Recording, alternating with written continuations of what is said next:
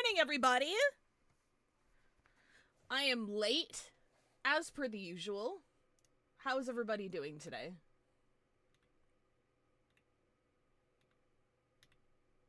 Let me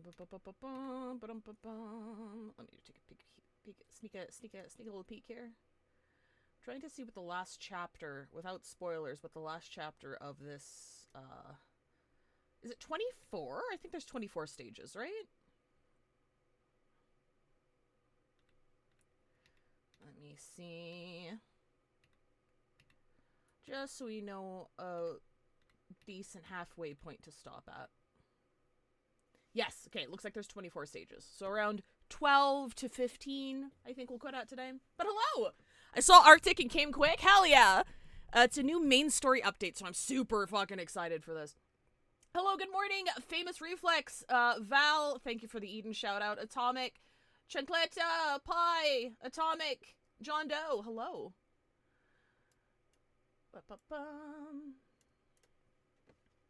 All right. Perfect. So, pool plans have shifted a little bit because the Assassin's Creed event was very kind to me. I lost my 50-50 on Cassandra very early. Very, very early. And I think I won my 50-50 on Ezio. All that is to say, I have some extra budget kicking around. I have them both. They're good. I have them both at P1. They're fantastic. I swiped a little bit. I shouldn't have because I'm out of a job now, but I was planning on swiping. So, oh wait a minute, hang on. You guys cannot hear the game. Why can't you hear the game? I did an OBS update because I've been having some issues with it. And I don't think the update fixed anything. Maybe I have to restart. I might have to restart this game. Maybe it's because yeah, hang on, give me 1 second. Not the stream, just this game. Sometimes OBS has trouble capturing audio from a source that's already going by the time I start it. So let me reset here real quick.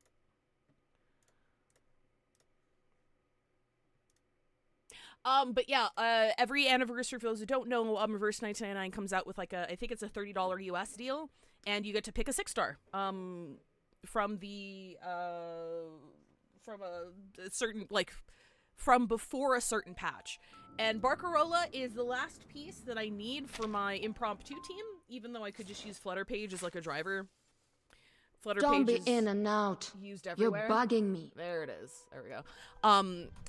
So I'm like, I'm just gonna, I was planning on grabbing it and, grabbing, Barcarola, so I'm still in the process of building her. It is sweet of you to be so quiet when you come to visit. And, because I was here for last anniversary where we got, Simulvice for free, and because I had enough left over to go ahead and grab Nautica, because Nautica's, like, the strongest DPS in the game right now, I got her all prepped. Oh, welcome.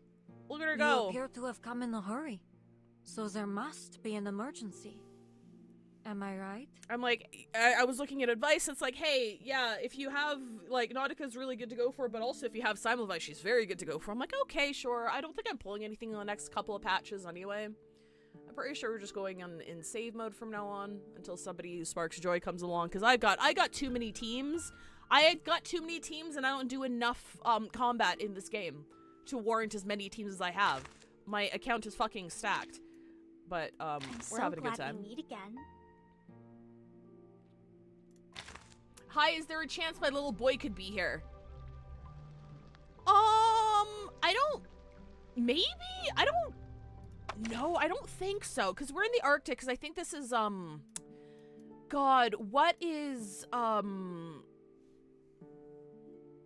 my goodness. I'm fucking blanking.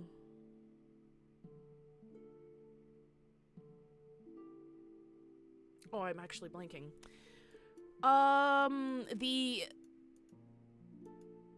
The story chapter went to Brazil. Her sister. Like, actually, where's Simulvice again? Oh, her sister. welcome. I don't have her.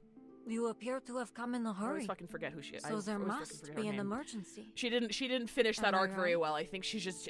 I think the last shot we have of her in that arc is her like curled up in a room crying. So she's not doing well. But her sister I know is relevant. I know Verton's mom is relevant. But yeah. But I don't know, there could be some surprise cameos here. But yeah, I lost my 50-50 on Nautica, but I'm gonna have enough to guarantee her before her banner's out, so I've just been tossing pills. So waiting for them to go back to Rayashiki and see everybody again. We went back to Rayashiki for like, or we saw the Rayashiki characters for like a second. Relatively recently. When was that? It was just for a little bit. I think it was the tail end. Wasn't it the tail end of the last story chapter? Or at the start of the last story chapter? Kiparina story! Thank you! That is when we saw them.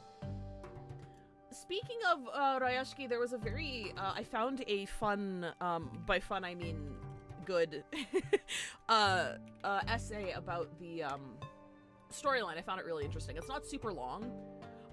Couple of small updates. Couple of tiny updates that I'm proud of. On my gacha page, first of all, I added lists of mods for the Hoyoverse games that I'm playing. I think it's because I can't stream with them or anything, but I like listing the mods that I'm using. And I also added a little section for analysis essays for Reverse 1999. So I found one for Rayashiki. I'll link it in chat. It's very good.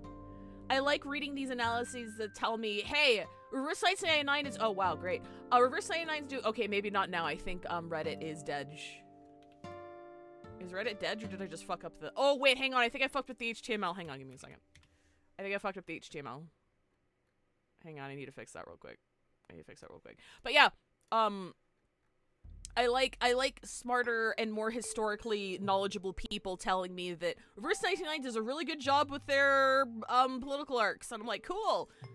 And they're like, here's 17 books that they referenced, and I'm like, awesome. Am I too stupid for this game? No, I'm kidding. But it is nice to. No, it looks like. Did I? Hang on. That's where it is. Okay, I got it. I see it. Sorry. Give me 1 second here. Wait, no, that's not. No, I'm fixing the wrong one. I have this at the end. That's where it is, because it's including it in the URL. Yeah, okay, I got it. Okay, that should fix it.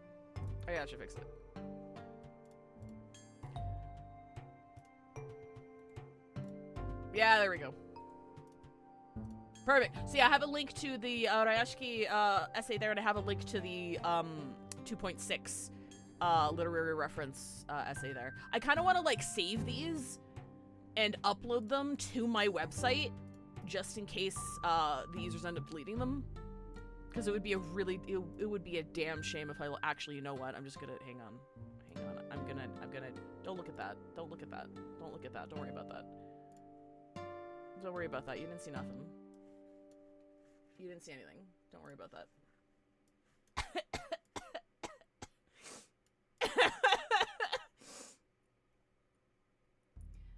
That ogre reading Ulysses meme. Yeah. It's the ogre reading Ulysses meme, except it's me playing Reverse 1999.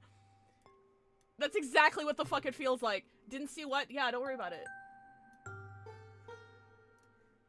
Don't worry about it. Don't worry about it. God, what folder did that open? Was it downloads? Well, Twitch ban any %. It's fine, don't worry about it. It's okay. Hi, Sophie! Hi, Geoblood! Hi, 5 Point! Hi, Mobius! Hi, Beta Vash! Hi, Baka! Did I miss anybody? Mod Fox? Hi, Mod Fox. Hello. Alright, cool. Oh. Ho. Hey. Здравствуй. Okay, perfect. Because I've been farming for so many characters, I've already, like, gotten a bunch of shit from the shop. I don't know anything going into this, really. But the, anniversary rewards have been very nice. For anybody who doesn't know, we got, what dreams you had yesterday. No one. Ulrich is finally playable. Ah, you've made it in. And he comes with a slapping Actually, fucking the lock skin opens that to you can any buy. code, but the ticking timer on it That's what gets people scratching their He's heads. finally here. Most locks with the timer attached have a self-destruct program, you see. One wrong try, and you're locked out for good. I love him. He's so silly. His voice actor is also really good. Like, why did, like, what the fuck? They're like, yeah, sure, you could have the character that you wanted for free, but also, don't you want to spend money to get his sick-ass drip? The answer's yes. The answer's absolutely yes. I would like to spend money to I never feel bad about spending money on Reverse 1999 because it's never on currency. It's never on currency. It's like, well, it's seldom on currency. It's more like the fucking bundle deals and the skins. They understand. They understand the assignment. Hang on, I gotta show you guys Good his fucking morning, skins. Mr. Golden Sun. Give me 1 second. Where are the skins? Look at these fucking skins. Look at them. This is insane. Like, the only reason I'm not getting this one is because I really like Lucy without her, like, skin mask. Like, I prefer her robot. I prefer her robot face. And I find the human face just a little bit too uncanny. So I kind of wish it had, like, a robot face variant. And that's the only reason I'm not grabbing it. And then Recoleta has one that's really, really pretty, but I just really like her base outfit. And it doesn't outdo it for me, but it's really gorgeous. And then Kiparina's one is really cute. And then a bunch of, look at fucking 37's hair is encroaching on the other fucking panel here. They've just been releasing banger after banger for skins, and it's been crazy. Kakani is honestly so hot here. I'm so upset. I'm not entirely convinced out of grabbing this one. I'm not gonna lie to you. I'm not entirely convinced out of grabbing this one. I'm unemployed. I probably shouldn't be spending money. But I kind of wish they reran Sotheby's, because I really want Sotheby's. This one, because I actually got her. I finally got her now.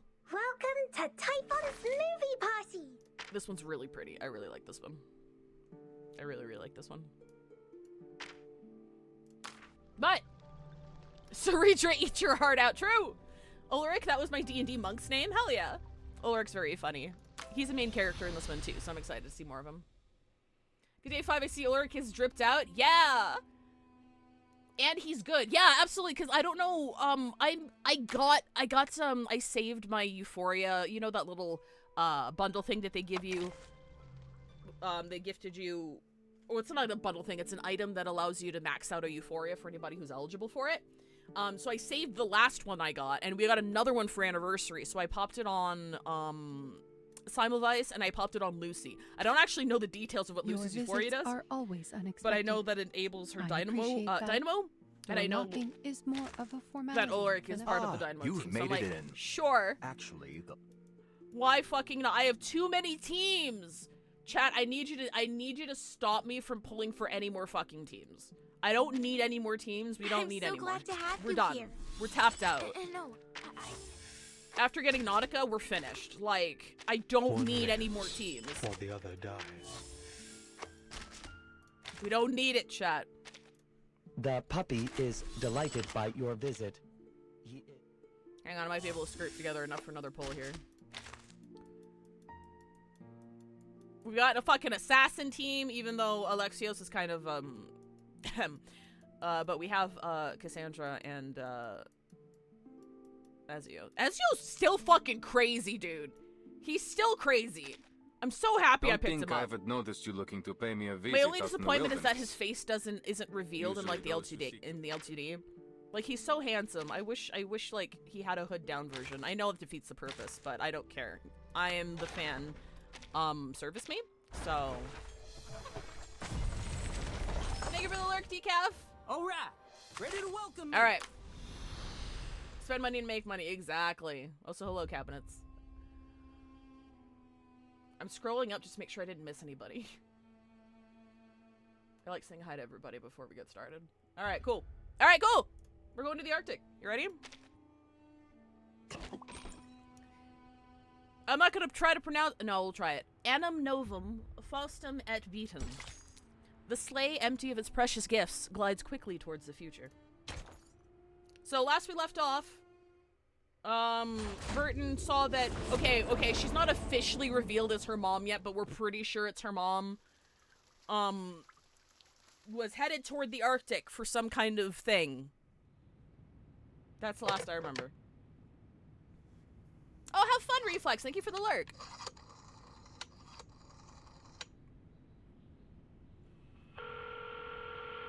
A sealed office with a screen emitting white light. A dial tone echoes through the quiet space before the call is answered. Liaison Creus, here's the order signed by the Pax House. She didn't even try to pronounce it either. That's Constantine, I think. I think that's the Vice Dean. Or Headmistress. I don't know. I know she's one step below the guy who runs the Foundation. I'd rather be stormed than pay child support, true. Beeping sounds come from the other end of the line, and soon the fax machine whirs to life. This is the Military Commission's conclusion. Contact Admiral Psalm of Xeno and lead the troops to these coordinates immediately. I'm pretty sure that's the sister. Be prepared for an all-out battle. I think. The other end falls silent for half a second. I've never received an order like this.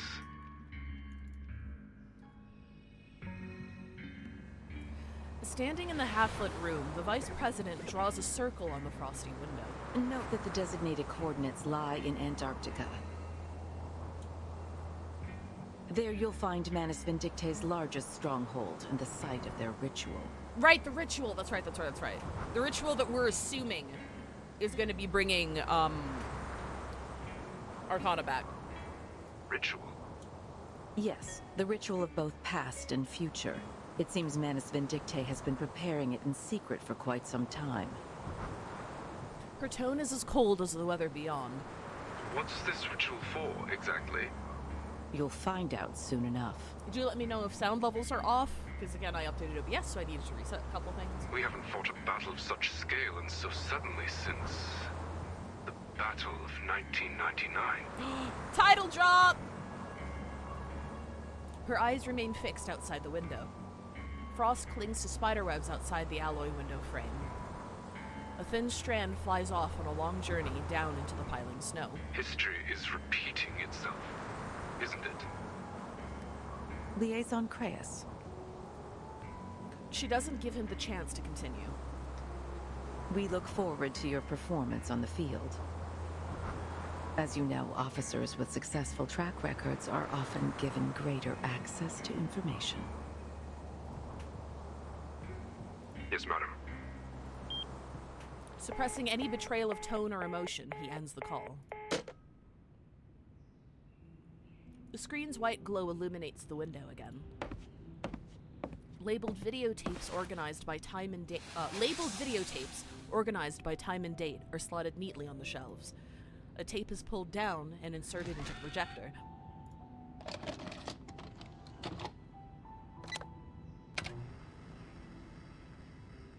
History is repeating itself, but we still have hope on our side.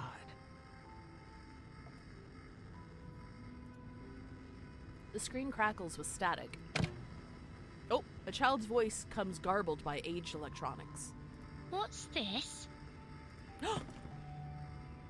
It's a gift for you. A gift? Suitcase? Look, it's baby Verton! That's right. To celebrate your appointment as the Foundation's timekeeper. This was probably right after the disaster, right? This is a moment to remember, Burton. The child doesn't seem to understand the suitcase's significance. And yet, she has more questions. Who's it from? Why didn't they give it to me themselves? It's from an old friend. An old friend? She left you a message too. She said,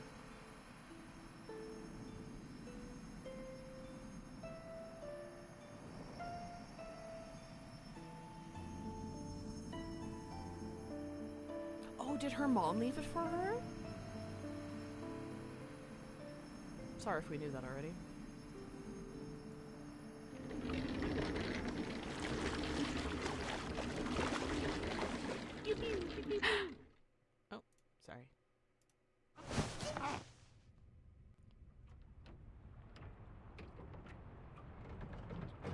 Is everything alright, Timekeeper? Oh, look at her cute little hat! I'm fine. Thoughts return to the present. A memory just came to me. No, we didn't know Hermione was the one who gave her a suitcase until now. Okay, got it. The further south we go, and the colder the weather gets, the harder it is to shake this feeling of deja vu. It's like... that titillation, pain, and pleasure. Call it emotion or some physiological mechanism of the amygdala. like I've been here before. Her companion's concern reflects back to her from the window. A deep breath suppresses her heartbeat. Will we be there soon? Words are cut off by the bustle of the ship's docking.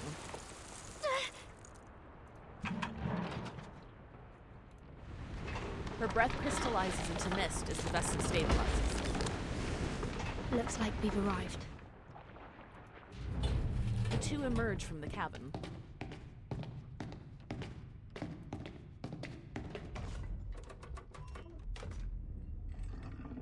Yeah, flashbang. Slow flashbang. Antarctic Plain.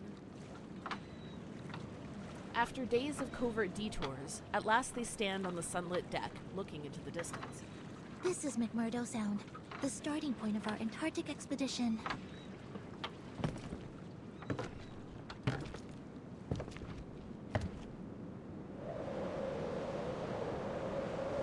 Before them stretches a white field of ice.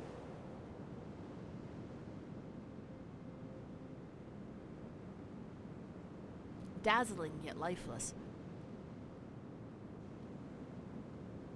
Pictured here, Colorado. A droning silence that gives up no hint of what may once have been. Yet beneath the silence roars an imperceptible foreboding.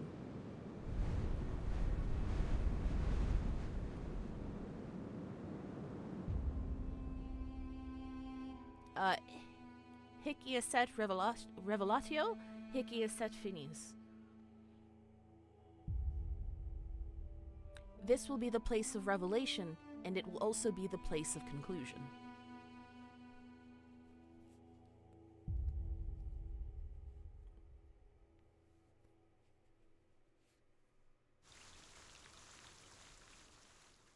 Well, that's not ominous at all.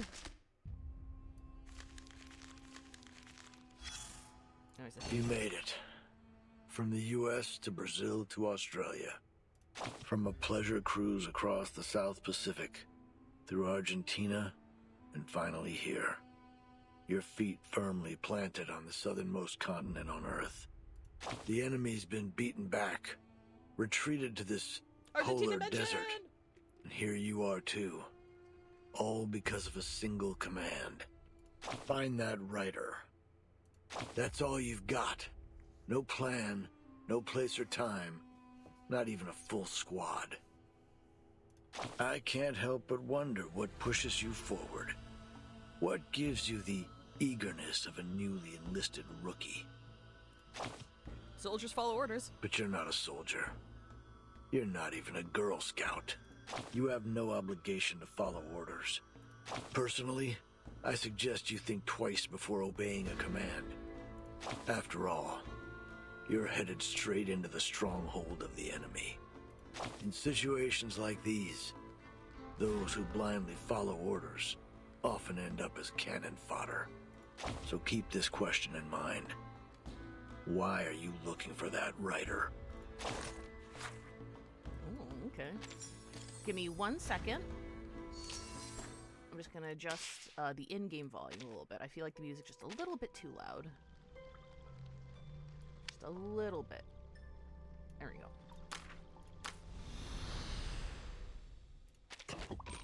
The rhyme of the ancient mariner. Forward with heads bowed, that the ship drove fast, loud roared the blast, the southward aye we fled.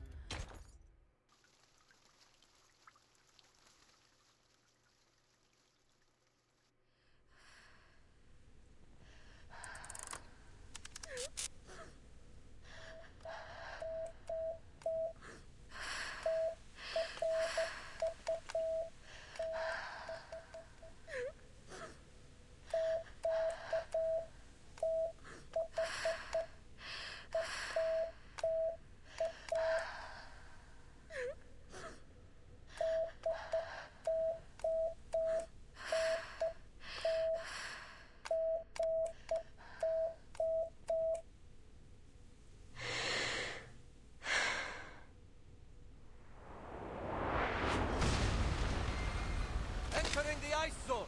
Grab your telescopes, explorers. That's right. We need your eyes on every ice floe. Let's not make a second Titanic. This isn't the time for jokes, Scott.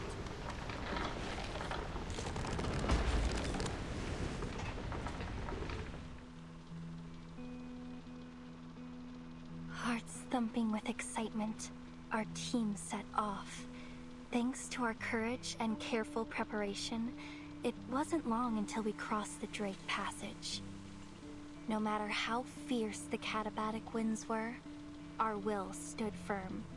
In fact, the windstorm we met was very similar to the lab-simulated ones. It didn't take long for the captain to find a way to deal with it. Soon, we were sailing through the South Shetland Islands. There wasn't much there but black moraine and a few groups of Adelie penguins. It was clear to us that there was more trudging to be done before we reached our destination. But every one of us was confident that a journey of this magnitude would pay off with very many ancient secrets. When the sun dawned, we saw the lichen that grows all over the Icho Islands. Crimson, green, ochre, even the land blink couldn't pale those colors. That was when we realized that rocks can move too. I can't help but recall when the famous Gouvernoren returned with a full and bountiful load. We celebrated the harvest very amazingly. We opened a keg of beer and sang the songs of home under the rosy sky. The harvest bounty mankind's blessing be. We children blind from mazes must be free. The Mother Spirit's light with ancient glow guides us to the great current, nature's flow. Yes, we are the polar explorers. We are meant to be the challengers of the most unknown greatness. So, with this feeling in our hearts, we will continue our march into the depths of Antarctica.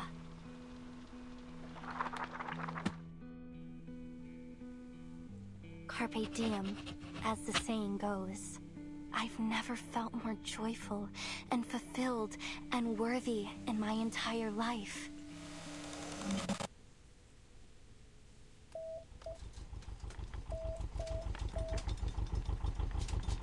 A two-stroke diesel engine sputters. Sparks fly as the radio transmitter groans. I must send it out. A ragged, maddened voice comes from the research station's darkest corner, speaking into broken equipment with undeliverable messages.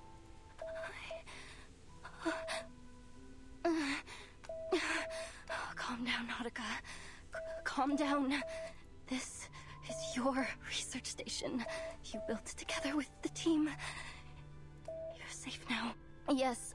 The Mother Spirit will protect you. You're safe now. Just try it one more time. Just one more. Her fingers keep pressing the broken transmitter key while her body shakes uncontrollably. Come on. You can do it. It's simple. You didn't go crazy. You have all your brains in here in your head. It knows all the letters of Morse code and how to send them. See? There's A and D and E, F, C. You know them all. Just use them to spell out the warning message and send it out across the whole world to everyone. It's easy. Like playing a game of tabloot. Yes, so easy. I can do this. No worries, Rover. Thanks for dropping in. I wonder what she's eating. She munches down on a black gelatinous fluid in her mouth. Well, I guess that answers that. So she's the one sending these messages. No truth.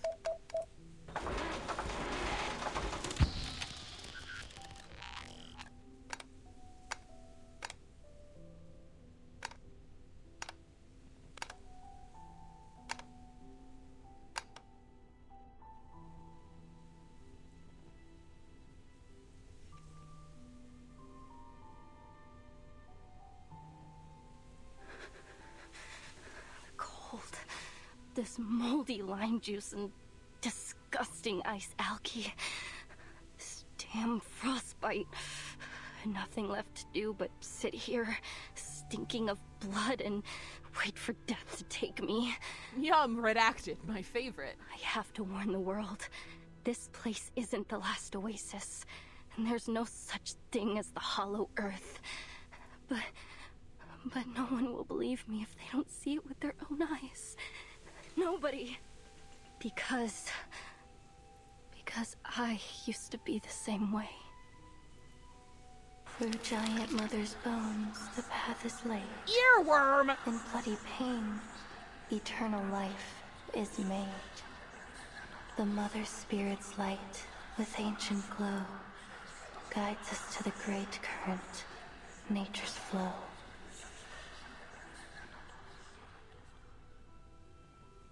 Not now, little Matu. Mother spirit, bless me. Lend me your glorious strength and grant me your protection. Let me live through this. A thunderous noise comes from outside.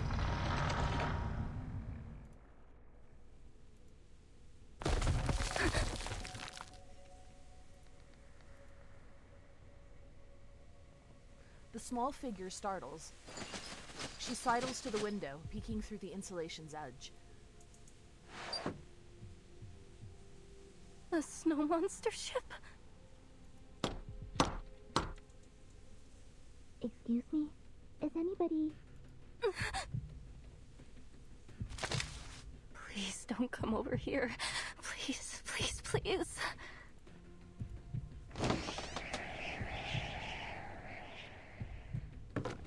A bright-haired snow monster has invaded the explorer's last refuge. Excuse me? Is there anyone here? We just landed, and this is the only building around. We were hoping to ask for some help. I'm already half frozen to death. Don't you dare crack my skull and suck my blood. I won't taste any good. Bro, I don't think she's okay. My apologies. There must have been some kind of misunderstanding. The plague in the glacier. The worms beneath the feet of the Mother Spirit. And those sickening mass tyrants. Bring it on, Snow Monster. If I can wrestle a reindeer, then I can take on you! Hey, Midnight, I'm having a better day than Nautica is. Wait. Oh, is this the fight? Are we gonna have to kick her ass? Girl, chill! Oh, we can't change anything. Oh, okay. There are many routes to travel. Oh, shit, no! But only one destination. We're gonna have to kick Sonetto's ass! Stay where you are. I'll fight you. She's not listening to us at all. She's cold and scared. She must not be in her right mind. Hey, Sideways. Do your best to calm her down. Just be sure not to hurt her. Understood. Maybe an incantation to keep her warm will help. Clearing the snow, breaking the ice. Oh, shit. Shit, I didn't mean Don't listen to the false whispers. Embrace the cold. So long lives this, and this gives power to thee. Clearing the snow, breaking the ice. Find strength and true knowledge, and embrace solitude. Oh yeah, she doesn't have an ulti yet. Don't be fooled. Clearing the snow. It all began with a shut. Embrace the cold. It's alright. Don't listen to the false whispers. Premia sereno intenso ad infinito. Breaking the ice, clearing the snow, and embrace solitude. Guys, I think we just fucking killed Sonetto. I can feel my fingers again. Oh, for anybody who's playing through Nod Cry in Genshin right now, Nautica has the same English VA as, I think you pronounce it Yehoda? I haven't met her yet. I don't know if it's a hard J or a soft J. But, yeah, she's the same VA. What's going on? The heater went out ages ago. It's Yehoda? Okay, cool. It's a magic trick to keep you warm. I love how Vertin approaches, like, every situation. She knows this girl isn't well, so she's like, we're just gonna keep this as very simple. Just don't worry about it. I'm glad to see you more calm. Please don't be afraid. We're not snow monsters. Rewards? The best reward is discovering a new fossil. Oh, or seeing a volcanic eruption up close. Of course, like, another spoiler I know about this arc is her I-2 form, just because, you know, it's fucking everywhere, so it's kind of impossible not to see it. It's on all of her promo arc and stuff. So I'm excited to see what the fuck happened that made this into her I-2 form. Also, I really, really love this detail, how she tucked her little tassels, like, in her backpack straps so they don't dangle. I think that's really cute. I love little details like that.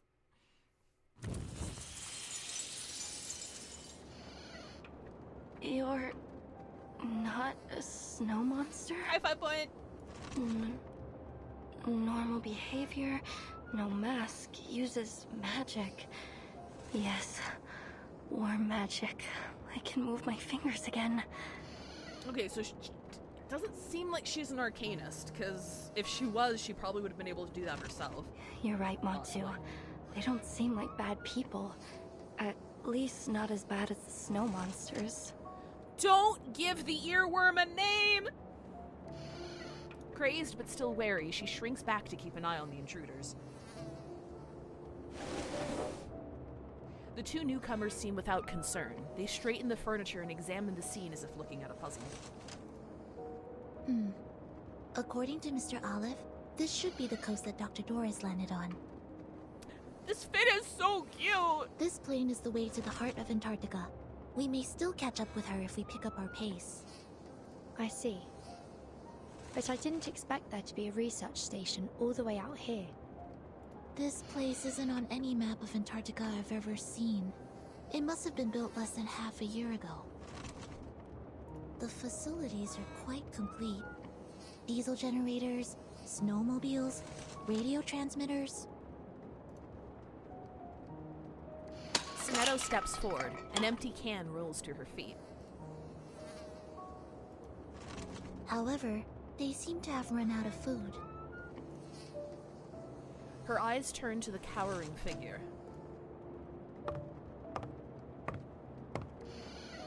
We're just passing by. We mean no harm. Is there anyone else at this station that can help us? 100 Days of Solitude ends with a simple question. Nautica stands half-hobbled in the corner, rubbing her nose. No, there's no one else. Only me. I don't mean to offend, miss, but you don't look very well. May I give you a health evaluation? No, no need. I'm fine. I'm an explorer. I know my body. I'm fine. She retreats back from the newcomer's offered hand.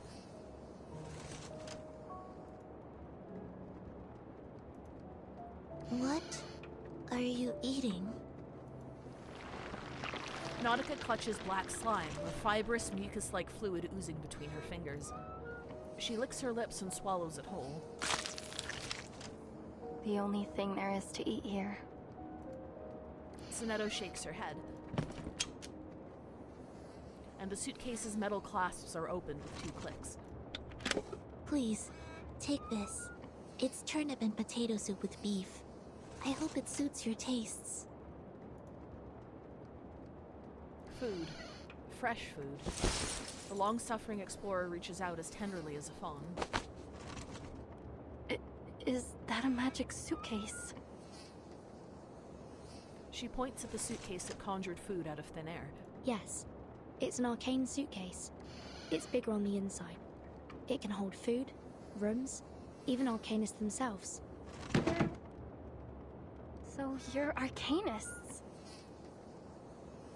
Color finally returns to her pale face as she begins to examine her visitors with fresh eyes. That's right. A protein-rich aroma wafts up from the tin. Actually, we're heading to the heart of Antarctica. Perhaps you'd be willing to offer us some advice. She knocks over the tin in panic. The soup inside splatters out across the floor. Her body shakes erratically, and she returns to a mantra of bizarre, muttered half-phrases rehearsed in her mind over and over again. No, you mustn't. Do not go into Antarctica. You mustn't go any further.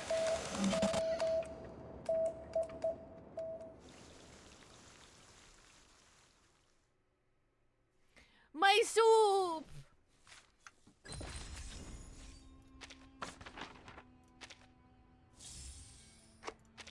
Oh wait, do we have enough for the pull yet? No, we do not. We trek onwards. Beneath the an icy road, beneath the ice, the answers lie. For them, for her, for you. It is ad break time. If you don't know how ads work, I stop playing for 3 minutes, so if you get caught in ads, you don't miss anything. I'll see you in 3.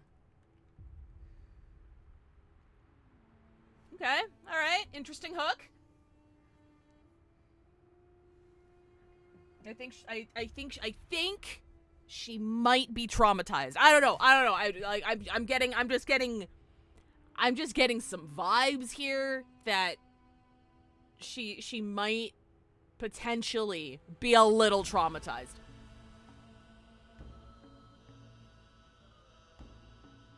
Nothing would have me sobbing faster than spilling soup when I really needed some soup, actually, though.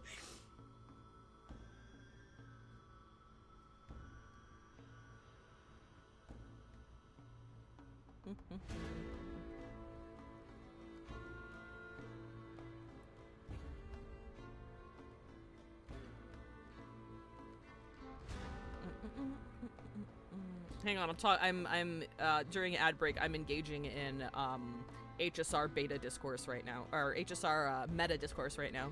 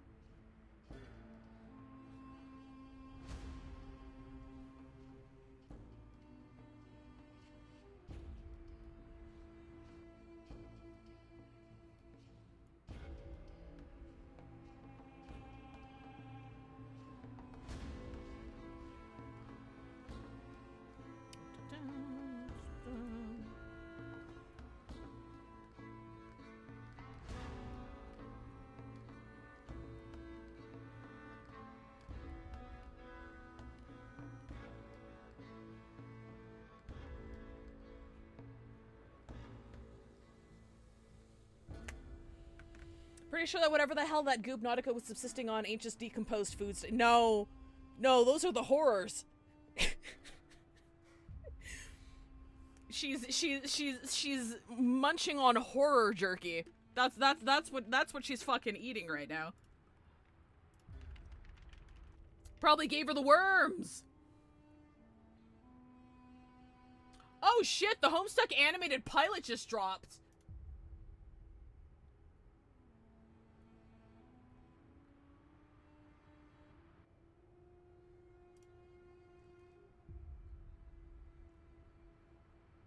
I won't watch that now. It's 11 and a half minutes. I'm not gonna watch it right now.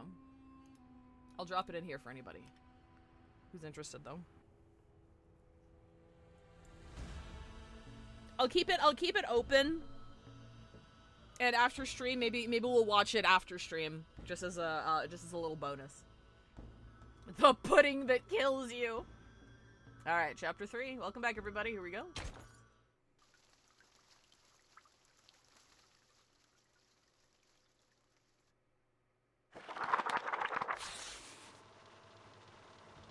The true horror happened on the 3rd day. When we reached the hinterland, an aurora australis appeared in the sky, in the broad daylight.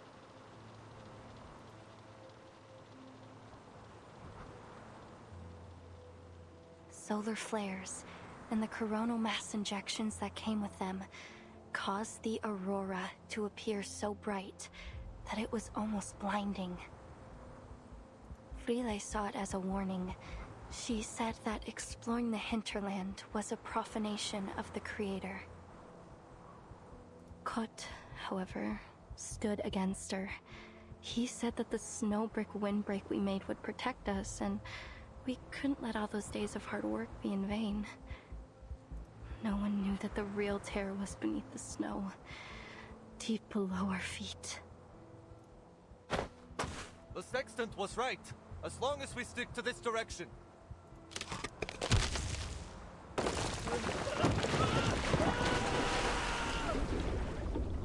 Fucking hello! Day 5. Hyde has been left behind.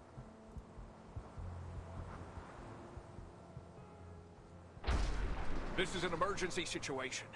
We need some people to shift focus to rebuilding the windbreak. Those of you who are fixing the communication devices and getting rid of the EMI, drop it for now. Devil!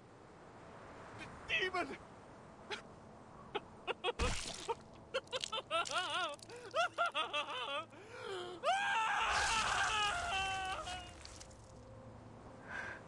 Day 7. Kot is gone. The situation is getting worse.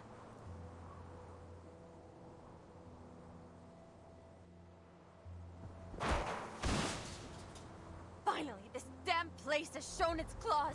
I told you we shouldn't have headed so far into the hinterland. We're in way over our heads. Farewell, everyone. There's no escaping it now. The voice in my head has become one with me. So let it end with me. Once I'm gone, it will be gone forever too.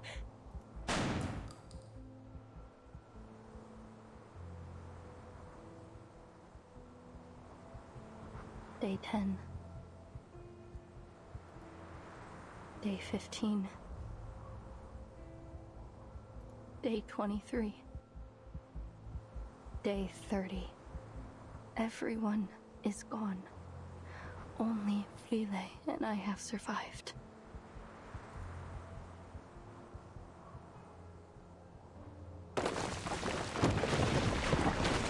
It's okay. Don't worry about me. Any passing fishing boat will be able to see our distress signal. You just need to go back and wait. Here. It's the Neptune bar. My favorite. It'll keep you warm a little longer.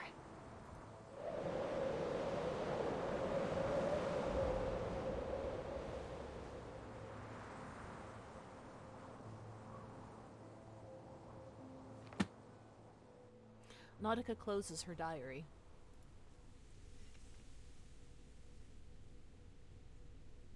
That's why you cannot go to the hinterlands. In fact, you should leave as soon as possible. I see. So this is your concern. But rest assured, we are taking every measure to ensure our safety. That said, even a draft map would be extremely helpful to us. Ah, I get it. Timekeeper? Please, take this GPS device. I've pinged its location. Help will arrive soon. My apologies that we can't stay with you until they arrive. I'm afraid we're on a time limit. Excuse us.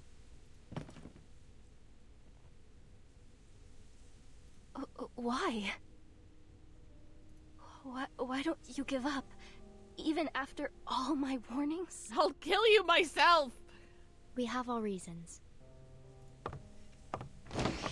Wind and snow batter their coats as the two step outside. Wait! Nautica, finding some hidden reserve of sanity and strength, shouts to her visitors. This land of ice is alive! It's alive and it eats people! I'm not lying. You have no idea what horrors lie in the hinterland. Even if you somehow escape, you'll go insane. Just like Rolf, my grandfather. The footsteps of those walking toward the snowfields slow. So you have to stop. You have to. You have to.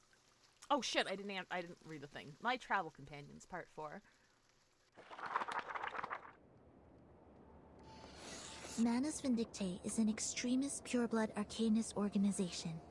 They used to act covertly to disrupt the world order in hopes of reviving Arcanum. Here's a YouTube circle, just in case you didn't see the dripping hand mask on this mannequin head. However, in the last year, they've become much more active, even encouraging ordinary people to wear their masks and endure their trial. It's suspected that they went high profile in order to quickly attract more believers. According to our intel, they'll hold an important ritual in Antarctica soon. Oh, Hajime! And we're searching for someone who may play a vital role in this ritual.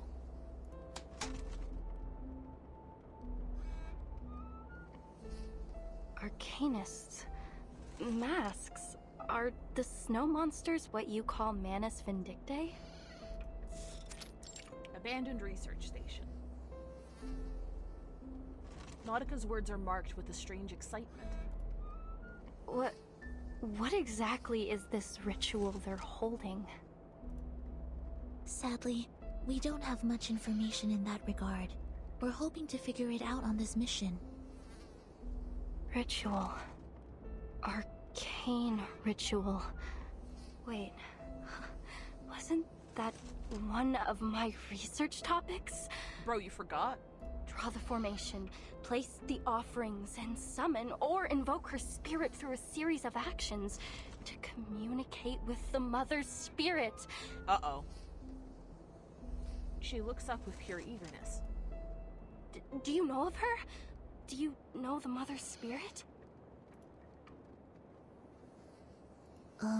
Sorry. No. No? Please excuse us, miss. We have to leave now. You can't just I-forgore a fucking spirit communication. Well, in her defense, she's not fucking well right now. Oh. And given that the communication equipment at the station isn't working... The suitcase opens again, this time revealing a radio decorated with a flower. Ms. Radio! Ms. Radio shakes in Nautica's palms, struggling with the harsh shifts in the Antarctic temperature. May I introduce you to Miss Radio? She'll receive the signal from the rescue team for you. In the meantime, you may await their arrival here. The incantation keeping you warm will remain effective until then. And thank you for your advice. We will proceed with caution. The station's creaking door reopens. Hello, little explorer. You can call me Miss Radio, as the timekeeper said. The heart of Antarctica, an arcane ritual, a vital role. The guide appears, then fades from human sight. If the devoted journey, let their songs unite. Damn it, Nautica. Little Matu is reciting a message from the Mother Spirit herself. Focus. The guide appears, then fades from human sight. If the devoted journey, let their songs unite. Hello? Can you hear me? Hello, little explorer. Are you good? Your topic, your research. I don't think she's good. I assume you're here in pursuit of something, just like the rest of your family. Hi, Lem. Their dream. Your dream. Matu's voice is snapped off as Nautica bolts to her feet. This is a chance of a lifetime. Yeah? The visitor's boots are already cleaving a deep path through the snow outside the station. The door closes heavily and slowly behind them. Wait! The door swings open again as Nautica rushes out holding Ms. Radio.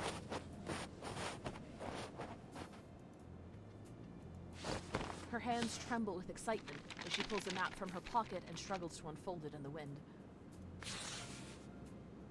A crumpled sheet of waterproof synthetic paper bearing deep grooves with red ballpoint ink. I I drew this map myself. It's a draft, yes, but, well, in this situation, it is the authoritative guide on Antarctic mythological archaeology. I recorded everything I saw in Antarctica on it. See? Here's the route from the station to the hinterland.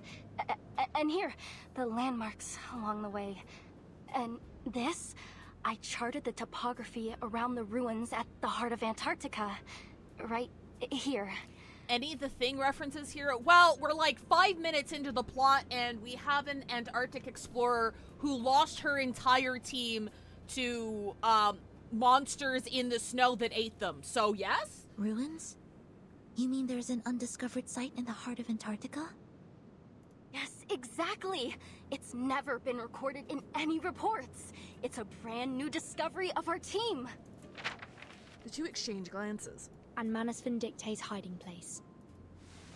Sonetto nods. It's highly possible that the ritual will be held there. But we've never entered the ruins. The closest we came was in its periphery, but the weather was too severe. We had to turn back. But if Matu is right, we'll make it this time. And by we, you mean... Well, if it's possible, would you mind taking me with you? Nautica takes a timid step, shuffling forward like a penguin. You see, I could be in danger waiting here by myself. Why not just follow you and... She gulps a sharp breath of dry, cold air, and her voice quivers again. And... wait a minute. Is there really a rescue team on the way?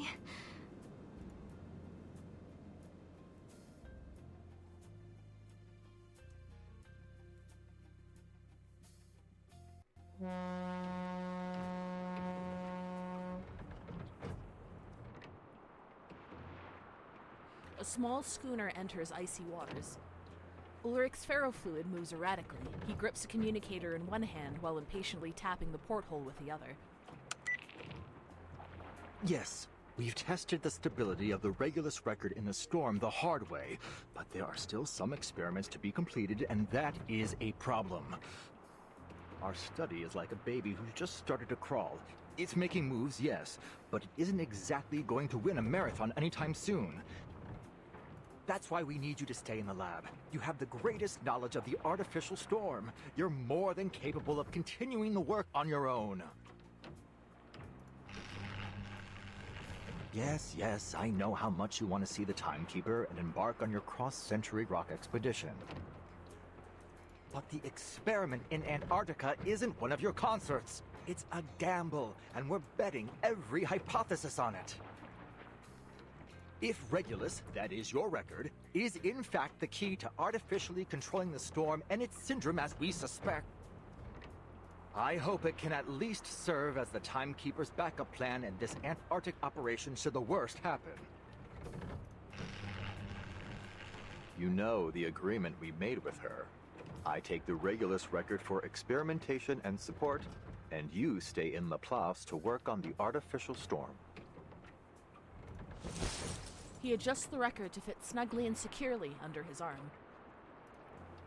Even after surviving multiple storms with its former owner, the record remains good as new. Boss, we've entered the continental shelf. If Manus Vindicte picks up a long-distance comm signal, this operation will be declared a failure. A guard chewing chocolate-flavored rations mutters out a warning.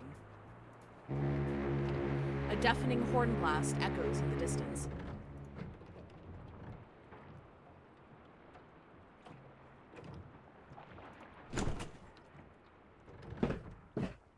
Hearing this, the guard exits her casual slouch and moves onto the deck, scanning the horizon.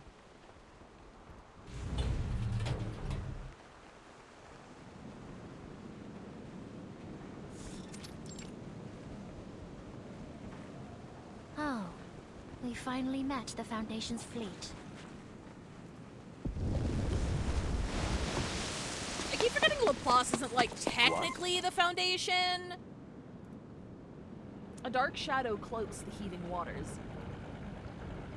Ulrich looks up from his communicator. Huh.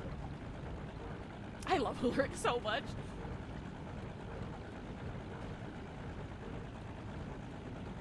We might want to get out of the fucking way, chat.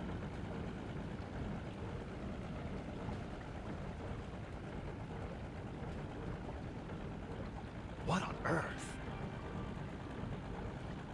The propellers spin fast against the swelling sea. The distinct aroma of burning diesel hits the air. Is that? At the front of the schooner, a sailor turns his face. Triglav, the battleship, and Dina, the destroyer. Oh, they deployed from Petropavlovsk-Kamchatsky. Traveled halfway across the world to get here. Looks like they're finally on the last stretch to Antarctica. From the north? Surely not. Yeah, that's right. Seems that Commander Kreyes and Admiral Song have struck a deal. Huh?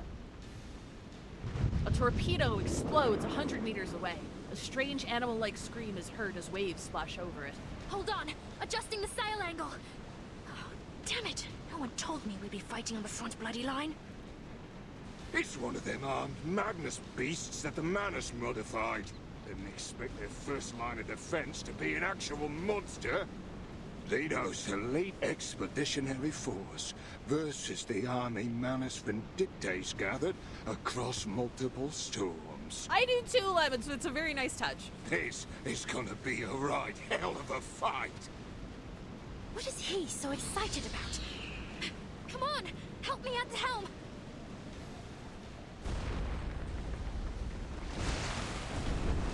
After one last loud boom, the shrieking Magnus submarine quickly dives underwater. Soon, the icy ocean turns blood red. A line cuts through the crimson water, moving fast toward the fleet. 135D, prepare to engage. Bridge ready. Warships maneuver over the icy sea. Relays of orders and replies come staccato and clear over the radio.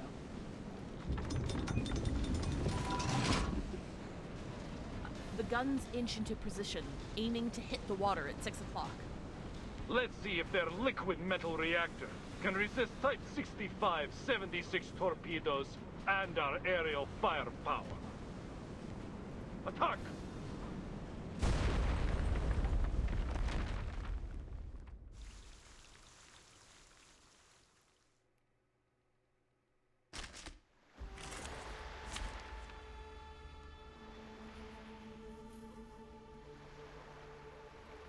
Do we ulti here? Do we ult team here?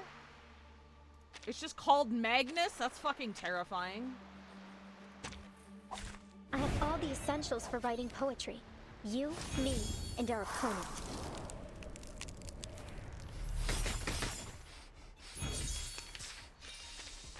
Frostwave entering battle. Star verified cold chill belts and towers when flaxens frigid on all units. Okay. We'll do a fucking Time to heat up the forge. And we'll do a well yeah, no, we'll do that. And then we'll do a fucking Más allá del concepto mundano del tiempo. The show's on, hounds. Plan A. I'm an artist with steel. Idealismo. Vuelos de fantasía. Time with patrones I miscounted ocultos. how many slots I had, I'm sorry. I blew my precast.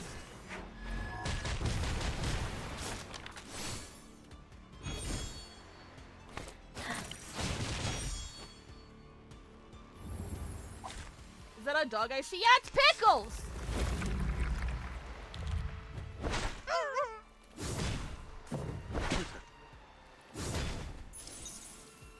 Look at Pickles. Pickles is a good boy. Hang on, let me see if I can get Pickles ult up for you real quick. The enemy's really, really weak here. Everybody might die. Dark blade. Oh, actually, we can just do this.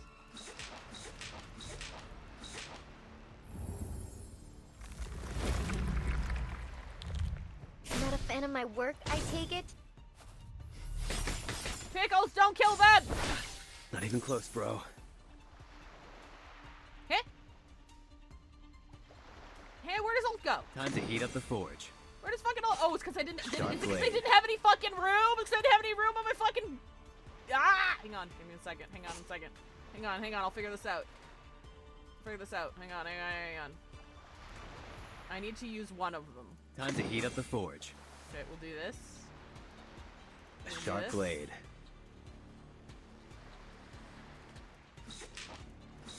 Okay, shut Hate up street now. style. Pickles, no! Why don't I introduce you to the lady in my life? Okay, here we go. Okay, ready to see Pickles? El camino en todo candy.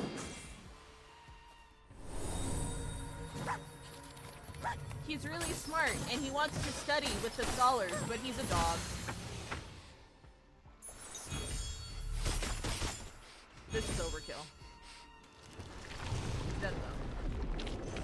As long as I've got you at my side, I've got nothing to worry about. He's a good boy! Et tu, Brute? Oh, hang on, I think I got enough for pull. See that? We're chipping away. We're on guaranteed, so next one that shows up will be her. Hello, I'm Lisa. Oh, we got some collectibles here. It's anniversary. We got a bunch of goodies. I actually needed those. Thank you. Oh wait, I need 10 keys. Never mind. Fine. Did someone borrow my units? Aww. Wanna have some yak butter tea? Actually, This is your first time trying this. maybe I should pop Lucy in here. I feel like less people would have Lucy. Fully built anyway.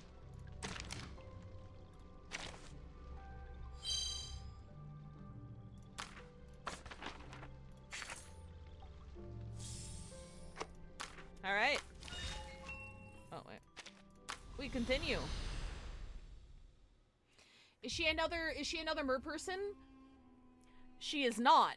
I'm not quite sure what she is because I don't know how she got there, but she's not a mer person.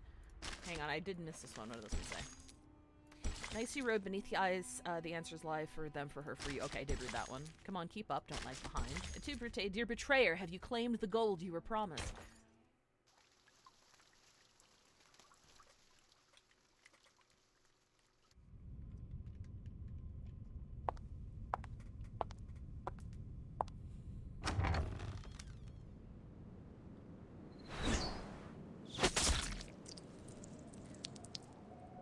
A thin lead arrow hits a gallbladder, spilling bile and blood. Nearly half. Hi, Miss Grace. The young apostle grows pale, her breath faint as a whisper. What? Nearly half of the Magnus submarines have been sunk. Speak up. Ow. Drop your pompous little act, girl. You'll win no favor with me through airs and graces. Nearly half of the Magnus submarines have been sunk. That's more like it. The lead arrowhead finds another target. At last, those white-clad fools have levied some retaliation. How kind of them to finally join us. Another arrow is fired. Frostbitten flesh splits open, oozing rancid fat. I am loath to witness any more groveling at the feet of that preacher and her so-called omnipotence. An elder shuffles forward in plain robes. The great corrector of the mysterious island, the one and only leader in the face of the slumbering inculcator of Arcanum, the supreme caster of the great ritual. The orb in the avian skull crumbles under the pressure.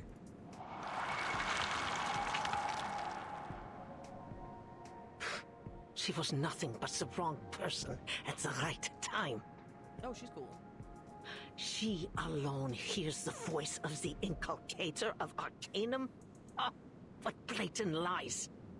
Yet they submit to her all the same, everyone. While she gallivanted around the world, preaching on the back of her falsities, who was it who prepared for the ritual, Yet she alone is granted power. She alone holds their hearts in her hands. But what does a little girl know about material transportation or personal arrangement, let alone the great history of the Manus? She is nothing without me.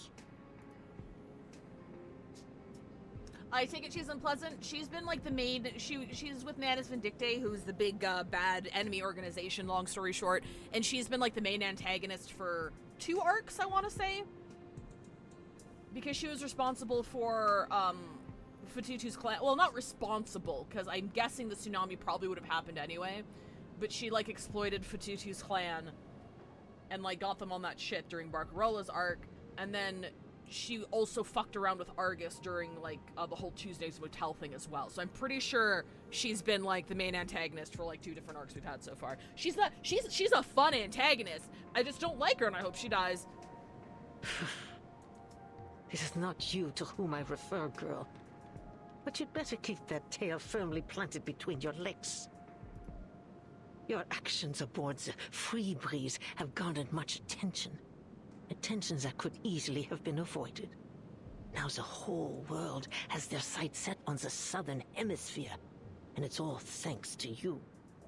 No amount of ritual materials can make up for that. So Free Breeze is Barcarola's arc. Barcarola and Fatutu's arc that I mentioned. Yeah, I mean, like, I can't see how she could have done that any better. Like, it only got fucked up because of our interference.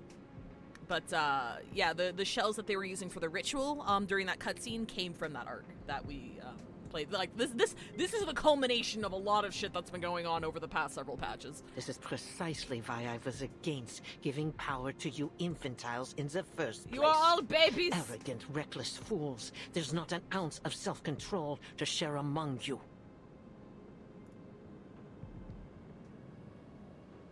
The Foundation's army will break through our first line of defense soon. If we don't stop them, their advance will be halted. Words falter mid-sentence. Antarctica's no place for them, no matter how many machines they send. Their war efforts have been naught but a desperate attempt to prove to themselves that they are not utterly without plan. Pathetic as usual. You're right. There's no need to concern ourselves with the insects scurrying beneath our boots. Our role is to support from the outside, to ensure the ritual proceeds smoothly. That's all. What driver straps the blinders to your face, Or were you simply born unable to perform more than one task at a time? Tell me, how do you ensure the safety of the interior?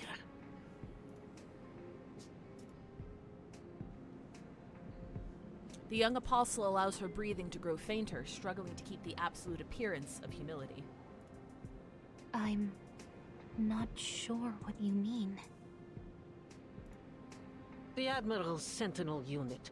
What is its status? Igor's unit?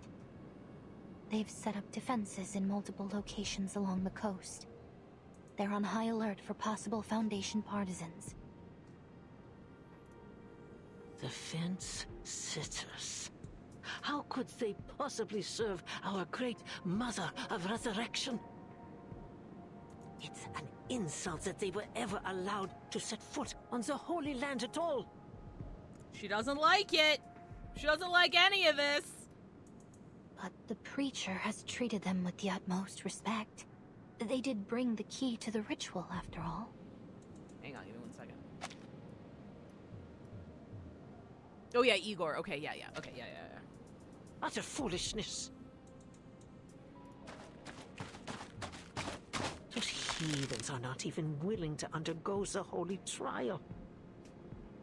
Standing among these unblessed, unguided simpletons is the greatest humiliation to befall Manus Vindictae since its inception.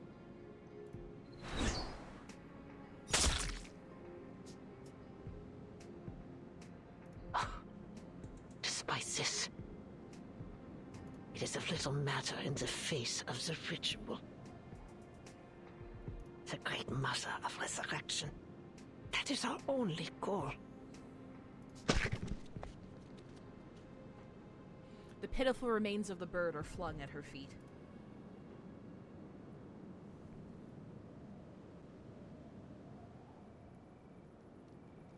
The tents are pitched, yet exhaustion lingers like frost on a cold morning.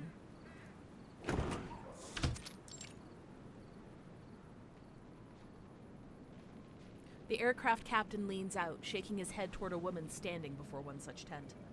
Lieutenant, we have run the check-in program. The problem is with the pedal. It's malfunctioning, which is somehow deviating the set UR rate. That is why we had such severe turbulence and deviation just now. I suggest we do not fly Canis Minor until we have done a complete overhaul. The weather is just too extreme in Antarctica. Muldir, that's her fucking name, takes stock of her soldiers and makes a confident stride toward the transport helicopter. Report to the Admiral. We're still some way away from our designated station, but it seems we have no other choice for now. Click. At least we landed in a place with enough space and sightlines to perform our task. This is the best we could have done, given the situation. Well done, Danilov.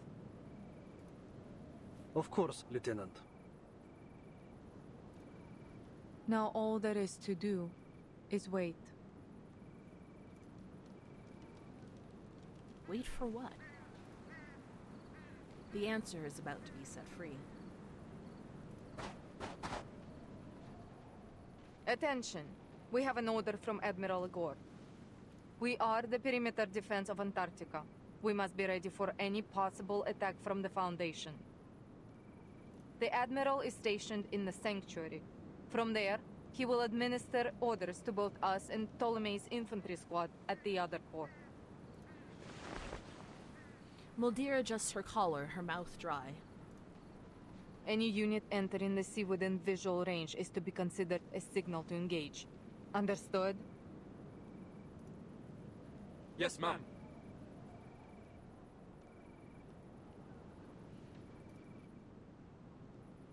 The soldiers respond in a disciplined harmony. She scans the ranks, then lowers her head. Blinking, she finds herself mesmerized by the strange golden flurry dusting her combat boots.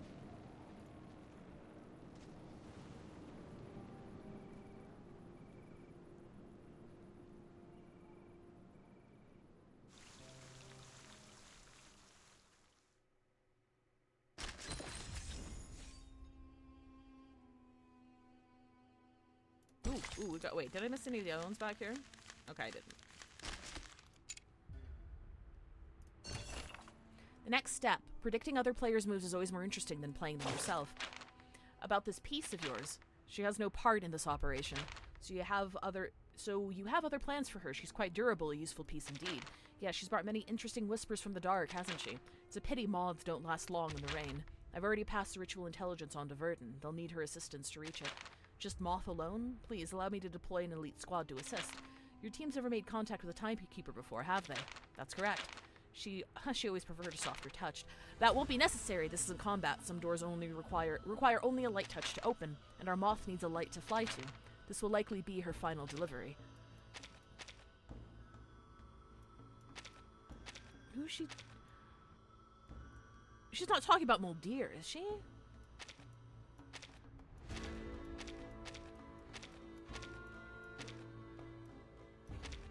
Or is this somebody we haven't met yet? I can't tell who she's talking about. Workplace Survival Guide. Reading between the lines and detecting micro-expressions are important workplace skills, even in Antarctica. Who the fuck are you? Mr. Forget-Me-Not entrusted me to deliver the Fountain of Youth to the Sanctuary and to assist you with the ritual preparations. This is my first time having the honor to enter this holy place, Apostle Animus. Oh, so the ever-noble Mr. Forget-Me-Not deigns himself above such tasks now, does he? What's happened to him? It's not my place to question his affairs, Lady Apostle. But when I last saw him, his condition was concerning. More likely the result of incompetence than the price of brewing the immortality elixir.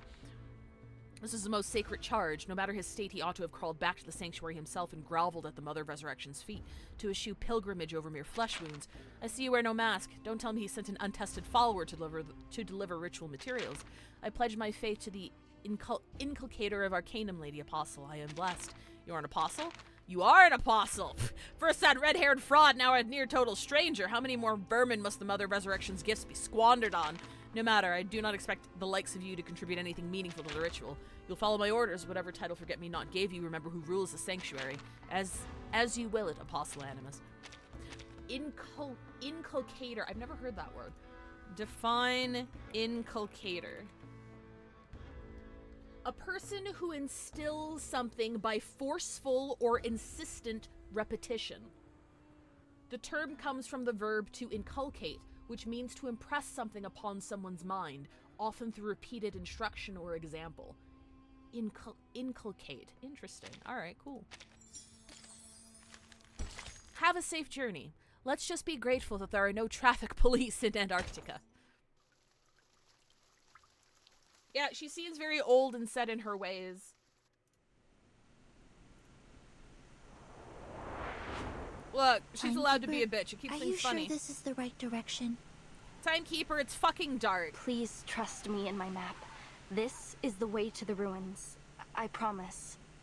We need to catch up with Dr. Doris as soon as possible. Hold on tight, everyone. I'm going to speed up. Please slow down. Just a little. Put Miss Radio back in the suitcase. She's not built for this. Tiny blue flower shakes wildly in the wind, straining to grow toward the sheltered side. The snowmobile races across the frozen plain, its driver's face composed and certain. Yet her passenger's eyes widen. Wow, incredible. You really are an Arcanist. We couldn't figure out how this thing worked. The new model with the Chevrolet bumper, only Frile was able to drive it. But you knew how to drive it as soon as you touched the handle. Are you trained to use human technology at the Foundation too? If you are, it would be a huge case support to my study on Arcanist lifestyles. The truth is, Miss Amundsen, the Timekeeper has never driven before. Oh my god! As the world streaks past in a blur, panic creeps into the backseat passenger's face. What did you say? Don't worry. I'm generally a proponent of safe driving. Generally?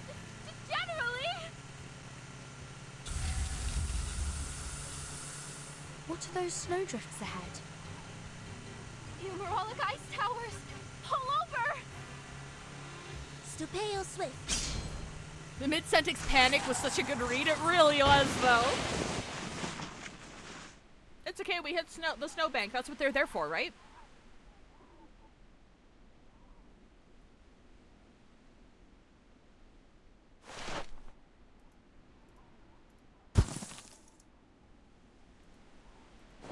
Hashtag snowdank. Tokyo snowdrift. Thankfully, the vehicle isn't badly damaged. Miss Amundsen, are there any other obstacles ahead that we should know about? That's strange. This should be an open plain. Nautica lowers her binoculars, muttering in confusion. She stumbles backward as her feet slip over an outcropping of ice. We should take a detour. This place isn't suitable for snowmobiles. Where the ice had failed, a burst of steam succeeds in sending her sprawling back onto the ground. Miss Amundsen, are you okay? I'm fine. I'm all right. Her tough talk dies on her lips. She sniffs the air, her face stiffening.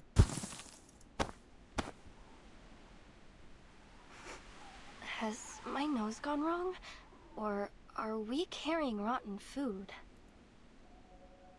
The pungent odor is not an illusion. It's begun to spread all around them. Do you smell that? Smell? It smells like... rotten rotten reindeer meat. It's the sour odor of protein being digested and broken down by microbes. It seems to be coming in waves. First it's pungent, then it gets carried away on the wind. It's literally a giant fart. Good It job. must be coming from the ice towers. Why are the ice towers digesting people? Sonetto crouches, examining the hissing ice formation. What are these towers exactly? When there's magma beneath the surface, hot gas escapes through narrow cracks in the crust. When it meets the cold air, it vaporizes and forms hollow towers. They're often seen around volcanoes. But there's no volcano here. The Great Farting Ice Towers of Antarctica. Yeah, I think I saw that on Nat Geo once. Crouching on the ground, Nautica's fingers gather crusted deposits from the vent's rim. Ugh, it's so stinky. The sulfur dioxide in lava does have a strong smell, but it's not as sour and smelly as this. Besides... She begins an analysis at breakneck speed. Beads of sweat roll down her forehead as she shudders involuntarily. The last time my team and I were here, these towers weren't. That was less than 100 days ago. They shouldn't have formed so quickly. And I've never seen towers like these before. They're so short and close together, like a beehive. It's almost like they're the pores of the continent. She unconsciously edges behind Sonetto for protection. They are warm on the inside. Warm? Sonetto raises a hand to examine the sample, not noticing her own fingertips have begun to tremble. Without warning, the nearest ice tower erupts, a geyser of foul-smelling vapor blasting several meters skyward. Ms. Radio is blown over, plunging deep into the snowbank. Don't hurt my precious flower.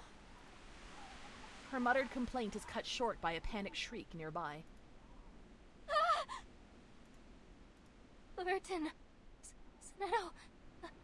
Look! Oh, shit! It was actually eating people. What is that? The nail!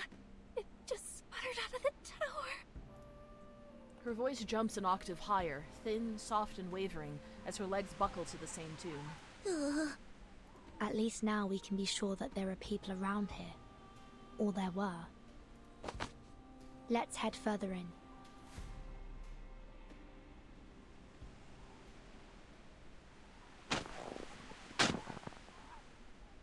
Wave upon wave of snow stretches out beyond them, steep, ridged formations vanishing into the distance. After struggling up the shifting slopes, they finally stand atop the snow waves. Timekeeper, over there. Verton, damn, that's nasty. Anyway, it's true. That's just how she's built. She's like, well, I've seen worse. Bloodstains bloom across the white expanse, crimson glaring against the snow. A massive research station looms ahead. Blood has been smeared over its doors in violent streaks, a grotesque testament to the tragedy within. Let's take a look. Verton? Yes? I can't go. Her refusal dies half-spoken in her throat.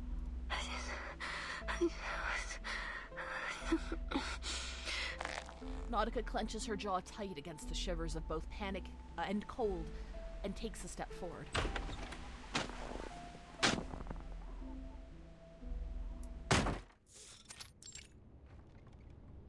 Question marks! Picking one's way past bloodstains and toppled insulation panels into the darkness proves difficult. This is a large station. They have a kitchen, separate bedrooms, a biolaboratory, and a daylight simulation room. But, judging by the mess, it's been abandoned. Huh? What's this sticky substance on the ground? Oh god, there's blood everywhere. It's black algae. Oh. There's so much of it here. Watch your step. It could be slippery. Is that normal? The search continues. There are arcane fluctuation traces on the desks and chairs. Timekeeper, look over there. Following her pointed finger, deep in the shadowed interior, a faint glimmer pulses. That's definitely a quest object. You should touch it. Excuse me? Is anybody there? Hello? We're here to ask for help. I don't think we should go any further. Zinetto! Her teammate's voice rings out from the adjacent room. Yes? Timekeeper. Unfinished words fall to the ground like wet sand.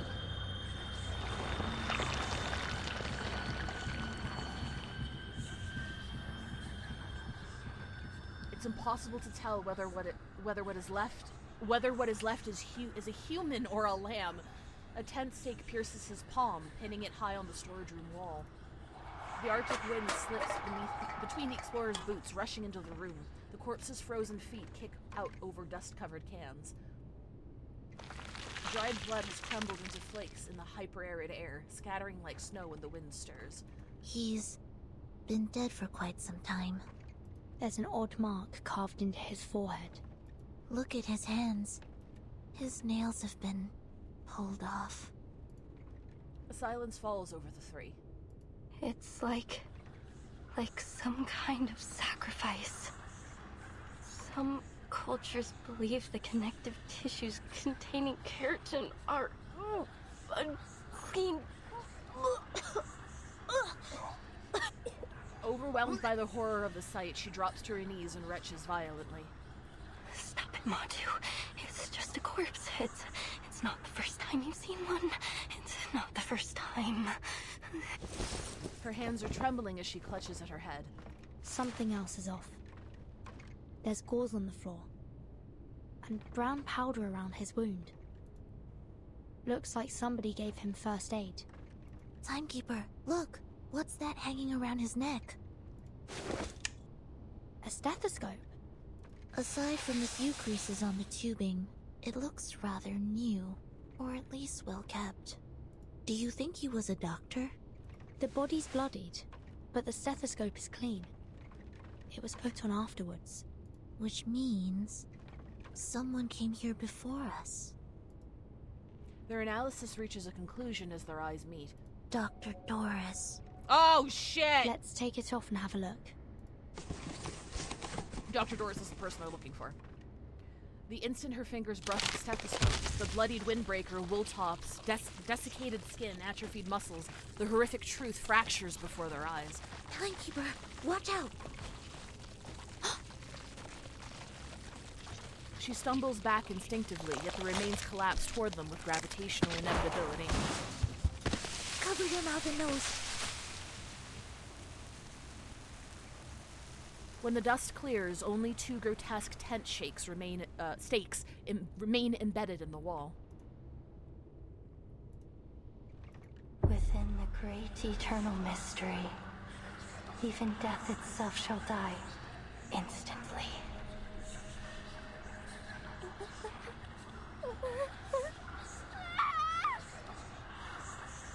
She screams, a raw burst of terror too long bridled now explodes. This is exactly what Matu said would happen. I told you we shouldn't have come here. The spirit, please save me. Oh, Hadja, save me. Nautica's teeth sink into her own fingers as her frenzy deepens. Miss Amundsen, it's okay. Just take a breath. No. You don't know what this means. Those poisonous monsters, those beasts. They hide in the whiteout. They eat people. They eat our souls. Timekeeper, she's crashing out. That's it. It's over. Everyone will be eaten, and you will be left all alone. Nautica collapses and curls up on the floor. Just you and their nails alone. Well, it's ad break time. We're not going to continue until you come back. I'll see you in 3 minutes.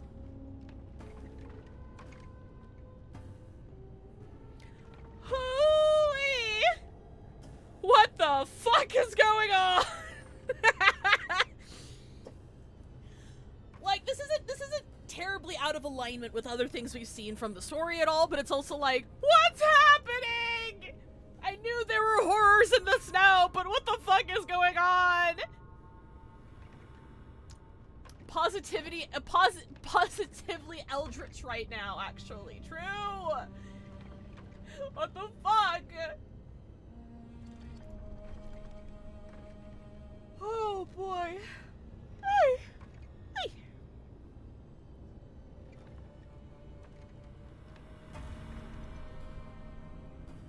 Oh, spooky. You know what? It's ad break. I'm gonna take my meds. I think I need my meds today. It's been a few days. I need to ration this shit because I need to wait till my new my government health insurance kicks in for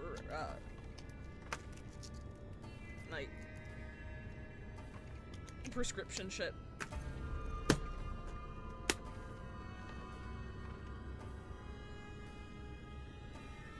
Oh wait, hang on. I'm drinking caffeinated gamer subs. I should take half, actually. I shouldn't take a full dosage today. If I take a full dosage of my medication with the gamer subs caffeine, I get like the jitters for half the day. Makes me feel like garbage. There's a lot of caffeine in this. I should have had the non-caffeinated this morning. I wasn't thinking.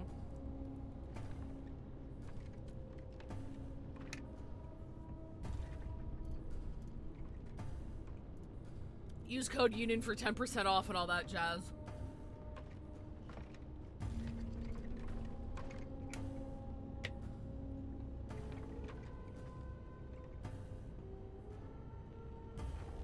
Oh, this music's haunting, bro. It's great. I love it.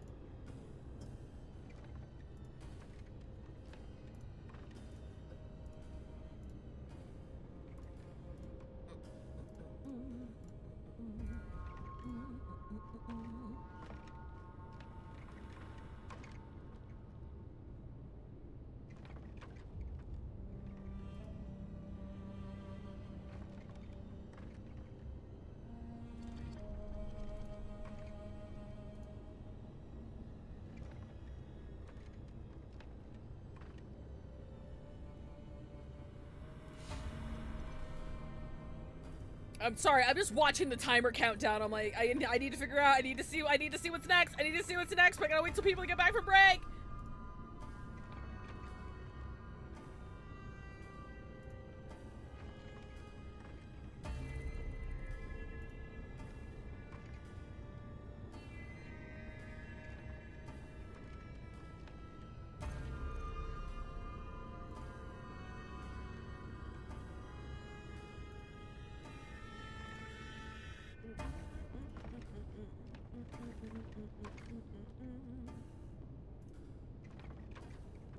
Alright, welcome back. Use code UNION for 10% off your own ass!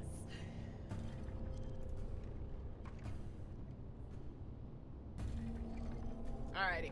Welcome back, everybody. Welcome back to the horrors. Nails. The realization comes as suddenly as a thunderbolt. Nautica, did something similar happen to your teammates?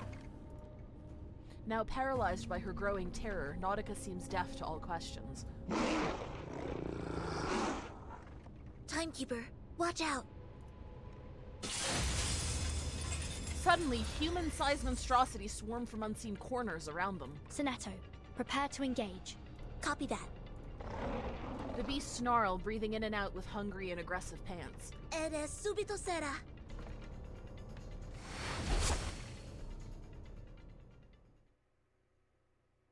We're gonna kick some dogs in the face and body. Oh, I don't have... Hang on. Sure. Straight to the point. I like that. Man, maybe this is the thing. Poor huskies, poor babies. These are the biggest sled dogs I've ever seen. But working dogs shouldn't be this aggressive. I'm sensing very familiar arcane fluctuations. Manus Vindictae must have done something to them. Perhaps a calming incantation will abate the effects of the arcane skill they cast on them. Oh shit, I forgot to swap off Ezio's arms. He's on the wrong build right now. It's fine, it's whatever.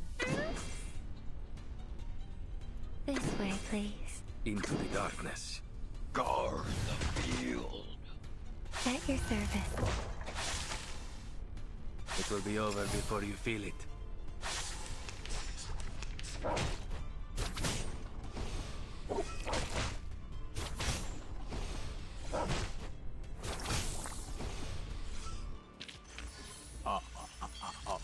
Dinner. I love you, rabies.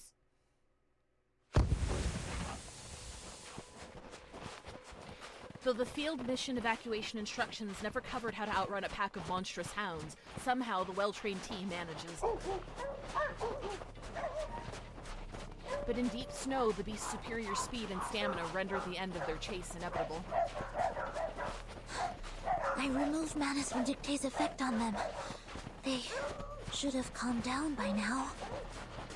Maws snap wildly, just inches from snagging the fleeing prey. Matu, the Mother Spirit will protect me, right? She'll protect me. Yes, she will, won't she? Timekeeper, there's the snowmobile. Their snowmobile stands loyally in the clearing. Really? Really, snowmobile has come to save me. Get on, Miss Amundsen. Give me your hand. Grab tight. I'm starting the engine. The engine screams to life, throwing a spray of ice shards into the air as its treads churn, a glittering mist rising behind it.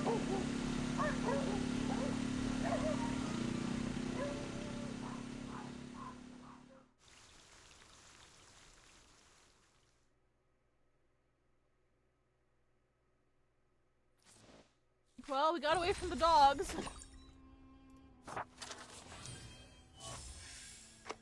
Oh! Buddy Fairchild! I still don't have Buddy Fairchild yet. Do we get like a copy of him for free somewhere? Because we get his artifices for free. I don't have him yet though. Under glaring light. No, not a coronal mass ejection, just an unexpected firework. Oh, I should have went back to check if there was a readables.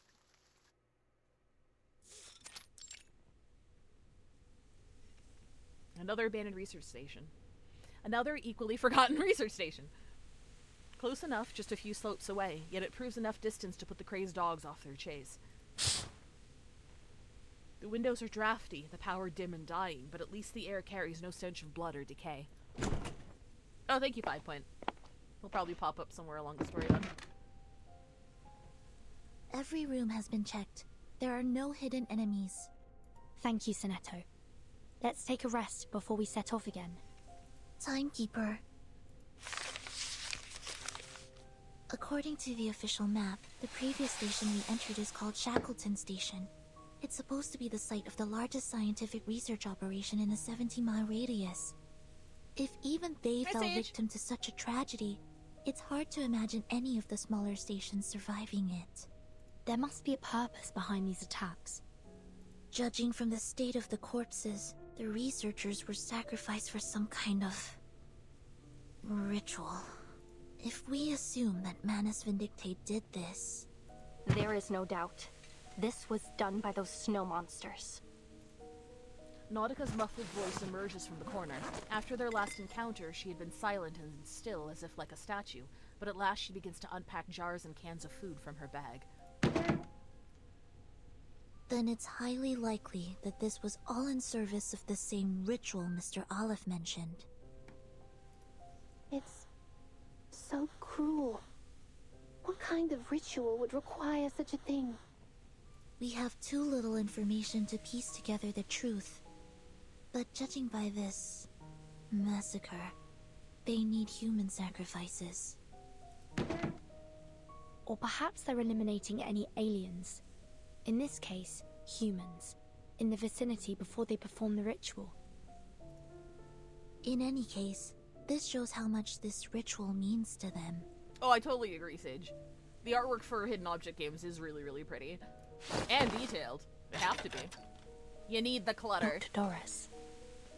If Dr. Doris was in fact here, then we're on the right track. According to Miss Amundsen's map, we're not far at all from the central region.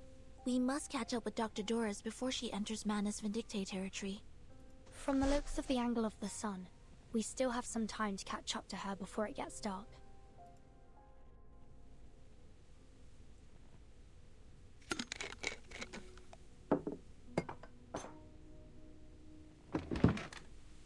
Nautica arranges the food by type and size, muttering under her breath.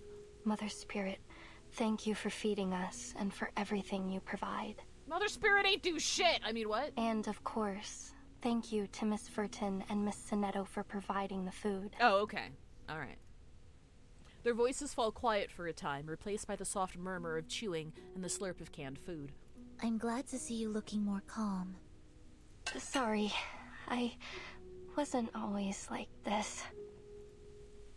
She stammers out an apology that gathers into an explanation. I was...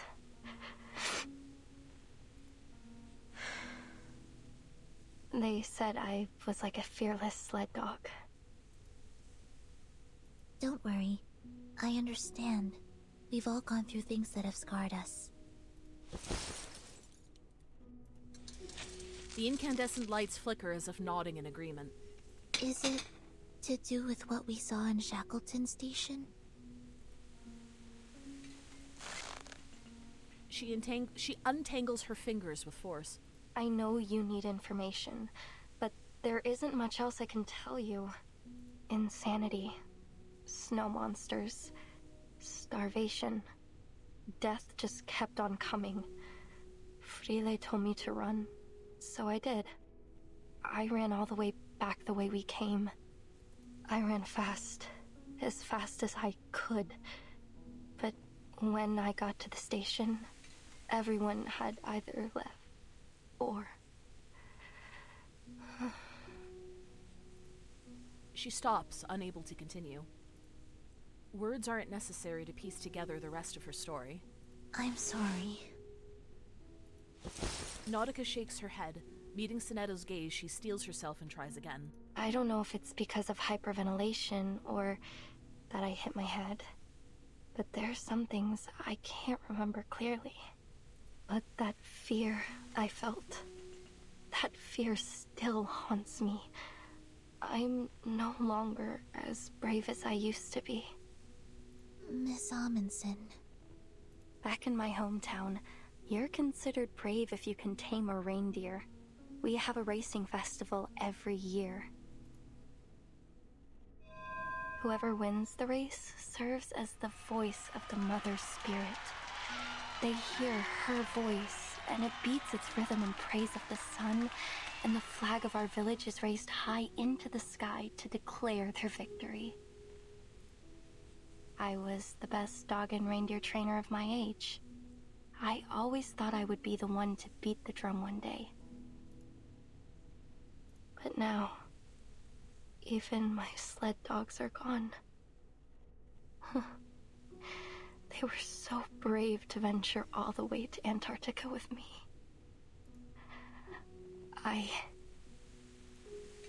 Her eyes drop. The words still don't come. Her fingers twist back together, untwist, then twist again. I'm not that girl anymore. The air feels damp, damper than it has any right to be on this cold, dry continent. Sinetto turns and pulls out a thick stack of documents, meticulously organized, as always. Miss Amundsen, I thought you'd like to see this. An expedition diary? Oh, did you take all these from Shackleton Station? Yes. Due to the urgency of the situation, we were only able to grab a few documents. We thought you'd have liked to look through them had we not encountered those rabid dogs. So we took what we could before we left. A survey of the Antarctic cryptobiosphere, an index dictionary of arcane ruins, a polar guide to the arcane cultivation of vegetables. Incredible.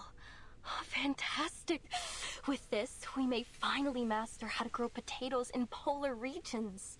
Okay, so I'm still confused. Is she... It sounds like she is an Arcanist, because she comes from an Arcanist family, right? Under the dim light, Nautica's face flushes red with emotion.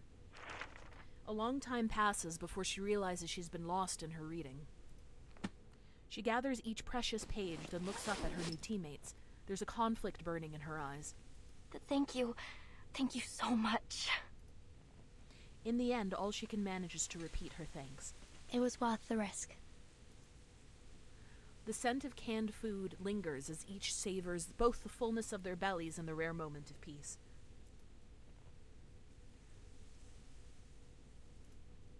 What are you looking at, Sonetto?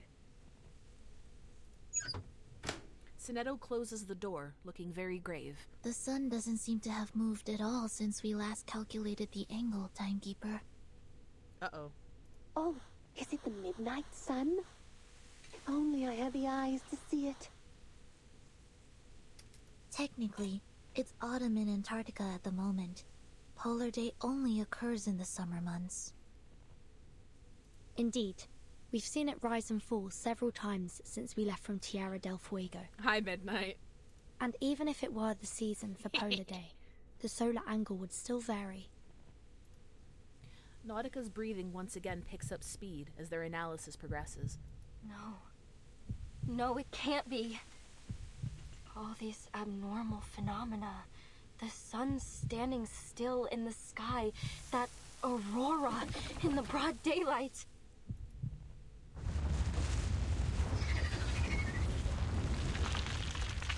What the fuck? What's that sound? Are we in an avalanche? No, it sounds like the screaming of critters. Timekeeper, take a look at this. They burst out from the station's door. Weird creatures flap their wings in the cold wind, hissing desperately at the intruders. It's the snow monsters! They're flying beasts! Miss Amundsen, stay back. Oh shit, sorry. I hit the scroll wheel. Well, we gotta beat up some fucking penguins.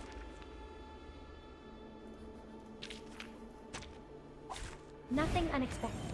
Oh, it's these fuckers.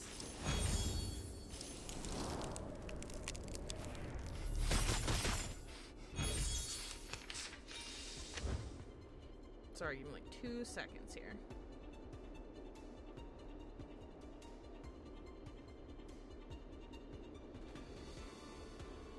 Okay, perfect. It's not Amphoria stingrays. I think these stingrays have existed long before Amphorius came out. I'm pretty yeah. Because when was it? We first saw these in like the early chapters, I think. Like back when we back during the Foundation arc, I think during like chapter 3. So that would have been like over a year ago, almost 2 years ago. I meant to ask if you have a VODs channel too. I missed a lot of your interview with Segi. Yes, I do have a VODs channel. Do I have a VODs command here? Do I have a VOD command here? Do I have a commands command here? So I should have a VODs command. Okay, yeah. So yeah, it's just I'm at YouTube under the same handle here. I should add a VODs command. Hang on. I'm gonna write that down real quick.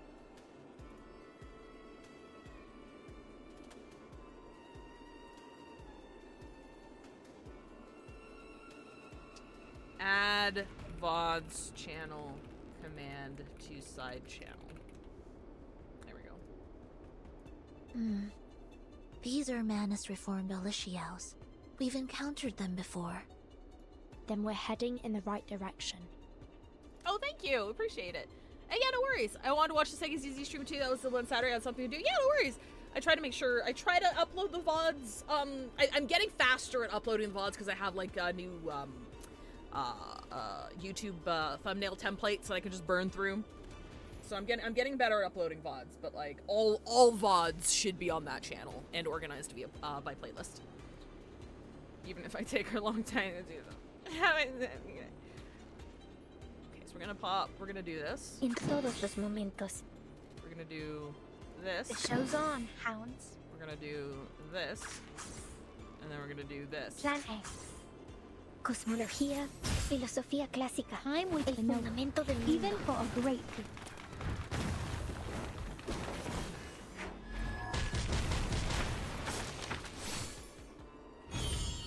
La acumulación de laberintos.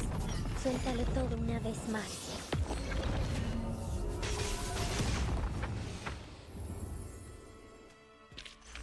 Whew, that went smooth. Exactly.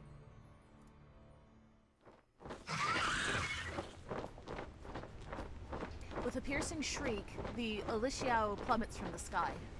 And as if perfectly aligned, it lands square and heavy on their poor snowmobile. No. She dashes out, desperate to save the vehicle teetering on the edge of destruction, only to be held back by her companions. Don't!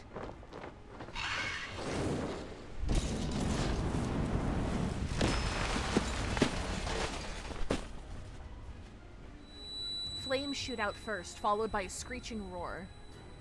Rising to its grand finale, a spectacular explosion. We got a CG of our snowmobile exploding! The transmission tears free from the blast. The snowmobile lies scattered across the white ice field, flames still licking over its spilled fuel tank. Blinded by the smoke rising from the fire, they make out a glowing mass that brightens the endless daylight sky. No. That was our only means of transportation. Don't worry about it, we can walk. We'll be fine. It's not gonna be fine.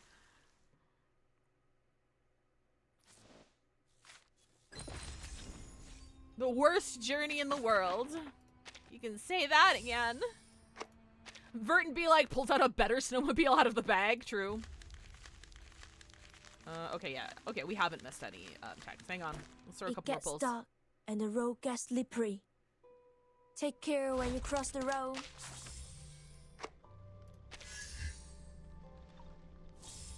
Oh, we got 5 more keys. We need more keys.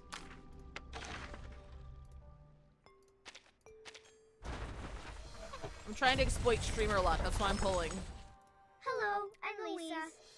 Like again, we got enough. I've got enough to guarantee before she leaves the banner, but it'd be funny if we can get it on stream.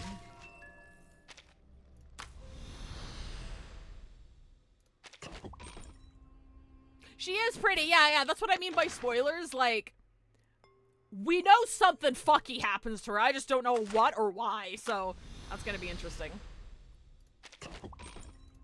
The worst journey in the world. We hope someone found joy in the ride, even if just for a moment. Oh, wait, Midnight. Sorry, are you talking about Anan Lee? Yeah, she's really fun. Her entire design is based off of Hong Kong horror movies. I've never seen any myself, but apparently she's just packed with references from Hong Kong horror movies. Which is really cute. She also speaks Cantonese. They trudge upward through the deep snow. Great. Mother Spirit. Almost there. Just a little farther. Don't fucking die! Unsteady and fresh snowpack makes it nearly impossible to keep a steady footing. Each step comes with a wobble as she rebalances herself. Traveling on foot was never a good choice for an expedition. Evil snow monsters. Hi, Elias! And mad critters. Her ice axe slams deep into the packed snow. Now endless daylight. Endless glaring sun. I'm doing fantastic. As mentioned earlier, I'm having a way better day than Nautica is right now. Holy shit. Thank you for the hydrator Ditra. I've got my gamer subs right here. Use code UNION, 10% off, etc., etc. I think there's like a cute... Sorry, hang on. I gotta chill for a second here. I'm not obligated to do this. I just think the design's really cute. Give me 1 second. Give me 1 second here. Here we go. They made a fixed her series. Where's it real quick? There we go. It's really cute. I love the pink and black scheme. Personally, I enjoyed the original design more, and I wish they did a rerun of it, because I hadn't gotten gamer subs when they did the original one. But it's a cute line. I also think there's free shipping, so you can only use one code. You can use a creator code or you can use free shipping, but as somebody who lives in Canada, I know the free shipping gets fucking stupid expensive, or rather the shipping gets stupid expensive. So if you live in a place where it's very expensive to ship, I highly encourage you to use the free shipping code instead. Is all this because of that ritual? What the heck are those snow monsters trying to do?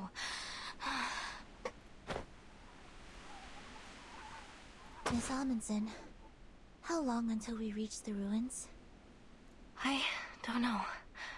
I don't know.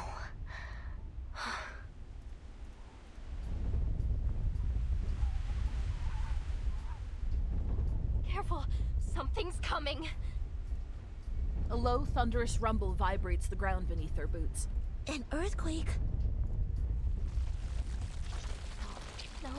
No, not an earthquake! Lower your body. Whatever you do, don't lose your footing. The black substance surging beneath the ice shatters the frozen layers, erupting out over a distant ridge. The creeping darkness spreads downhill, fracturing the earth as it advances toward the cluster of research stations. The polar wind carries faint, helpless howls from the same sled dogs that had chased them yesterday. The sled dogs. Oh, they're smart. They avoided the cracks very intelligently. Nautica murmurs under her breath, unable to hide her concern. Nautica, you're a capable reindeer and dog trainer, right? Huh?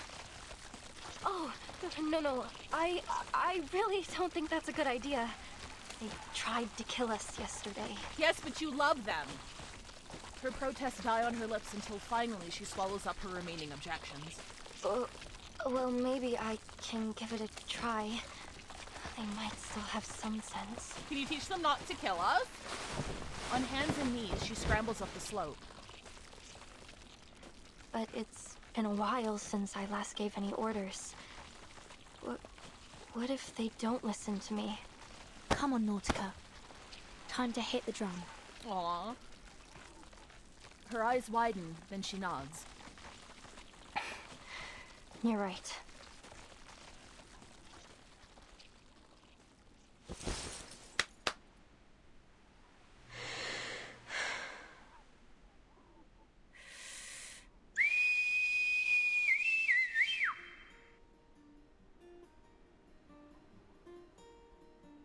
A long, clear whistle pierces the air from Nautica's chapped and cold lips as she waves her arms wildly.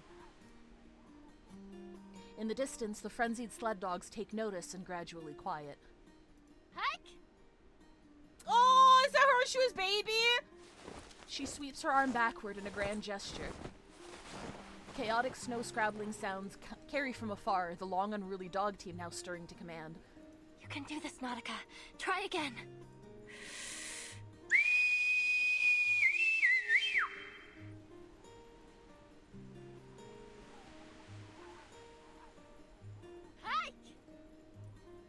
A pause hangs thick in the air. The sound of barking dogs gets nearer as approaching paws churn the snow into a rushing tide of powder.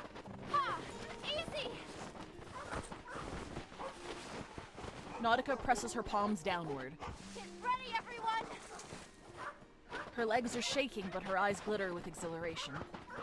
Timekeeper, are we really going to do this? The dog team is nearly upon them, still half wild as they speed forward. Yet in a single swinging motion, Nautica pulls herself up and over the top of the lead sled dog. Oh my god! Miss Radio rustles, nearly tumbling from her perch. Oh my god, this is so cute! Look! They're right into dogs! They're so big! Ooh, holy mother of... What are we doing? I have no idea. Straight ahead! Straight ahead! The dogs charge down slope without hesitation, ignoring any potential pitfalls that may be hidden in the mist. Oh, right! Pet them around the head and neck. That will help you bond with them. I suppose that makes sense. Fingers brush over a sled dog's head, coarse yet soft fur slipping between them. I hope Ulrich has come across friends as reliable as these. Nautica presses low, burying her face in the soft fur behind the dog's neck. I did it! I did it! These are the biggest sled dogs I've ever seen! Pat the dog in the head and body. True.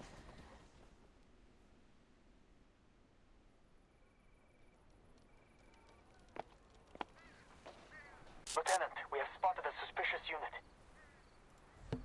Muldir grabs the intercom and pulls it close, listening for messages cutting through the whiteout. A schooner has come ashore due east. It appears to be alone. Team 1 and 2, come with me. Team 3, stay and keep watch.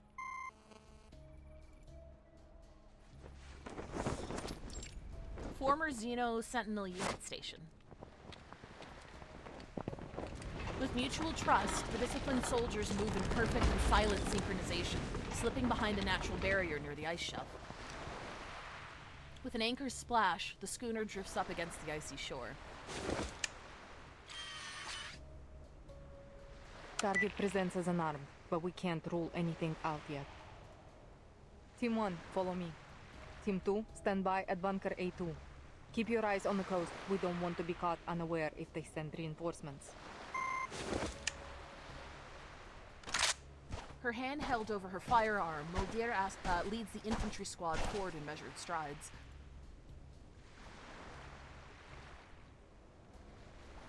Blinded by the whiteout, the schooner's passengers march themselves obliviously into the waiting ambush. Seasickness, whiteout. And judging by the trembling compass pointer, something's messing with the magnetic field here. Boss, you're probably the least suitable person in the world to be doing this mission. Shoot. I can already hear my silicon dioxide crackling. Find a windproof bunker. I need to reapply the hydrophobic and cold-resistant coatings. Now! Muzzles snap up in unison, all aimed at the Awakened and his guard. Sergeant Frickman, take 2 soldiers with you and search the schooner for any other threats. At her signal, 3 armed soldiers advance through the swirling snow. You are under arrest.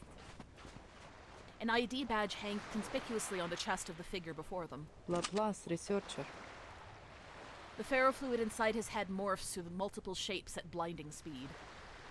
That uniform. Are you from Xeno? There must have been a mix-up. We have the official approval of the St. Pavlov Foundation. After a prolonged silence, the guard interrupts his testimony. Boss, I've seen their faces hanging in the Hall of Merit. So unless they're ghosts, we've just stumbled upon the rebels. Uh-oh! Muldir closes her eyes briefly, as if avoiding a particular word. What is your purpose here? Ulrich raises his right hand to the white mist, his left remaining in his pocket. It's none of your business. All you need to know is that we're not a threat to you. We came here alone. No backup. A voice comes over the intercom. Lieutenant, the schooner is clear.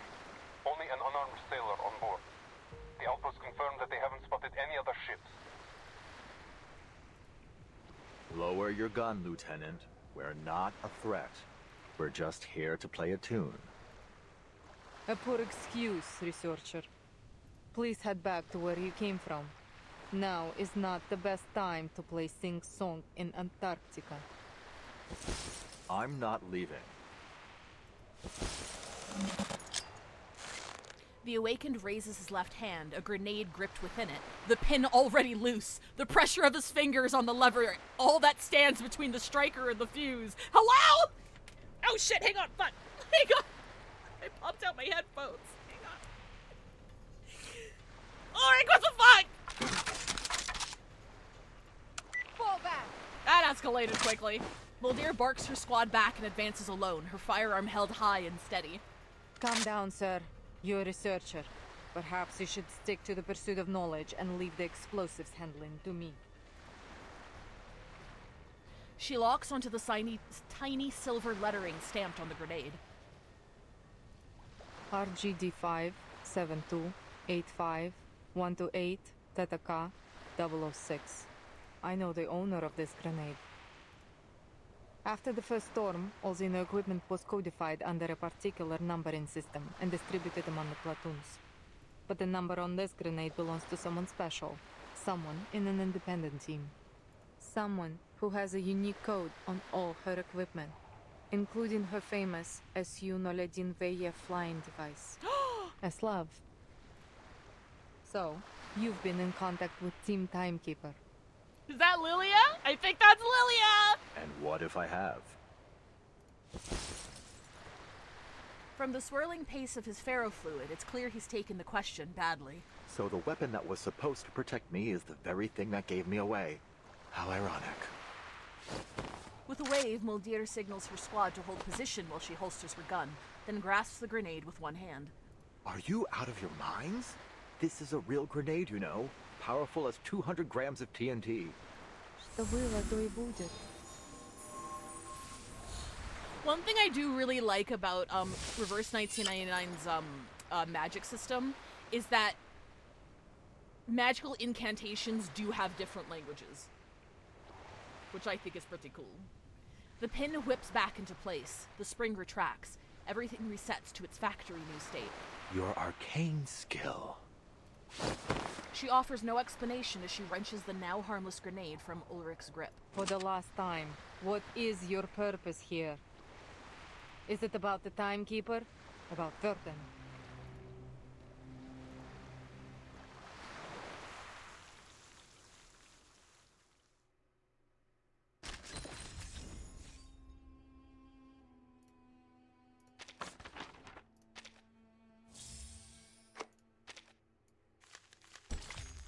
The Fool and the High Priestess. The introspective wields the blade of defiance, while the defiant veils herself in introspection.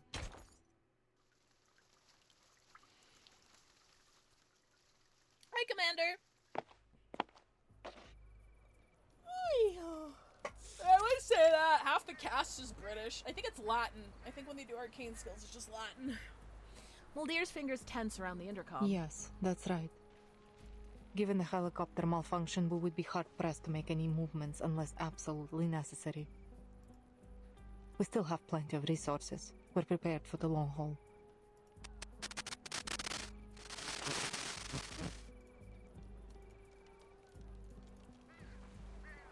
She hesitates at the difficult question, weighing her answer before speaking. No Foundation armed forces have yet appeared.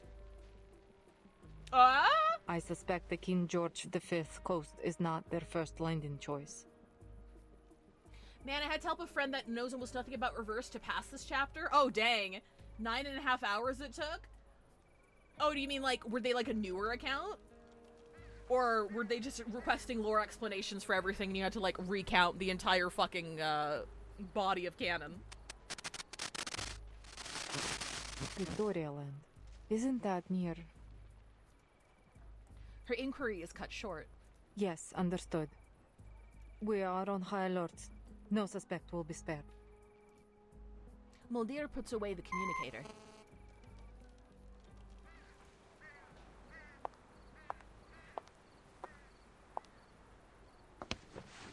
Girl, you're wearing heels into Antarctica? Girl! Ulrich sits restrained along with his guard. All that chatter, yet you didn't report the thing most worthy of reporting. Am I so trustworthy? You are disarmed with no locator and no backup. It would be redundant to report you. There's no need to disturb Father with such things. Minus 30 minutes to tell each character who was and what they are, human or not. Oh my goodness, you were sitting there with fucking PowerPoint slides. Redundant, useless information, like the hundreds of millions of possible combinations of the Enigma machine that are discarded once the code is deciphered. Anyway, are you certain there's no room for a deal? He raises his handcuffed hands. A bullet is loaded. That single action makes it clear who holds authority in this camp. No deals for captives. Ulrich pauses, though not entirely too long. A soldier's loyalty should be unwavering, no? Then why did you turn to Manus Vindictae? The shadows of distant clouds cascade down the mountain, bringing a rush of chill air as if to freeze both time and space. It's none of your business. That's valid. Touché. Did the other soldiers agree with this decision? 9.5 hours, Commander. That's some dedication. No need to tell me. Your silence is answer enough. Ulrich laces his tone with sarcasm. Those who were loyal to you stayed, and those who weren't were exiled. While I'm sure you have a trustworthy team, you must have suffered a significant loss to your manpower. Those who weren't. Muldir takes out her communicator. So you're here to listen to music, huh? My father would appreciate this record. Given this is the only thing with you besides your expedition gear, it must have something to do with your purpose here. I assume the LSCC has made another development, but I wonder how many sacrifices have been made to get to this point. Commander, if I may ask, is there a reason why they wanted to get through the story so fast? Because I feel like this chapter is the culmination of several chapters and events worth of build-up. I was kind of like, I admired the dedication. If that was my friend, I'd be like, just play the fucking game. I'm not going to explain all that shit to you. just play the fucking game. And what will these sacrifices get you this time? The expected results or an unexpected failure? I am on the edge of my seat. She taps the communicator again, masking simmering anger with a distant but focused calm. He refuses to take the bait. All he does is flicker. Then I assume you're able to accurately predict the consequences of all your actions? So, where do you predict this decision will take you? Her finger freezes mid-dial. To wearing their mask and losing your sanity? To screaming and gouging your eyes out? Or are you planning to play the loyal Manus dog, helping them bring about one storm after another until every one of your rivals has been washed away? I don't think pissing off the rebels was on the mission brief. Boss! Your actions are poised to undo all your past efforts by your own hand. I'll admit, I'm no tactician, but as a researcher, I can see the logic in this choice. Were my experimental method to be proven wrong, I wouldn't simply give the entire project up. I'd adjust the variables and change my method. As a new Laplace member said, there are no wrong projects, only rules that have not yet been made reproducible. Every researcher will inevitably experience many failures. We just brush ourselves off and get back on our feet. Or are you hiding behind your military orders to absolve yourself from making decisions? Is that why you're hiding here on this coast right now? Well, guess that ship has sailed. Muldir turns toward the coast.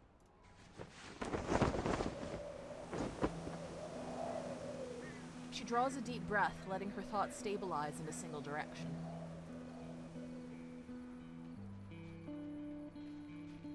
The King George V coast, a place where defense would be favored. Intelligence has confirmed that the Foundation's fleet is coming from the Ross Sea. Presumably, that's the area of operations.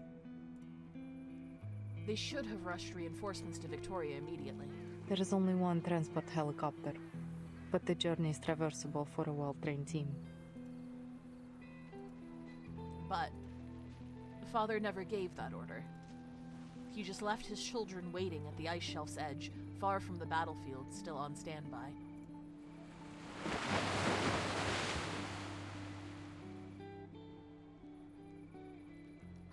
Well, looks like this mission is a great big fail. Least we can have one last chocolate MRE before we're toast. Do you want a piece, boss? Thank you. But chewing isn't in my repertoire. It doesn't matter how ready to eat the meal is.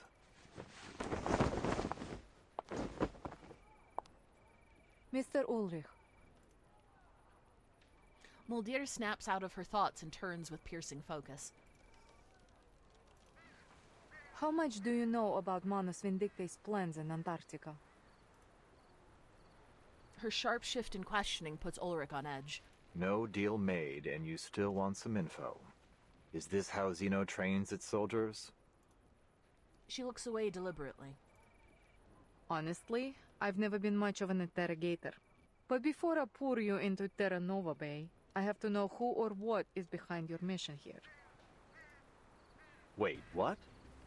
The ferrofluid flickers, circuits crackling inside. The situation appears hopeless. Sergeant Whitegloves, Sergeant Frichman. At Muldir's call, 2 sergeants flank her on either side.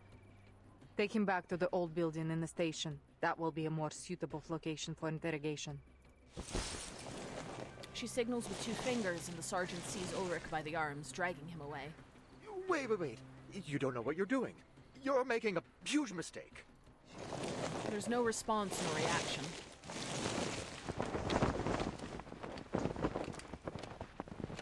Muldir leads the way, the golden tassels on her boots fluttering with each step.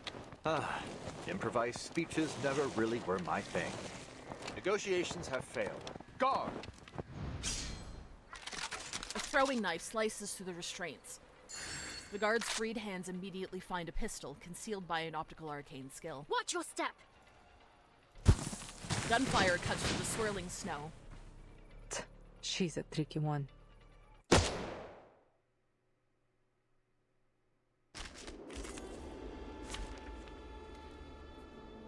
Furious over how Ulrich's whole design is entirely my shit. Hi, Bree!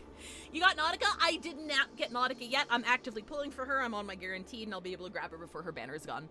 So I'm just tossing idle pulls on stream, hoping I get lucky because it's streamer luck. Recommended. Do I have a beast team? I do. What does Anjo do here? You don't need Anjo here. Ha! Inexperienced. Nothing unexpected. For now.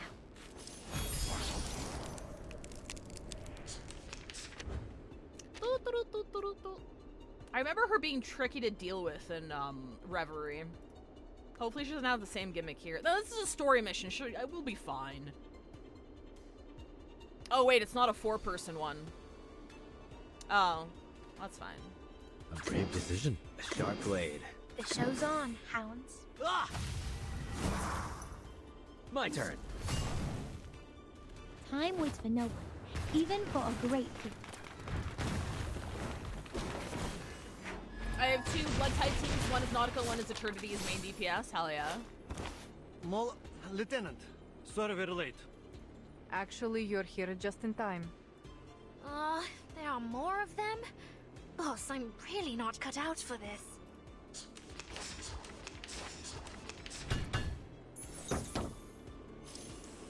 Boop-a-doop-boop-boop-boop-boop-boop. Yeah, I guess they didn't attack. It's okay, we still got counter up.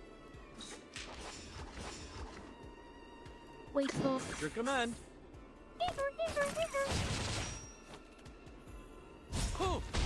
Aha! Hoo! I'm not done.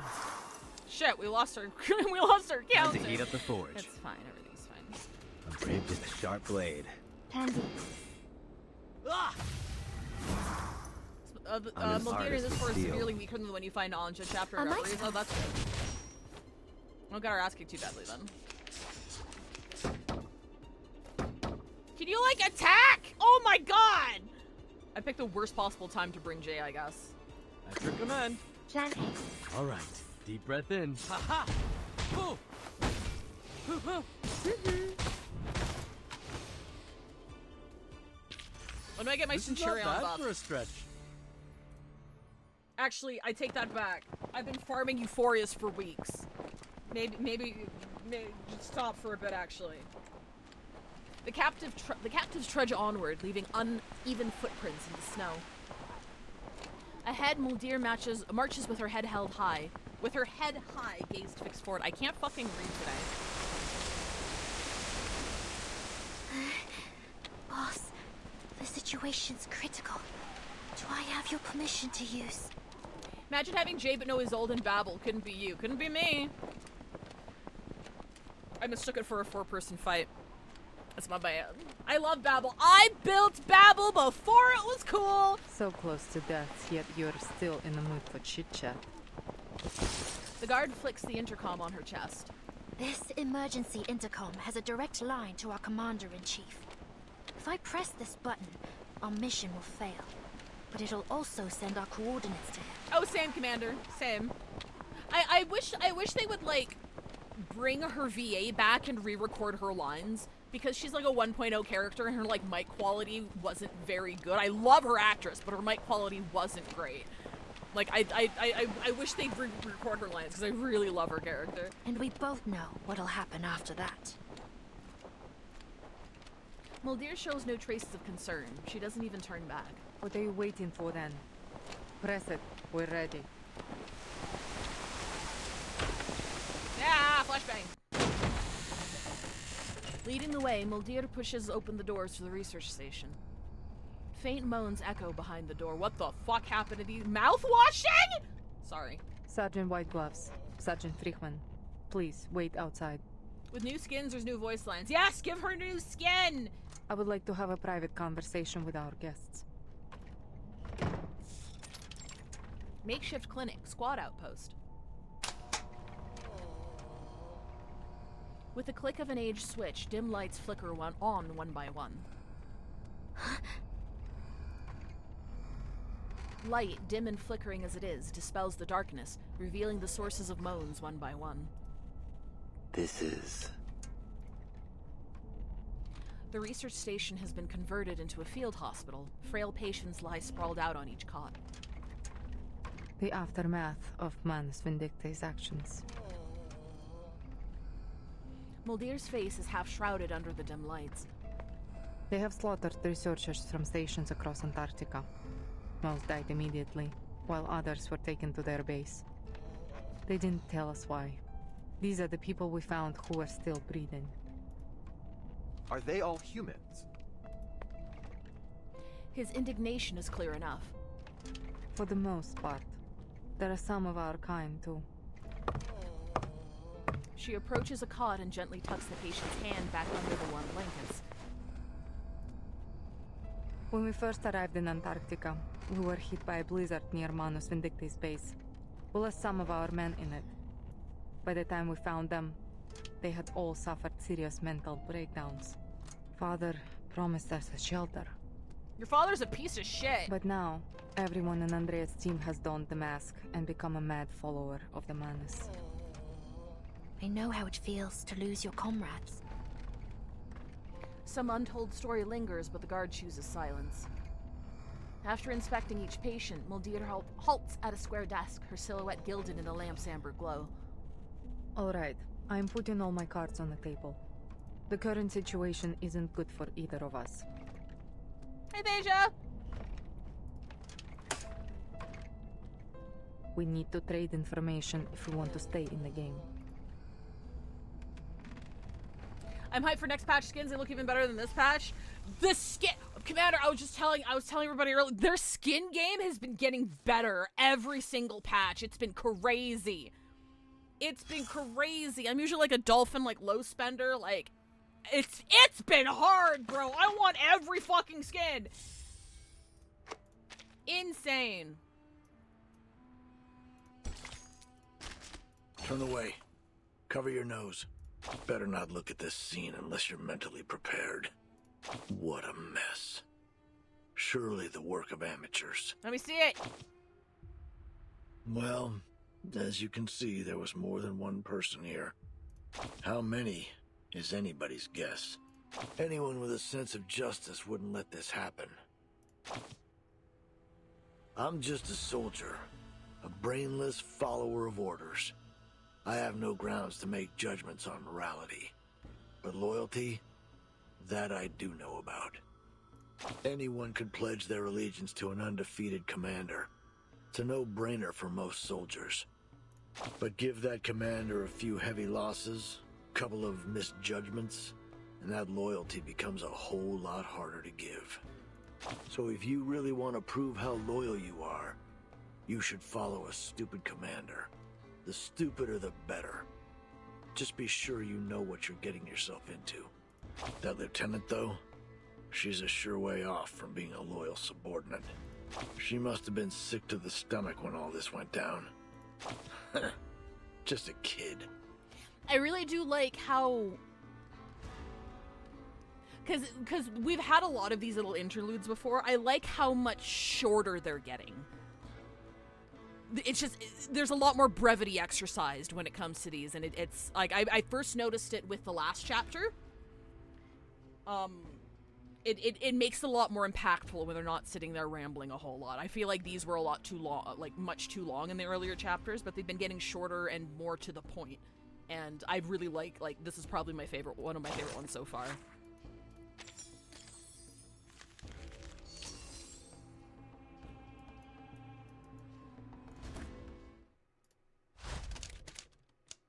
Oh, this guy's back. This guy is different. He sounds similar, but he's different from the original guy.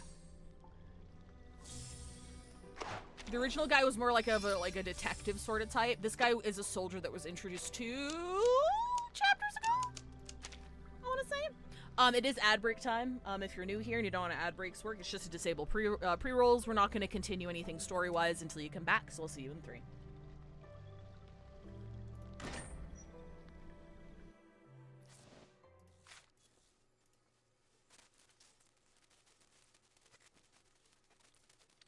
I need to reorganize my wilderness. I keep talking about this, but I do want to do a weekend where all I do is sit down on my gacha games and redo all of my housing shit.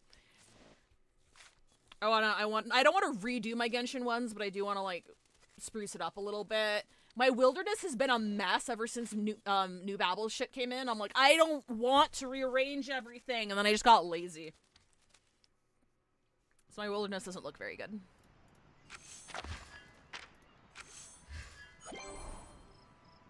Observing these critters, have you noticed? They're constantly picking out friends for themselves. They're quite amiable when they're with their chosen friends, but a few of the carbuncles can't help but start brawling the moment they see each other. You can tell every carbuncle apart? I'm flattered, but who could possibly manage a thing like that out here in the wilderness?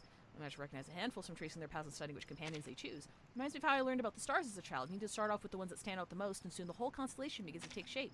A touch of patience is all they ask, and all they ever really need.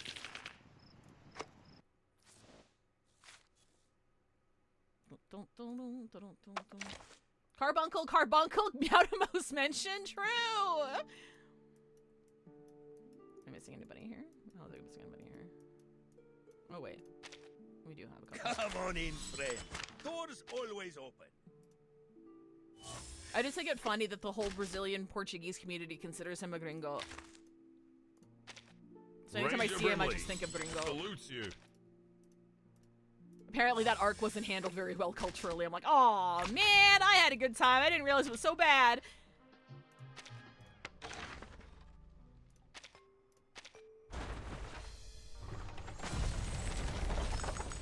Hi, babies.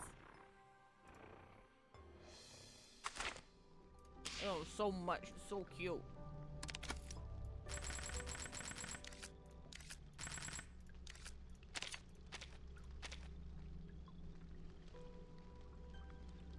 We still got 47 seconds.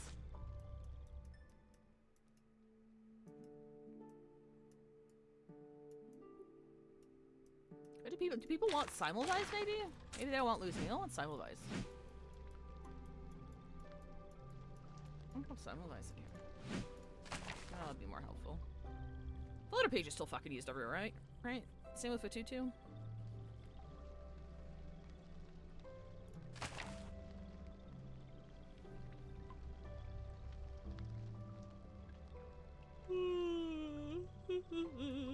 Hi. Ooh, wait, another pull.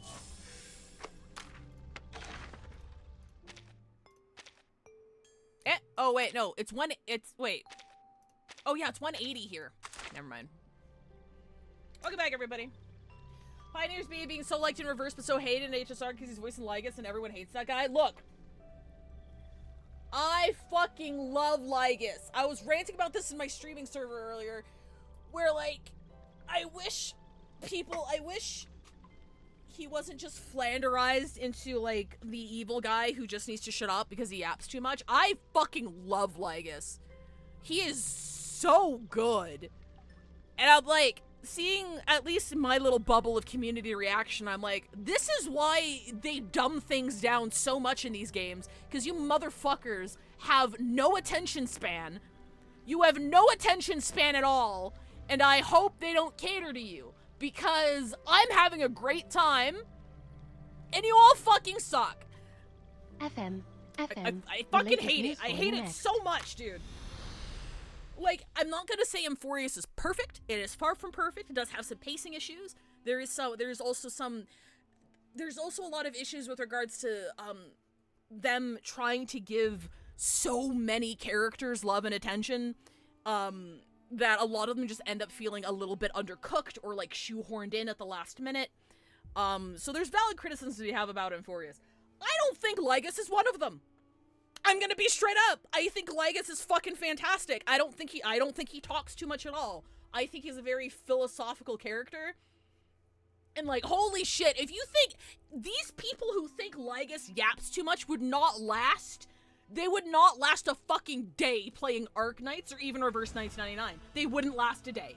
They wouldn't last a day, and it upsets me, and there's a part of me that's happy that there's a story skip button so they can just shut the fuck up forever. And the people who actually enjoy this shit can just enjoy it without their experience being impeded by them trying to please everybody. I'm sorry, the Lygus thing has me heated. It has me so fucking heated. I swear to God. His writing and his delivery are peak. Absolutely. I'm not saying you can't hate the guy. You should hate the fucking guy. He's a piece of shit. But also, he's a fantastic fucking character. And I understand his goal. I don't agree with it.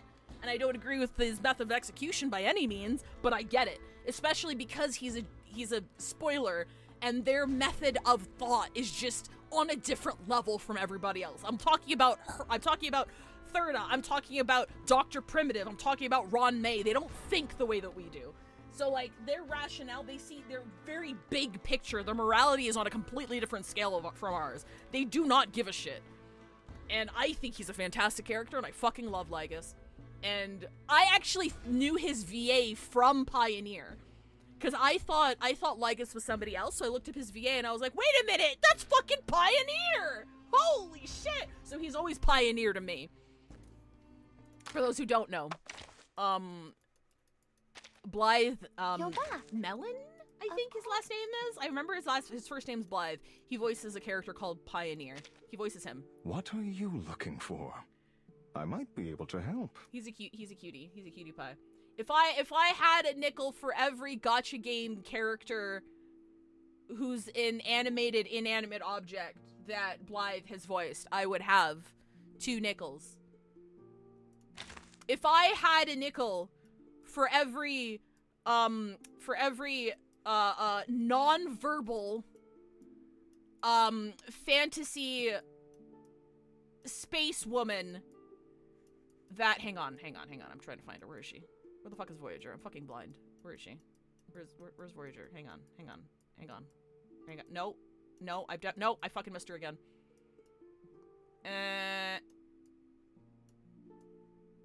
Hang on. There she is. So this is Mem's voice actress. She is also, Voyager is also non-verbal, spacefaring, and loves humanity. That's also her whole, well, she's kind of verbal. She's semi-verbal. The same voice actress also voices Kakanya, who's also a fantastic fucking character. Welcome. There's no need to knock. She's so good. I saw you, Suzumiya, at the door. We love a good fail woman. We love someone who tries her best and literally fails at everything she ever attempted. We love her for that. Anjo Nulla's voicing Kokomi. Oh yes, yeah. Anjo is Kokomi. Where's Anjo? Sorry, with all of the skins and shit that I like, I can't recognize characters anymore. This is Kokomi. You said it she yourself. sings, and her voice is super fucking my pretty. Room, and I may do with it as I please. What other Genshin VAs do I know of in here?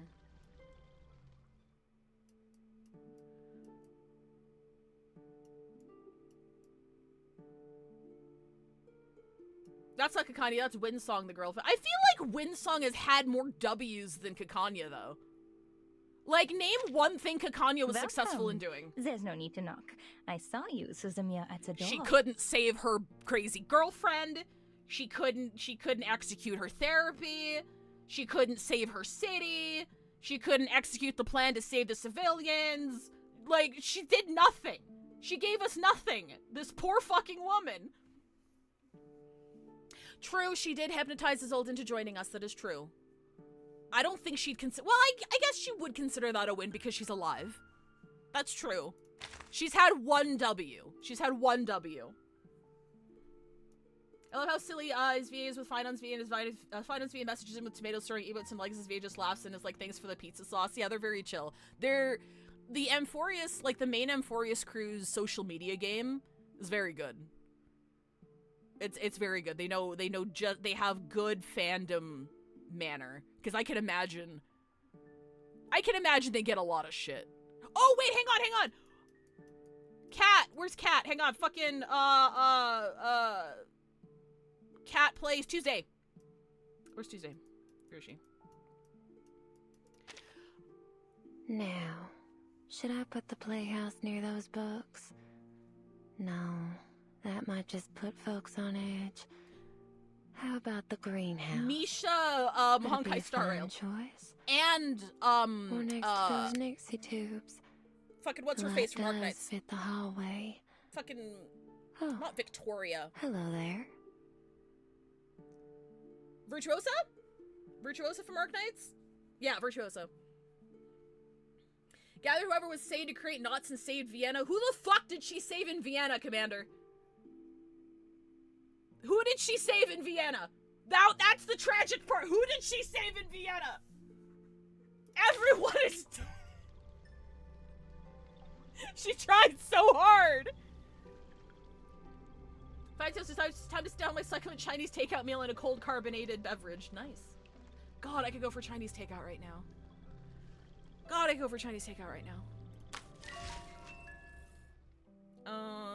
What was I doing? No, we gotta go back.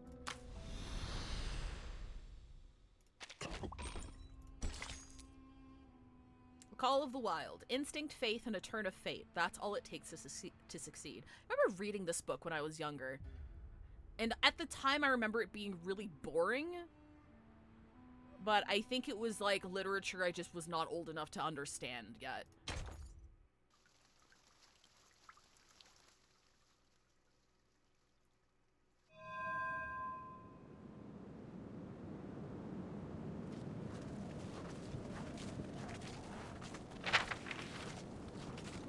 That's odd. Commander, in that case I might be mistaken, because I thought the whole point of that scene was that she gathered as many people as she could and made as many knots as she could, and there was a slim chance of survival, and I thought at the end of the scene everyone in that scene was gone except for her. Like, did I misinterpret that?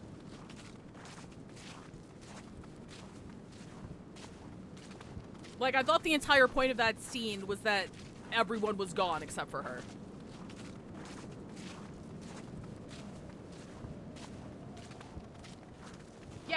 Yeah, that's what I remember as well. Are you talking about the technicality of the storm? Because we're not there yet. We've gotten hints of it, but we're not there yet.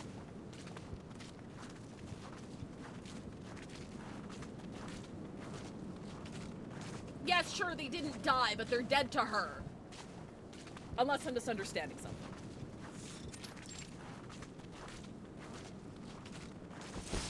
Nautica looks down at her map, then up at the surrounding snow slopes. And up at the surrounding snow slopes and peaks. She repeats this several times, searching for familiar landmarks. Are we lost? Okay, Commander, hang on. Now we need to fact check this, because I don't think that's true. But I don't want to say no, because it was a really long time ago that I played that. Hang on.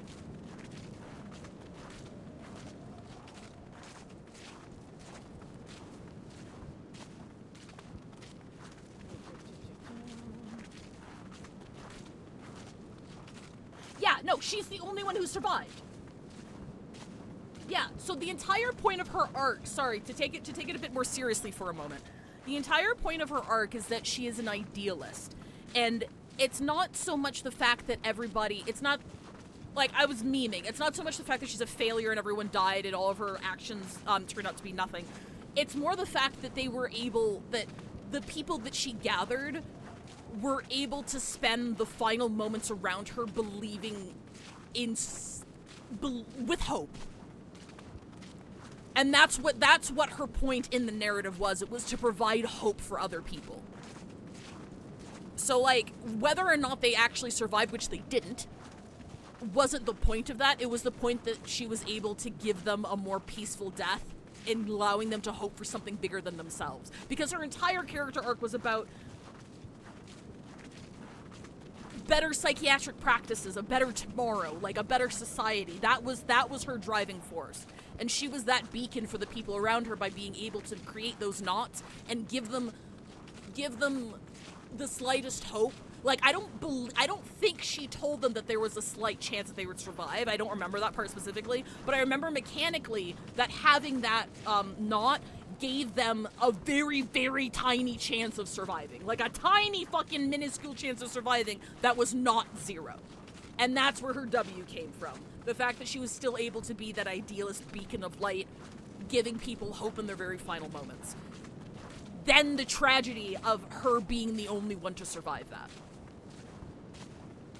Yeah, the commander, they said that, and I believe she said that to give people hope, because obviously saying, hey, rush around, hey, make these goddamn knots, but there's only like a 1% chance you're gonna survive anyway, isn't gonna inspire a lot of hope.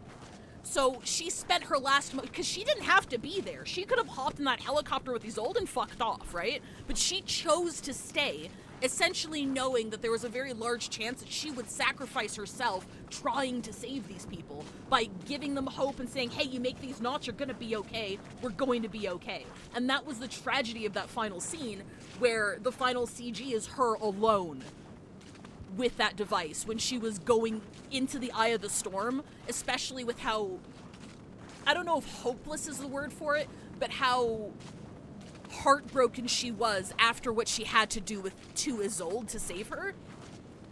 Like, she was committing suicide at that point. She was very much resolved to being like, yeah, this is it, but I'm going to spend my last moments giving people hope anyway. And then there was that inherent tragedy that she was the only one who actually survived that incident, because she was the only one who rolled the dice and won. So yeah, no, Kakandi's a great fucking character. She's fantastic. Hang on, there's this one promo image that really made me fucking love her. It might have been in the game. I can't remember. It was a long time since I played that. Where is her promo image? Where is it? It's really fucking good. I'm sorry. You're gonna listen to them trampling for a bit. Give me a second. I need to find this.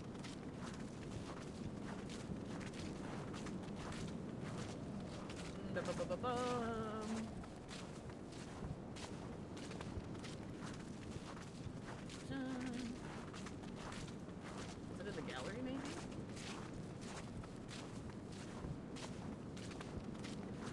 Bro, I need a central archive for all of Reverse 1999 promo images. Hang on. Is it a CG? Okay, I found like a zoomed in shot. That's not what I'm looking for.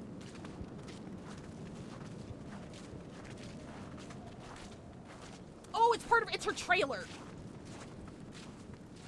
Let me just fast forward to this point real quick. Let me fast forward to this point. Here we go. Sorry, I really love Kakanya. And although the details are fuzzy, I do want to, give me 1 second. Patience. My hope is nothing more So it than was a this symbol CG for those specifically trapped that in fucked me up. quicksand. Because that's like the But at epitome least of her I can give sense character. of hope of getting out. She's trying to give people a lifeline. Like this, like, I can't find the full image, but there was a full image of her just like on her mirror trying to reach down to people that she can't But at fucking least I can save. give sense And of that's her hope of entire getting thing. out. Wait, hang on, you can't see. Sorry. Hang on, I got so excited. Here we Than go. a thin rope for those trapped So in like there quicksand. was like a CG that was the But full at least I pan can of give her reaching down with this lifeline, getting and out. she can't fucking save anybody. She can And never if I fucking can save help those anybody. And I'm people like, face my up their girl! demons, Like, she saved Isolde, but like, at what cost? And I can still hope to one day change the world. And like, this final scene where like, everyone's gone except her. Oh! Ow! One of the best moments in this game. One of the best moments in this fucking game. Kanye Glazy true. World. Look, I have to glaze her. It's The a meta pleasure to isn't. meet you, Dr. Kakania. The meta ain't glazing her, so I gotta. Anyway.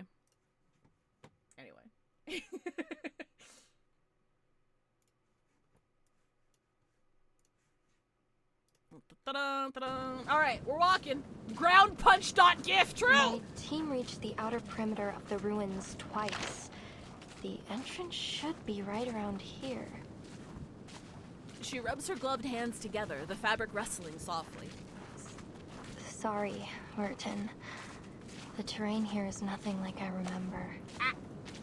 Just so you know, I've lost all radio reception from the Foundation.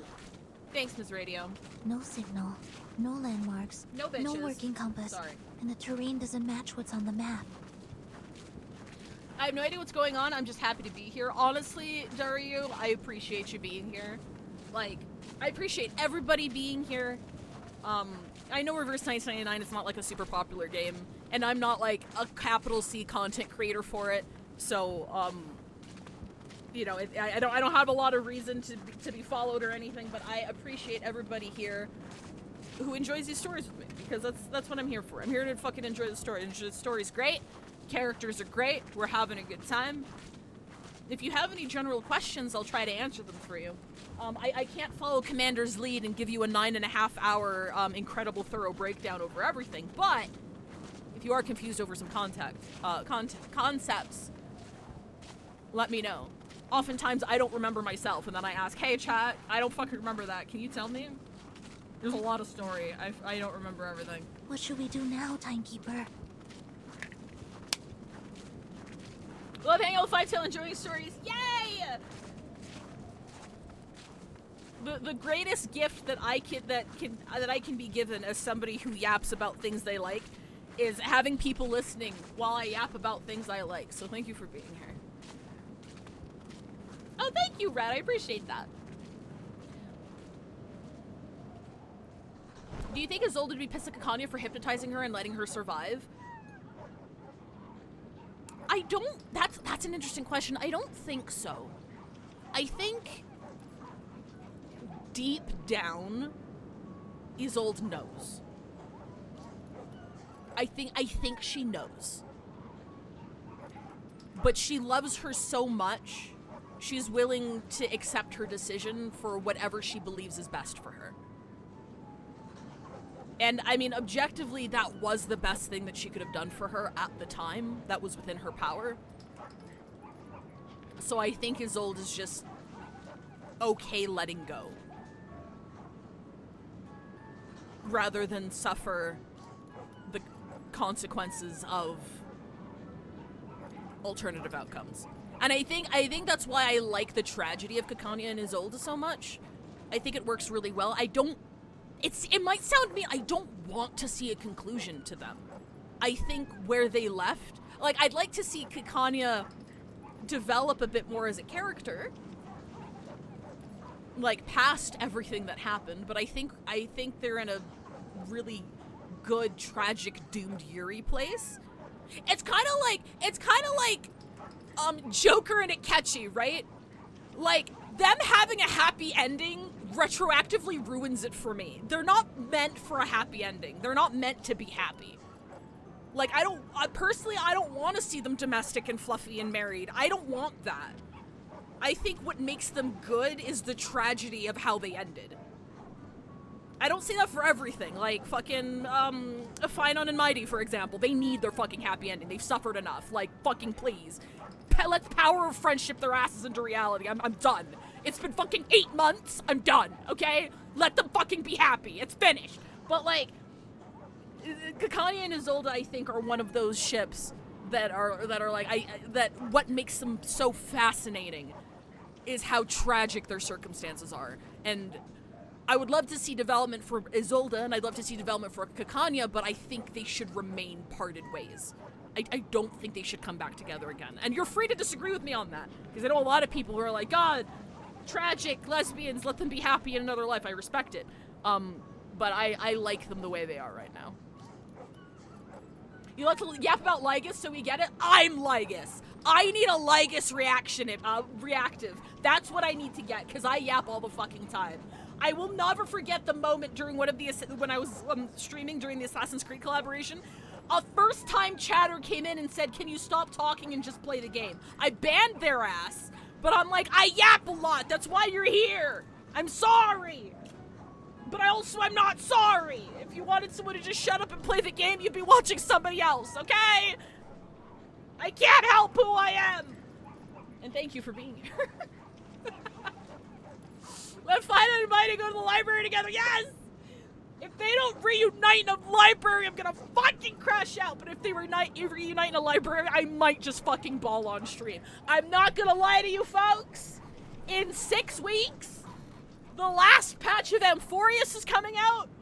I might have a special stream where I play it as soon as it drops, possibly, and we'll go until like 4 a.m.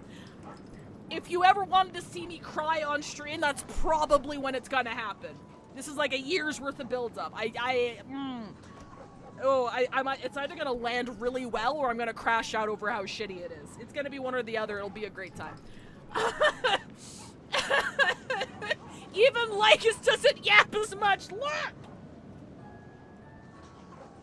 True. And you love me for it. So. I would not watch me as a streamer. I'm somebody who is very much, if I'm watching a playthrough, it's typically not because of the streamer, it's because I wanted to see the playthrough. And if the streamer yaps too much or goes off topic, I will not watch them. That's me though. That's how I consume my playthroughs. So I would not watch me as a streamer. But I'm glad I can appeal to an audience that enjoys yapping. You do realize that Lygus will eventually die since he's an antagonist, right? Bitch!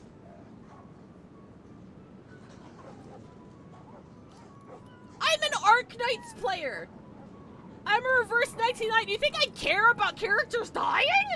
Actually, are there dead playable characters in Arknights? Like, a lot of people die, but does anybody playable actually die? Now that I'm thinking about it. I mean, not that Lygus is playable. That'd be dope, though. I knew his design was too nice to not be something sus. His design was too good to not be something sus. Anyway. So you're saying we're weird. Ferris, I'm also weird, though. I like, if you're watching this stream and you're neurotypical, added points cishet, you are in the minority.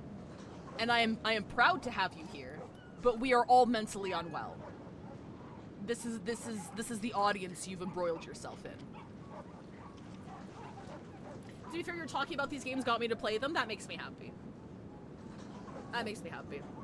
When you're in any streamer, I enjoy yaps. Like, it's relaxing to me. It feels like comfy time just sitting down watching a friend play video games. Aw, that's what I try to hit. That's what eventually I try to hit on the main channel as well. So I'm glad it comes across that way. So I got 6 weeks to make you a Lycus react. No, you don't have to do that. I love your L1 so much. I got a little desk. Oh, I need to commission you for a desk. By the way, my Mighty plushie did not return from the war. I got a refund for it. They sold it without actually having it in stock, and I'm very sad. I bought it from another source, but there's no guarantee. He's fucking inflated as shit right now because everyone wants him. I just want my little guy. I saw someone on Twitter today with literally 10 copies, and I'm like, why? The greed. I just want one little guy. Just give me one little guy. I'll put him on my little desk next to my Argenti fucking light cone fucking stand here. Just want one little guy. Anyway. Hey! My watch is not for dogs. Give me that. You being this is straight, but I'm here because I'm having a good time. Hell yeah, let's go! Well, I guess consciousness goes into Iron Tomb and he will become Iron Tomb. That would be interesting. I don't know if he'd want that, though. I feel like it's more, we'll either extract, I haven't played the newest story yet, so please no spoilers, but I have a feeling that Finan is in there, and we have to, like, extract his code, and Finan will take over Iron Tomb and become the, Ravager of Destruction. Lord Ravager of Destruction. I don't know, like, Lygus is totally gonna die, especially after he said that he's one of several spoilers. Like, I know he's gonna die. I'm under no, like, he's gonna serve his purpose and he's gonna fuck off. Like, but I hope it's great. Hope he goes out a. Oh, sorry. Can I show you guys a fan art? Sorry, real quick. Can I show you guys like a Lygus fan art that really fucked me up a little bit yesterday? I'm gonna show off a Lygus fan art. I'm in control here. You can't stop me. Sorry. Sorry, I'll get back to the story in a second. I promise. I promise. Like this fucked me up a little bit. I'll post it here. And I commented with, I'm trying to save the universe from a predetermined fate. Why must you fight so hard against yours? Like, I understand what he's doing. I get it. I get it. I need to see Lygus crashing out. Lygus is a piece of shit, and he's hateable, and he's a villain. But you also can't forget he's also been there for all 33.5 million cycles. Every single minute he has been there. So he also can't be doing well. He can't be doing well. I need him broken. All right. Going back to the story.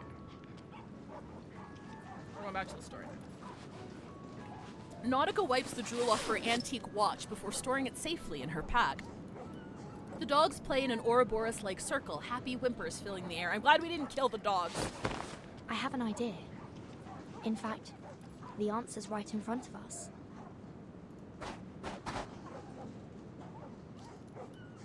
Shh. Watch. Dr. Doris's stethoscope. Huh, you're right. It's been staring us right in the face. The sled dogs are canines after all. They should have a sensitive sense of smell. Yo, sniff the stethoscope. Yes.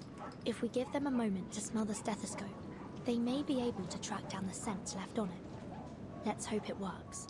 Yo, fun fact, anyone who's not in a nursing or medical program, stethoscopes are expensive as fuck. I understand why doctors and other medical professionals just have them on them at all times. Holy shit! That shit would not leave my body if I had to pay for that out of pocket. My god. The lead dog releases its companion's soggy tail and lowers its snout to sniff the stethoscope. You know what happened last time we had dogs out in the snow wasteland? The thing! Does that mean all the dogs are in a circle chasing each other, or is each dog chasing their own tail? Well, I'm thinking Ouroboros, so I'm thinking every dog is chasing another dog's tail. That's what I'm thinking. Hey, how much could it cost? $10,000? Hop on their backs. Big sled dog.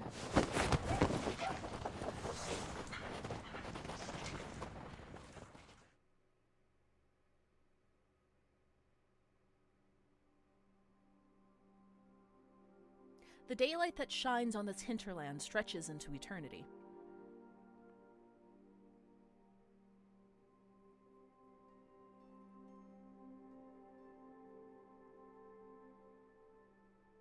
Movement across the icy wastes seems meaningless without reference points, just as none could say how long the sled dogs run before their sudden halt.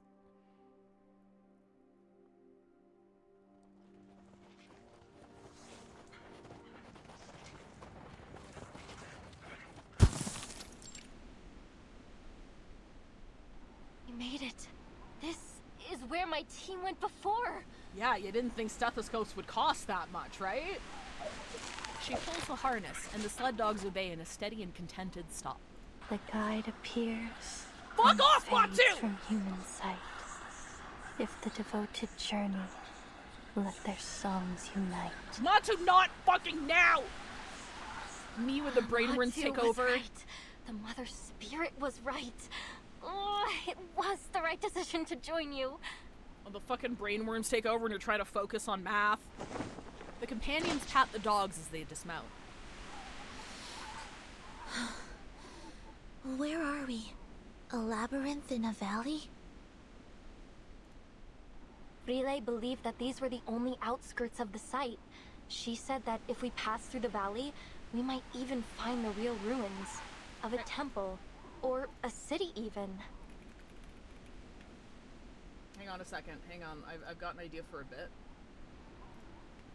This won't take very long.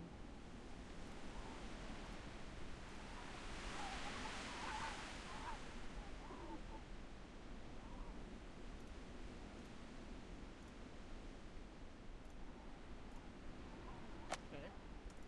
Alright. We're gonna pop this. We're gonna new image source. Yeah. Yeah, okay. Downloads.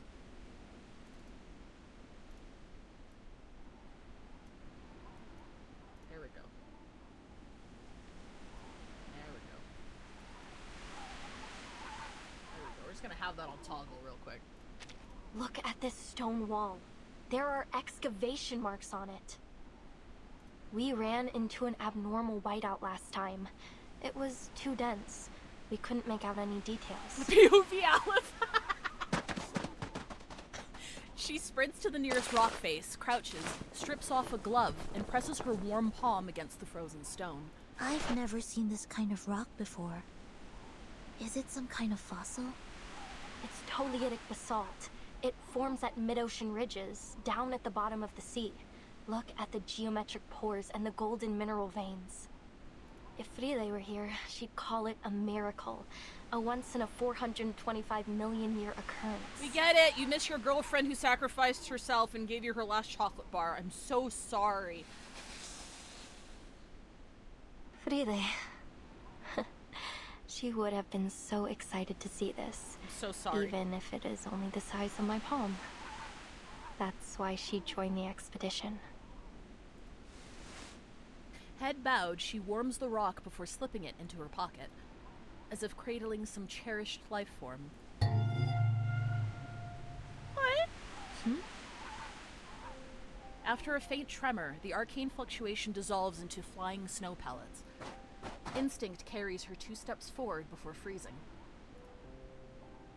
Timekeeper? Her sight has locked onto an anomalous snow mound at the base of the opposite rock face. Not an illusion. Crouching, she brushes away the accumulated powder. Aww!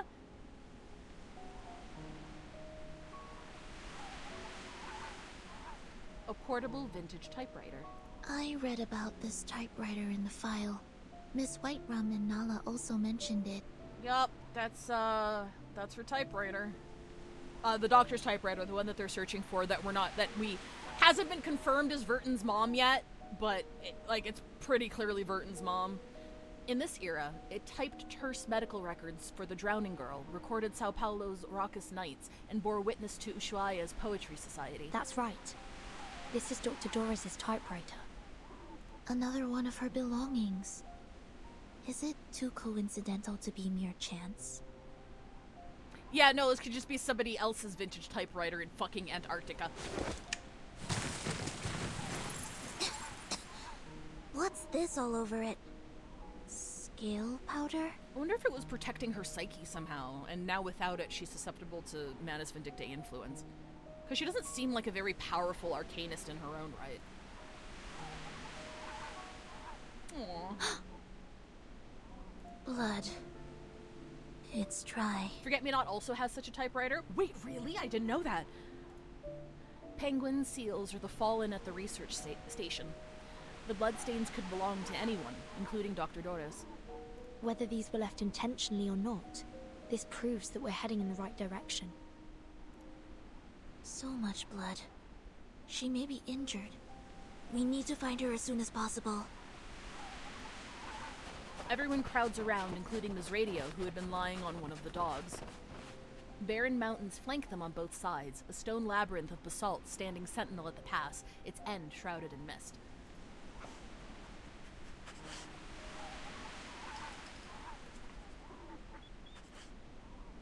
The lead dog approaches, then raises its head, alerted to some unseen threat. Bark bark. Morph.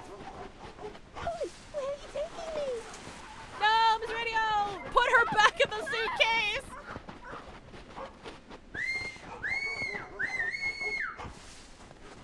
Yes, Commander, I'm imagining Forget-Me-Not playing Snake on one of those Nokia brick phones that's display is only in green and black.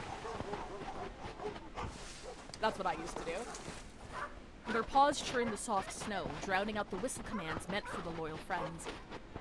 The excited sled dogs charge into the labyrinth, carrying the helpless Ms. Radio with them, and soon disappear from view. They're gone. What do we do now? Think positively. Perhaps they'll just get there before us. Let's go after them. Their movement triggers something hidden, causing the snowfield around them to shake. Wait! There are critters hiding out nearby. There they are. Timekeeper, watch out! Uh-oh.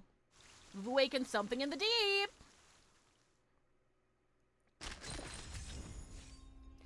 Départ sur la neige. Probably. It's always darkest before the dawn. They stole Miss Radio! What the frequency?!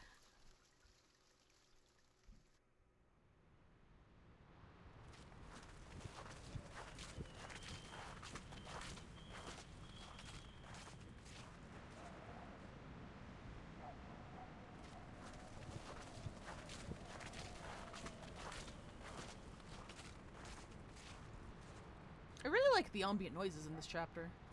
Like, they're always really good, but, like, capturing isolation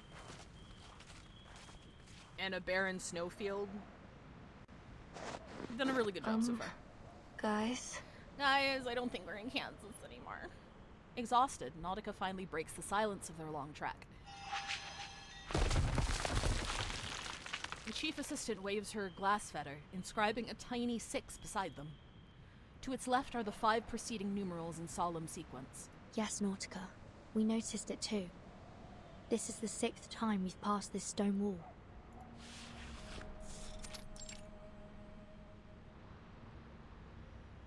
It might even be more than the 6th time. We walked for 15 minutes before we realized we were going in circles. I'm afraid we have to face the fact that we're trapped in this labyrinth, Timekeeper. Just like in the legends. The Black Forest, the Demon of the Crossroads, the Twilight Loop. Well, wait, Miss Amundsen. We need to think dialectically. Let's not jump straight to evil spirits. It could be the result of some kind of arcane skill. I had the same thought, but I don't sense any arcane fluctuations around here. That said, Miss Radio and the sled dogs couldn't just vanish into thin air. There must be a hidden exit, or something else at play here. Nautica stomps back and forth, soft snow rustling under her feet. Let me give it a try. I may not be an arcanist, but we human explorers have our ways. Okay, so she's not an arcanist. Okay. I figured she wasn't, but because her family, like, researched stuff adjacent to it and within the field, I'm like, is she, like, half arcanist? She begins rummaging through a mountain of gear, searching for a vital tool. The mechanical gears turn dutifully, just as they had half a century ago on the same frozen ground. My grandfather taught me how to tell the directions using a watch in the position of the sun. I have his watch right here. I took it with me. Let me see. What was it again? Point the hour hand towards the sun, and bisect the angle between the hour hand and 12 o'clock to find the south. Oh shit, does that work? Hang on. Hour hand toward the sun, bisect the angle between the hour hand and 12 to find south. Wait, we're in the southern hemisphere, so it actually points north.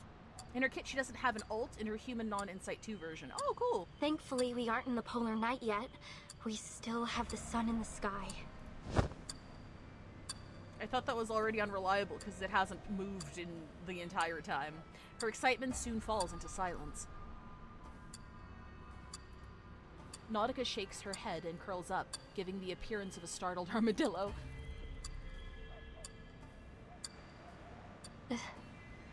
There's no sun. North, south, west, east, the sky is smothered under thick clouds in every direction. Snow and mist scatter enough light to see. The now red sun lies hidden away. Manus Vindictae's ritual is affecting the day and night cycle.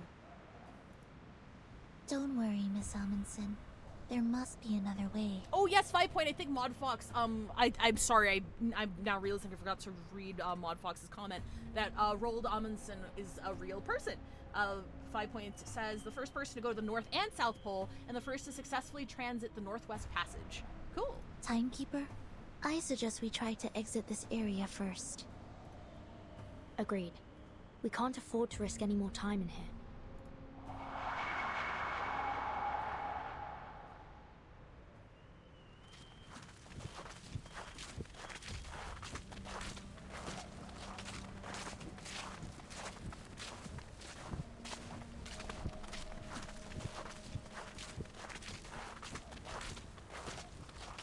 We're back in the fucking building again!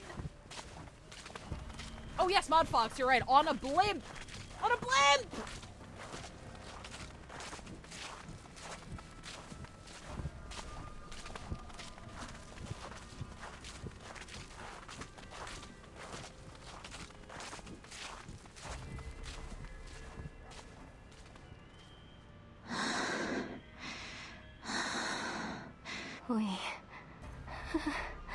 We're back at the beginning again. I've been keeping an eye on the sled dog's footprints. We've been following them all this time, yet we still seem to be going in circles. How did they disappear? Along with Miss Radio. Is this a trap? A trap that only lets dogs leave? I don't want to be stuck here forever. Quick, Sonetto, start barking! I hate winter and walking through snow, so this Foley is like too good, giving me the heebie-jeebies. Yep. How fair is this seems to be trauma. It's been trauma the whole time. Did you get some sleep, Rover? The ruins are just behind the pass. They're so close. Is it really impossible to get there? But Matu told me that it's different this time. This is the closest I've ever been. Her voice shakes as she looks into the distance, brimming with expectation.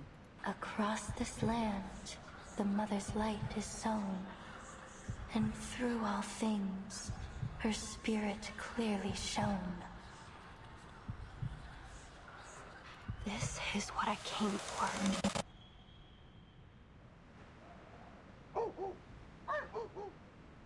The voices! Faint barking drifts out from the labyrinth's end, distorted by distance. It ought to be less than a mile away, but it seems now to extend to into an unimaginably vast space, distorted by the labyrinth's power. The sled dogs followed Dr. Doris' scent from the typewriter. That's right. And the direction of their barking is consistent. So, unless the labyrinth has been designed to carry sound in a particular direction, they must have made it through to the other side, where the ruins are.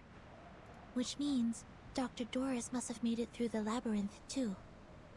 Oh, Commander, it's very easy. Just make yourself a tulpa. Don't do that. Don't do that. Exactly. Although we can't be sure whether she was guided here. Let's assume that she was alone. Then, despite the fact that she's blind, somehow she didn't get trapped by these stone walls. Maybe sight is a hindrance, actually. This Dr. Doris you're looking for, she's blind?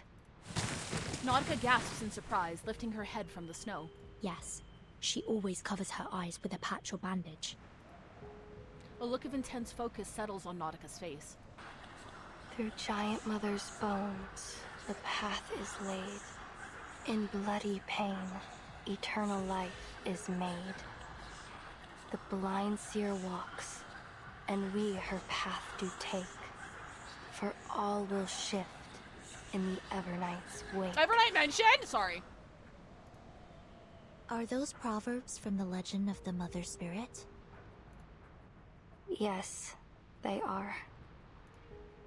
Could this folktale from your hometown actually derive from reality?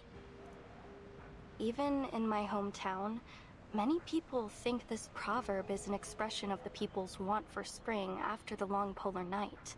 But I've always thought that there is something else behind it. You see, the blind Dr. Doris wasn't trapped, and the dogs who followed their noses also made it through the labyrinth. Sight is a hindrance! We looked around this labyrinth. We looked for landmarks and for clues. We even looked for the sun to guide us. We looked. That's the difference between us and them. We've only been using our eyes. Are you saying that... Maybe. If we close our eyes, the true direction will be revealed. You know, like that Zelda maze. Have fun, Famous Reflex. Close your eyes, Bertie. Oh my god! Was this foreshadowed all fucking time? Only when your eyes are closed will your mind open up. I love the Apeiron arc, by the way. I fucking love that arc so much. I need to go replay it. Clear clues, simple deductions, familiar theories. It's worth a try.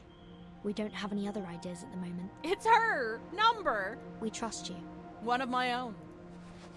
Their ice-cold hands clasped together. Are you ready to walk in the darkness, ladies?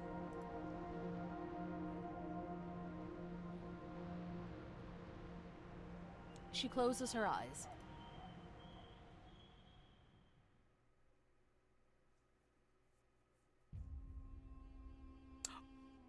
Oh shit! Okay, hang on. It's pitch black around you. We'll have to feel our way forward. Choose your direction and explore the maze step by step. As you explore in darkness, your awareness will fade. Find the exit before your disorientation reaches 100. Ladies, I am immediately thrown into the Antarctic Ocean. When you're unsure of where to go, tap to activate Mind's Eye and find the right way. After use, it requires 2 rounds to recharge. Let's move out. Okay, alright.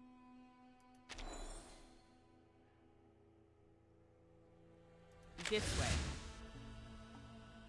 Ever heard of the left-hand maze rule? I thought it was the right-hand maze rule. They say if you follow your left hand along the wall, you'll eventually find the exit. Yes, because a maze can be seen as 2 sections divided by the correct path. Follow the edge of one and you'll inevitably reach the exit. That makes sense. Why don't we give it a try? Oh, my glove stuck frozen to the rock. Is there a trick to this?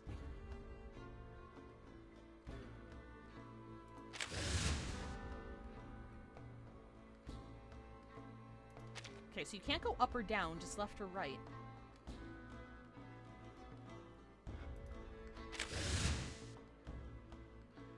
Okay, is that going backwards? I'm gonna assume that's going backwards.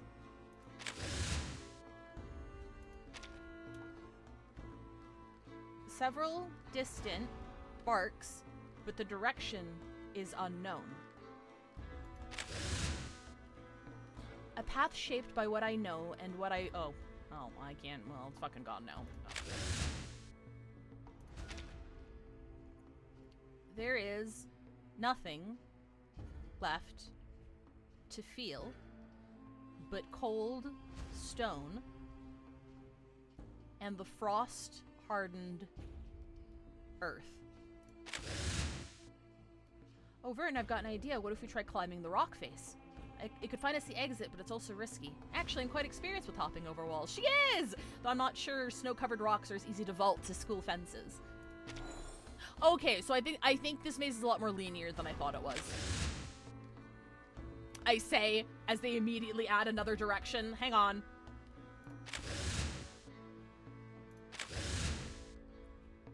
Another fork in the road. Since our scientific tools aren't working, perhaps it's time for some arcanum. A pair of divining rods or a pendulum would help, but unfortunately our supplies are limited. All we've got is the golden fleece, a Ouija board, and some incense. Wait, the Ouija board? Could we try contacting the dead? Maybe there's a friendly soul nearby who'll show us the way. If they knew the way out, would they still be wandering around here as ghosts? True. Viscous liquid seeps into every crack between the stones. The scent of blood hangs heavy, demanding caution. Okay, so we only use Mind's Eye when there's a fork in the road.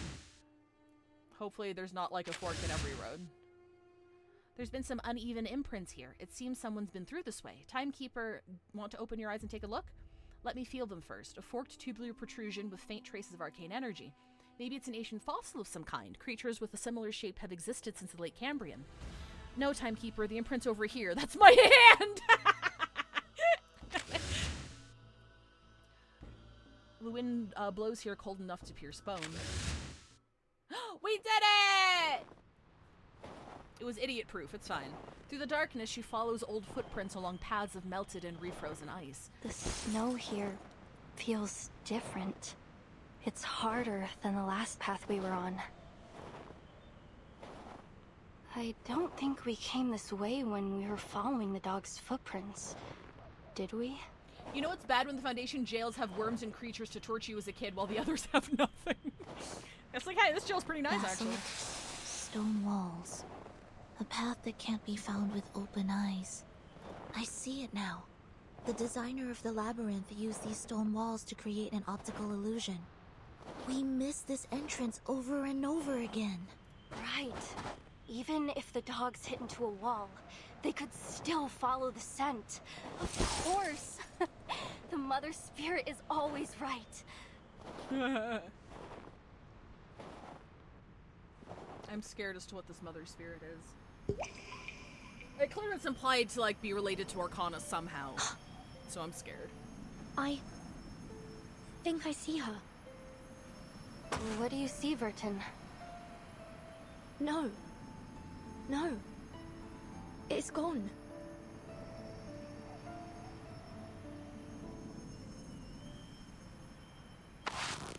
Take my hand, Timekeeper.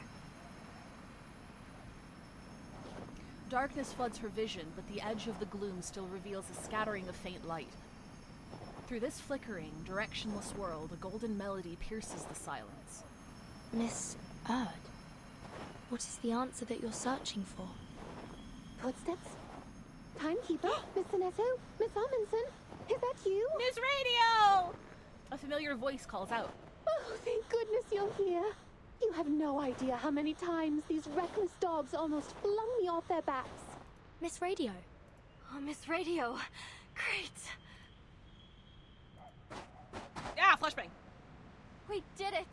We made it out of the labyrinth.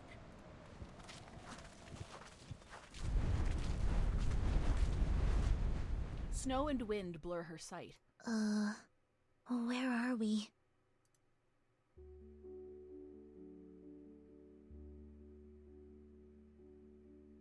The wilderness lies silent.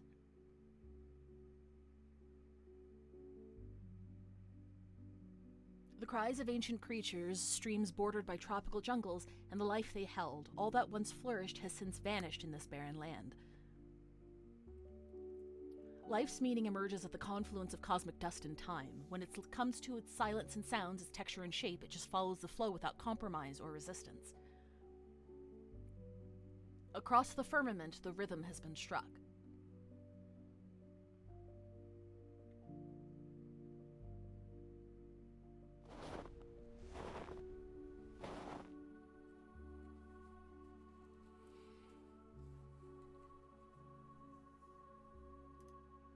Her initial excitement dulls into a daze. She stands frozen, unable to look away. She clenches her trembling fingers, tilting her head up to hide tears mixed between joy and fear. I made it. I found it. It's real. The Mother Spirit does slumber far to the south. The legends are true. And I found it. Its ancient architecture whispers out forgotten histories. The air hangs so heavy that Nautica's sobs seem to sink straight into the earth. We should keep moving. I have a feeling that all our questions will be answered once we pass through that gate.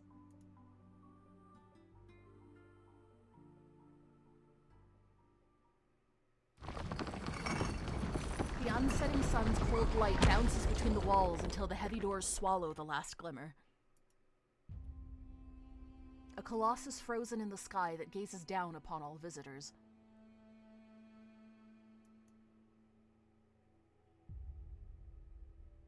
It's silence and acknowledgement that they have passed the first trial.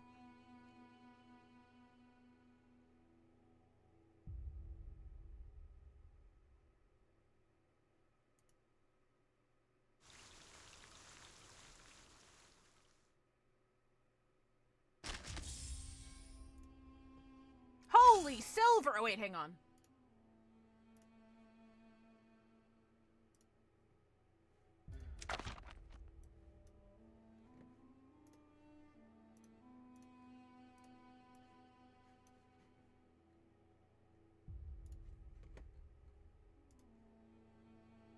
Sorry, I gotta keep track of this shit.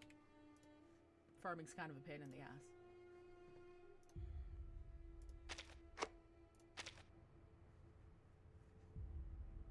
Congratulations, you cleared the stage. Though I hardly thought it'd take you so long. The answer was right in front of you the whole time. Just cover your eyes. Funny, you had to do the very thing the enemy wanted you to. That was your third lesson. True. Hands serve to control. As for the first and the second, well, you've already seen the digestive and excretory systems. Save us both the time and look over your logs if you're curious. Back to the topic. You almost died in there thanks to the false intel from your eye scouts. Luckily, Brain Command reacted quickly enough to prevent the worst from happening. You better set a second in command to avoid this kind of thing happening again. I believe my mouth can do it. The pass. The gate to the body, allowing thoughts to spill out and nutrition to enter. And the Minister of Foreign Affairs. But don't let it take too much charge. Otherwise, disputes and disease will fester in. You should be a critic. It wasn't my intention to talk like a Renaissance artist. But when you reflect on Michelangelo's painting on that grand ceiling, there's no choice but to do so. The key to creating life could be either the Hall of Wisdom or the Land of Birth. So, you should understand art a little better now. Okay. Alright, it is ad break time. I do need to run to the washroom, so I'm gonna pop this up. Nope, that's the wrong one. We're popping this up. Okay, I'll be back in a bit. I'll see you in 3 minutes.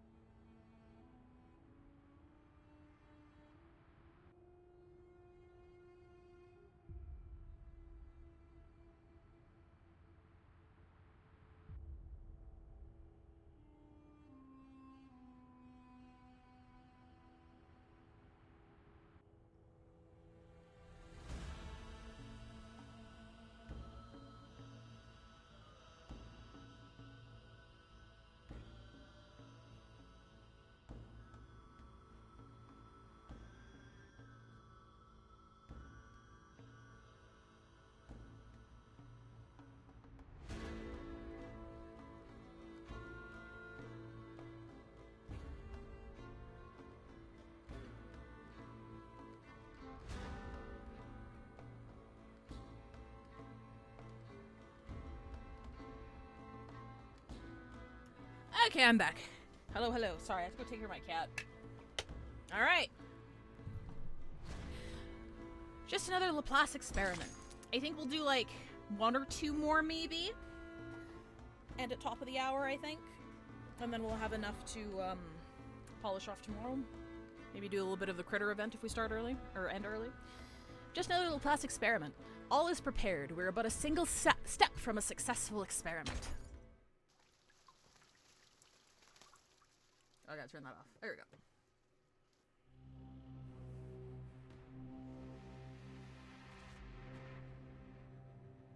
In the Ulrich Rogue mode. There's a what? Oh. There was a savior. Rarer than radium. Sorry, I know chat's covering this. Commoner than water, crueler than truth. Children kept from the sun. Assembled at his tongue. To hear the golden note turn in a groove, prisoners of wishes locked their eyes. In the jails and studies of his keyless smiles. Dylan Thomas.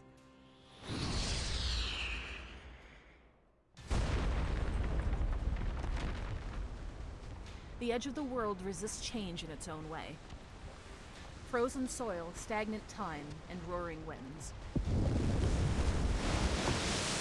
Yet the battleship's armored prow surges forward, blast waves shattering every obstacle.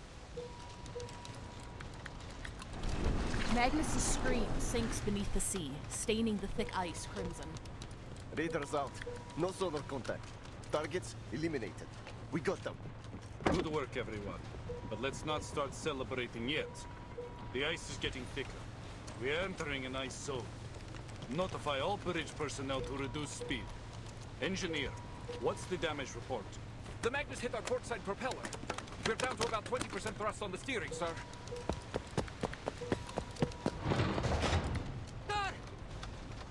The sentry bursts through the door. Visual on an iceberg at 12 o'clock! It's closing in fast!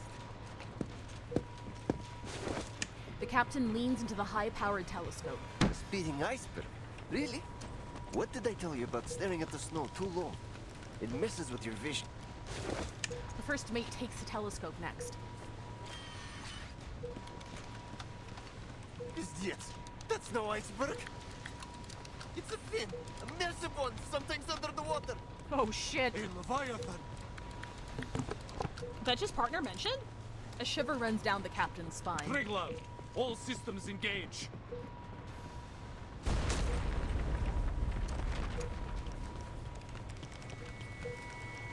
Weapon targeting systems were alive, but the bottom of the battleship takes the first brutal hit. All units, report your status. Water in main battery magazine. All watertight compartments are under pressure. Captain, we're going down! Understood. Flames erupt across the nearby sea as the frigate's fuel tanks ignite in the blast. For all these years, we have fought side by side with Triglav and the 3 frigates. Not once have these old girls let us down. The menace must be desperate to stop our landing.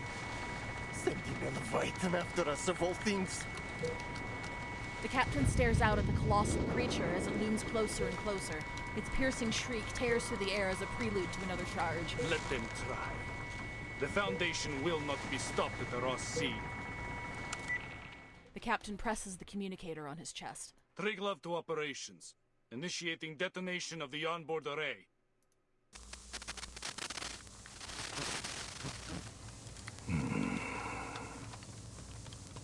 Static hisses briefly before the signal dies over Antarctica. Yet within moments, precise and clear orders are reissued. Operations to Dida. Steer clear of the ice zone. Fall back to defense line A2.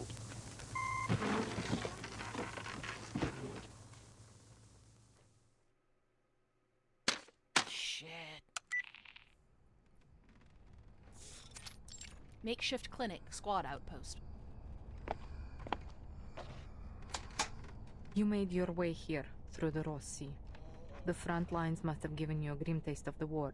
You know they're not Americans when they didn't say mission failed, send in the nukes. The Manus won't let the Foundation set foot on Antarctica, not without the fight. The ritual is too important.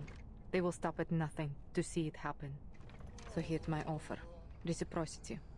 As a gesture of good faith, allow me to share some intel on their movements with you first. There's a ruin of an ancient city deep in the heart of Antarctica. That is where the ritual will be held. A ruin? Here? Against that mountain, yes. But it isn't just any ruin. It's Manus Vindictae's stronghold. Rituals, preparations, high-level meetings. That is where they all happen. In order to secure the continent, they have fortified the coastlines, covering every possible landing point.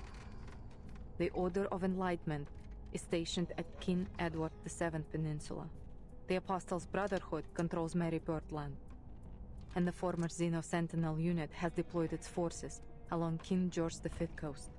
The terrain is already a natural fortress, but that wasn't enough for them. They have deployed a number of arcane-modified beasts, several Magnus and a Leviathan, if my intel is correct. Oh, no way! A Leviathan?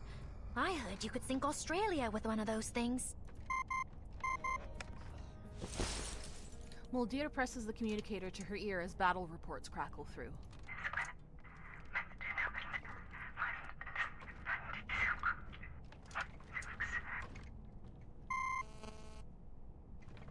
Not anymore. The Triglav just blew it up and sank with it in the explosion. She was one of the Foundation's best battleships. Holy shit. A heavy price to pay to only reach a stalemate.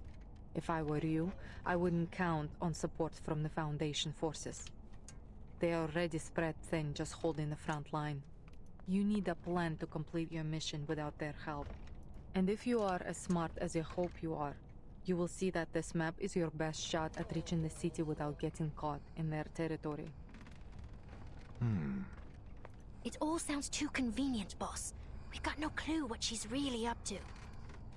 Ulrich's head remains bowed, only the crackle of circuits breaking his silence.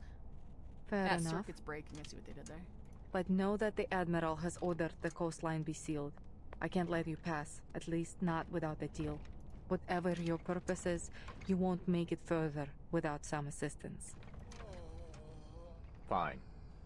Seriously? He lifts his fishbowl head, the fluid remaining in a steady flow. I'm meeting with the Timekeeper at the site of the ritual. Ah, brilliant. Now it's the guard who lowers her head, as if surrendering to defeat. What's the Timekeeper doing there? Ulrich raises his tied hands. I'm not saying another word until you remove these cuffs. You think you're in a position to bargain? Bargain? You were the one suggesting reciprocity. Hardly seems reciprocal to keep us locked up, don't you think?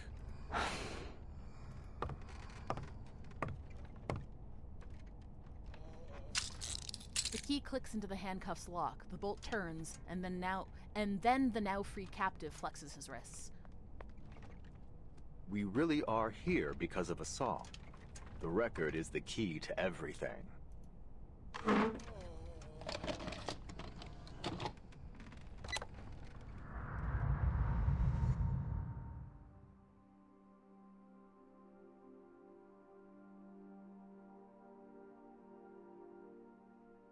In 1995, before the world was afflicted with the storm, this record, along with its arcane record player, was sent into space aboard the Regulus Space Telescope, serving as the power source of the satellite.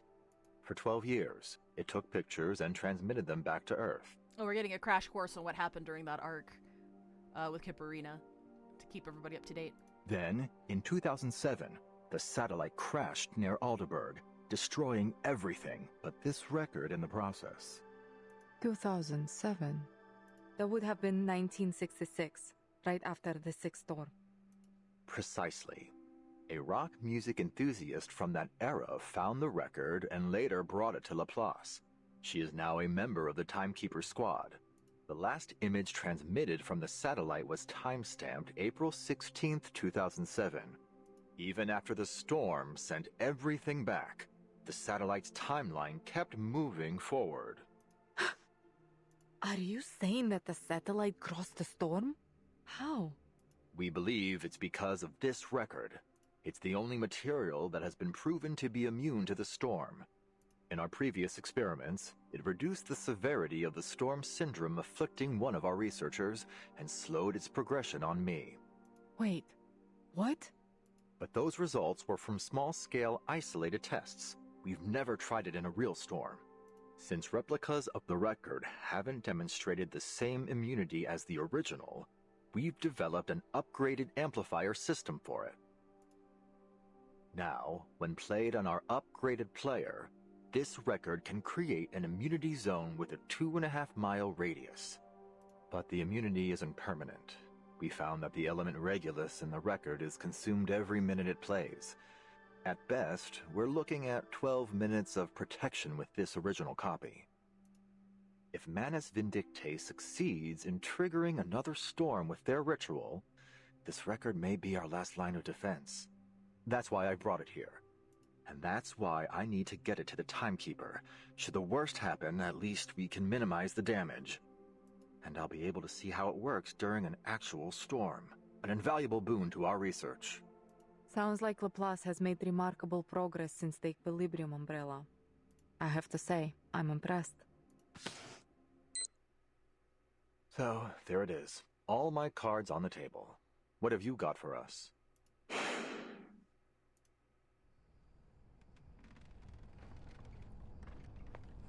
The actual location of the ritual is in a sanctuary hidden in the heart of that mountain behind the city ruins.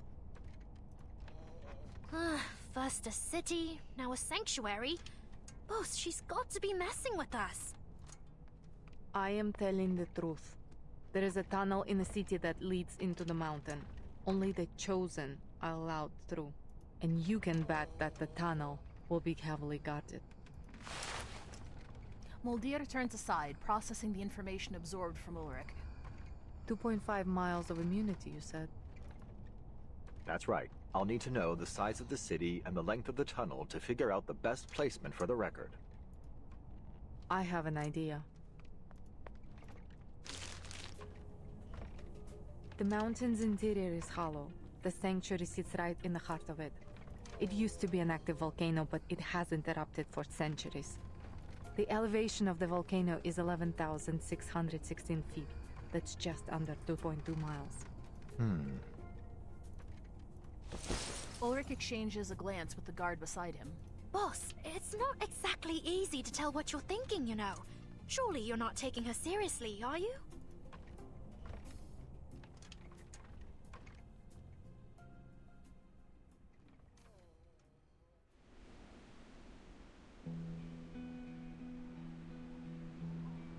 Three figures emerge from the abandoned research station, now repurposed as a field hospital. The two freed captives adjust their clothes, ready to depart. Muldir hands the map to the guard. Scaling the mountain isn't going to be easy. I have marked the dangerous areas on this map. Try to avoid them when planning your route. The guard nods and receives the map. Before you go, let me make one thing clear. This is just my advice. Whether you take it or not is up to you. If just the two of you go up the mountain, you may keep yourselves out of the enemy's sights, but it will be highly dangerous. There will be no saving you if something goes wrong. Of course. We'll weigh our options before we make a move. Good. Keep your head on straight, soldier. So, just like that, you're letting us walk out of here? With the record and a map? You call it reciprocity. But what's in it for you? It may have just been the wind or a trick of the eye, but for a moment Muldir seems to smile. Arcana's death hasn't weakened Manus Vindictae. In fact, they have kept the Foundation very busy, taking different names and causing chaos around the world. They rallied their followers, journeyed across the globe, and set the stage for their ritual on this barren land. And all right under everybody's noses. They planned every step, but you just barged in here with nothing but a record and an idea. If you were my soldiers, I would have thrown you out of my camp by now. That said... She returns the record to its rightful owner with a solemn gesture. I would rather see the storm end than see you fail. Ulrich accepts the record in turn.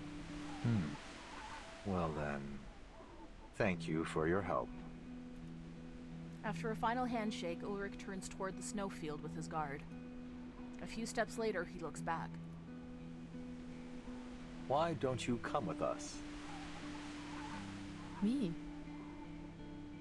Look, we may be rushing in there like a couple of idiots, but if this works, if it really stops whatever scheme the Manus are brewing, don't you want to see it for yourself? It doesn't matter what I want. I have orders. His ferrofluid flickers a few times before he walks into the gathering powdered snow without another word.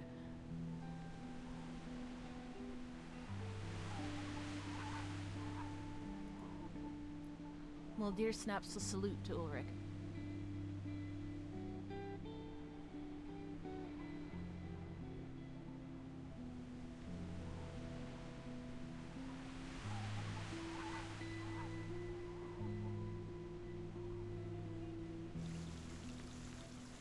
Damn.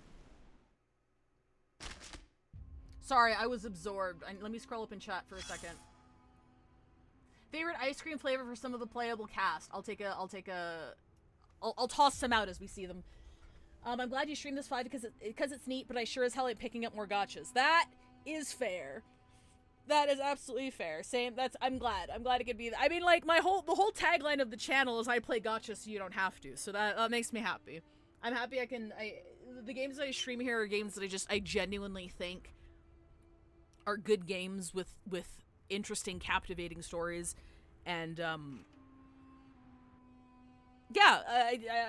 aim of this channel was to share those stories with people who might not necessarily want to play them or have the time to play them, but still want to experience what it's got to offer. Because I genuinely think out of all of the gotchas that I play, Reverse 1989 has had the most consistent strength of writing. I want to say I would say that out of the ones that I play. I'm not going to say ever, because I know that there are a number of them that are stronger. I would reckon Arknights is one of them, but I was never deep into Arknights lore. Arknights is very much a main game, and its world building is extremely thorough. Like, it's very, very thorough, and I was never super deep into it, and it was because I didn't have that level of commitment to it why it just kind of comes and goes in my roster. Like, I'll play it for a couple months, and I'll drop it for 6, and I'll play it for a couple more, and I'll drop it for another year. So I keep coming back to it, and I enjoy it, but I also like playing other games, so I never had the level of commitment that I would want to put into Arknights if I were to make it one of my, like, permanent games. But out of the ones that I play, which is basically Hoyoverse, Persona 5X, and this one. I mean, I used to also play, I'm gonna say I used to play Blue Archive. Blue Archive is more of a passive thing for me now. Like, I log in, play for a little bit, don't log in for 3 weeks, log in when they have a cool event, play a little bit, and then don't log in for 3 weeks. That's kind of my rotation with it. Out of my regular ones, though, I do enjoy Reverse 1999's writing the most, I believe. But yeah, no, I'm glad I'm able to share this with you guys. I was a big believer in Verse 1999 as soon as I saw the art style, because the art style is a huge thing for me. It needs to really stand out for me to, like, be like, oh shit, I'm interested in this.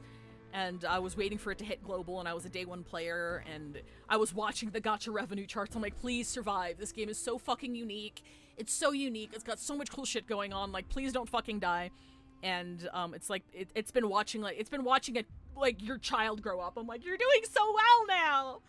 Like, you're not like a fucking Hoyoverse level hitter, but I think you're gonna be okay. So hopefully they keep up with it, because I'm having a good time. I started when Jianyangji banner released. Jianyangji? I probably butchered that. But yeah, no, that was that wasn't, was that Annie? That was Annie, right? Was that Annie? Or was it Chinese New Year? It was one or the other. But yeah, no, you've been here a while. I just got back from an Italian festival with Cats Were Screaming. Isom. Assassin's Creed crossover helped its popularity a lot, for sure. First limited character banner, Annie was Lucy. True, yes, you're right. Mountainside Sanctuary. I still use Geo from time to time. Oh, I knew this wouldn't exactly be a Sunday stroll.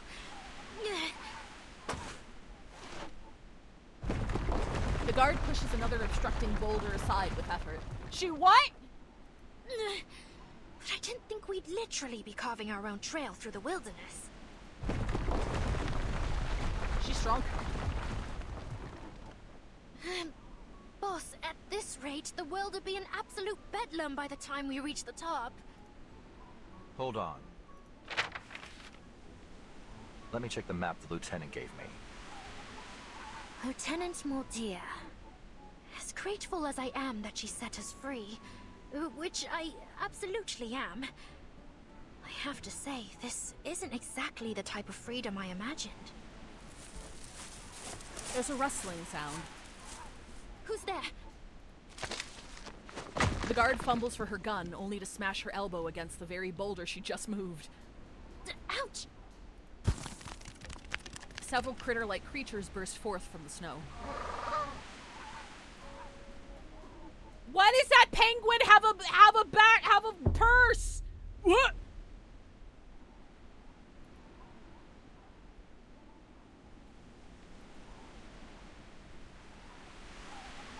Penguins? Here? The penguins charge toward the climbers, their beaks already pecking at the coats. Hey, give that grenade back! No interference, right, boss? I mean, you're not going to make me fight a penguin, are you? Look at their little faces. All members of the Sentinel Unit Antarctic Advance Party, attention! Oh, it's Buddy! The penguins wobble into a perfectly aligned row like well-trained circus performers, or perhaps even soldiers. Alrighty, let's see what we got here. Rookie guard, check. Awakened researcher with a fish tank for a head, check. Mr. Ulrich, allow me to apologize for the shock my jits have given you. They're jumpier than a spring cricket at the moment. A lot of them just lost some dear friends of theirs after getting back from Florida. Brutal, really. What? That is a squirrel. He's one of the most meta characters in the game, and you get a maxed out copy of him for free. The little rodent standing before Ulrich snaps off a salute.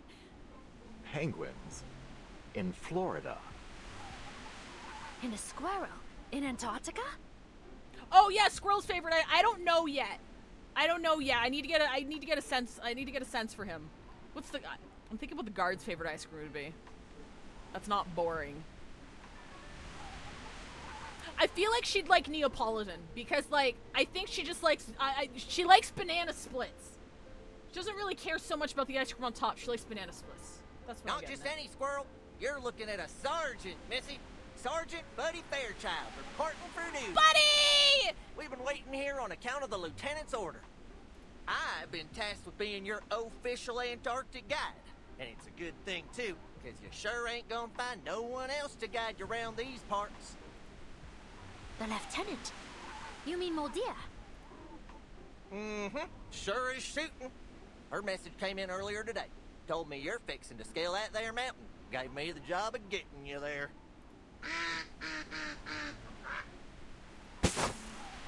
In unison, the entire Penguin squad delivers a textbook Xeno salute. See you later, Bree! Mordia, I could kiss you. So, Sergeant Fairchild, you and these troops are under Moldir's command. Oh yes, the noir killer, the noir bencher. I don't have her, but I do feel sorry for her owners. Marcus was in the same spot. She just needs a euphoria. It's fine. It's fine. It's fine. Ulrich struggles to process the surreal scenario. Let's skip the pleasantries, shall we? The lieutenant's orders were as clear as the day is long. If you really want to help your friends and save the world, then we better get your behinds up that mountain quicker than a cat on a hot tin roof and get that record playing. Now let's get moving before the Menace get their ritual going. Ulrich can't eat. He doesn't have a favorite ice cream. Save the world? I had no idea she thought so highly of us. Buddy Fairchild clasps his hands behind his back, tapping the ground with his feet. Now let's see here. Circling Ulrich with paws still firmly behind his back, Buddy Fairchild sizes him up with a critical eye. Mountain ain't no Everest, but it sure is a storm in July to be a tough climb for y'all big and tall ones. Well, can't never could. Buckle up, folks. I don't want to see no bodies tumbling down the mountain. You hear?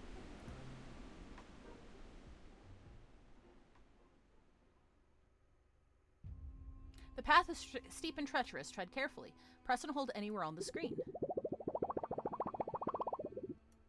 As you hold, a white circle appears and gradually expands. Release when the white circle enters the green zone to jump to the next platform. The winds are cold and strong, so time your jump carefully. Put a little ferrofluid in the freezer for Ulrich. True. What happens if you miss? Oh, it just doesn't go. Okay, alright. Listen up, Tollins. From here on out, you best follow my lead. If y'all fall and crack that fishbowl of yours, I won't be no laughing matter. I have an emergency plan. If things go wrong, we can use my thermos. Solid prep, soldiers. Let's just pray we don't need it. Stay sharp, eyes and ears open, you hear? The Lotta's really jumping out at me.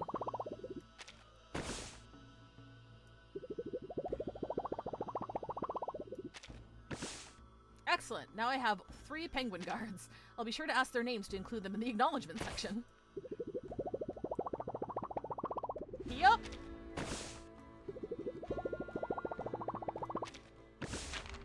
Calling the timekeeper. This is Ulrich. Damn it, the Foundation's communications are barely getting through. What's up? Lost contact with your pals? Lieutenant Muldear's intel about the ritual is critical. I have to report it to the timekeeper as soon as possible. The blizzard's too heavy and the mountain's too tall. We need to find a location suitable for our shortwave radio. No sweat, partner. Just leave it to me. So what kind of spot are we looking for? Electromagnetic waves get absorbed and reflected by terrain. Direct waves give off stronger signals than reflected or diffracted ones. So the fewer the obstacles between us and the Timekeeper's team, the more likely we are to make contact. Of course, the state of the ionosphere still affects a few. Sergeant Fairchild, are you listening? Oh, of course I am. Bright eyed and bushy tail as ever. So you need a clear spot facing city ruins, right? Then you folks do your thing. I'll scout on up ahead and keep your peepers open for my markers. Oh wait, I have to go back. Yoop. Yoop. Hey, look, it's a magic squirrel. Maybe he lives longer. Oh, I see his trail just ahead. Let's hope the squirrel's reliable. Yep. Well, your radio working? No response, but there are no issues with the signal. The timekeeper must be busy. Don't you worry, it's all clear ahead. You can haul for your pals anytime you like. I'll admit you got a knack for science. If we make it back alive, I wonder if we would consider joining the Laplace Scientific Computing Center. I'm certain my colleagues would have no issue accommodating another unusual arcanist. Shucks, I'm flattered. I'd be keen for a visit, but I'm afraid I done already swore my loyalty to Lieutenant Muldear.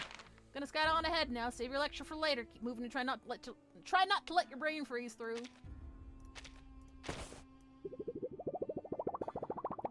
Muldear called up backup squirrels. Backup squirrel, specifically. He's by far the smartest squirrel I've ever met. I should talk to him about the record later. He may have some unique insight on the matter.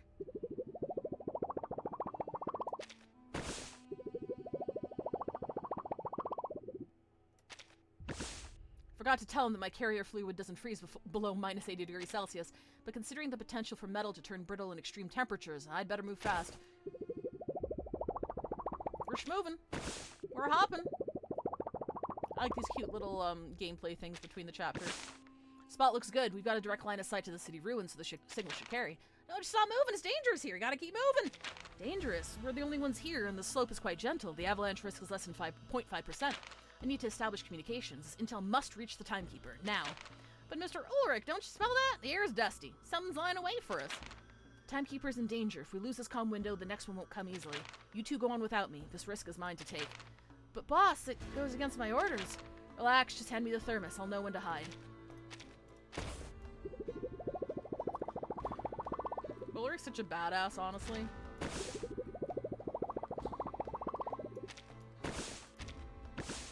Starting transmission to the timekeeper. Let's hope nothing goes wrong. Flux.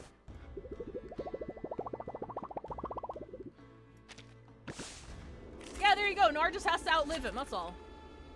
What does he do? Is he an alt buffer? I don't know what Noir does either. Good folks who pass under the tree will get a leaf or a flower on their head.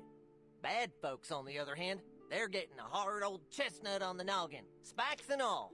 Oh, I ain't no softy like them pet store animals. I'm a true Floridian. Tough as a pair of old boots. Oh my god, he's from Florida! Okay, so it stacks attack. Oh, neat. He's so happy. Look at him go. Where is that budget hog hiding?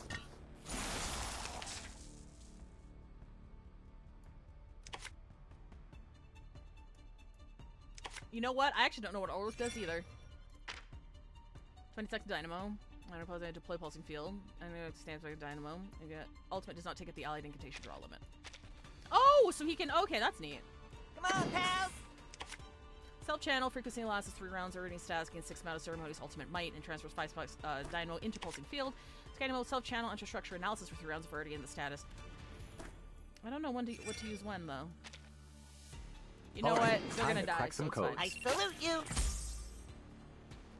An adequate sample. I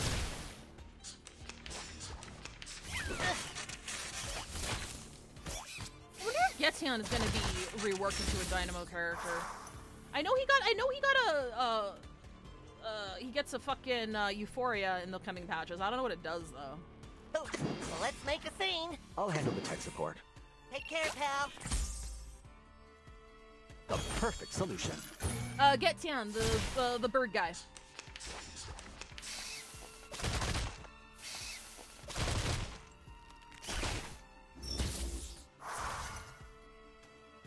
Oh, Getsion's also ult? Oh, Getsion is ult? Okay. This ain't no animal show. Come on, pals. Oh, wait, that doesn't work. Antarctica base party. 3, 2, 1, charge! Dear God! Another perfect combination of reason and passion.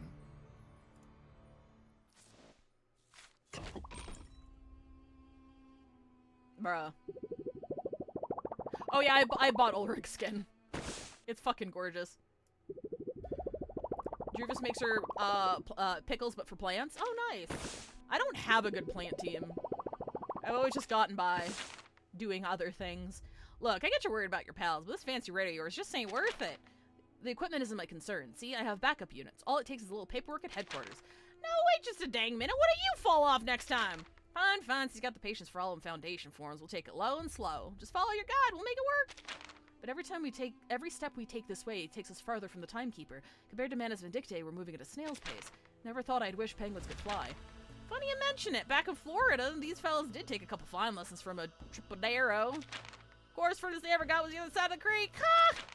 Now go on, tell me some more about those short waves and bouncy signals. Your guy will find just a spot for you.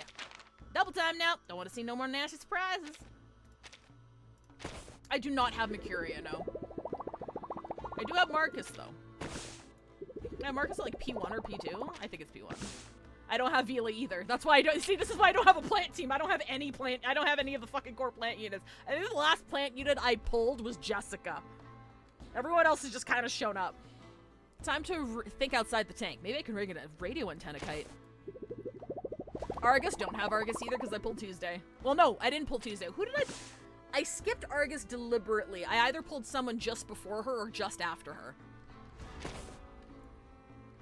I have Tuesday, and I have Ezio. And I have Rabies, and that is my poison team. Oh, I go by they, them, Commander. I do have Jessica. I don't have her Euphoria though. I have too many other Euphorias to prioritize. I am not desperate for Jessica's Euphoria right now. You're climbing faster than a squirrel in a nut chase. Maybe you tell me so bad. Much appreciated. This body has certainly proven well suited to mountain terrain. I'll be sure to add it to my field report. Wouldn't mind getting one of those fancy climbing suits myself. Oh yeah, I just got Sotheby. I just built Sotheby, so I have Sotheby for a poison team as well. While your boss is fiddling with the equipment, how about you and I take a little break, huh? I got plenty of frozen fish. Where are you keeping those? Yeah, no, Commander. Yeah, that's. I mean, I don't have Sotheby's Euphoria fully maxed out yet. But I only got Sotheby's Euphoria very recently, like within the past week. I think. So I haven't really taken it out for a spin yet, but.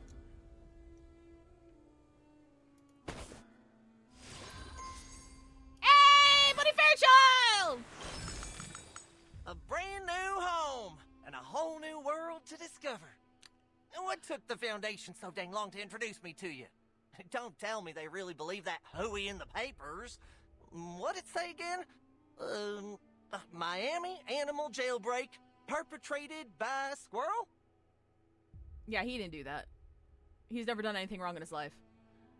No, Mortal You, nobody's taking Rabies' place. So, yeah, my poison team currently is Ezio, Tuesday, Rabies, and Sotheby with like half of Euphoria. I think I used it.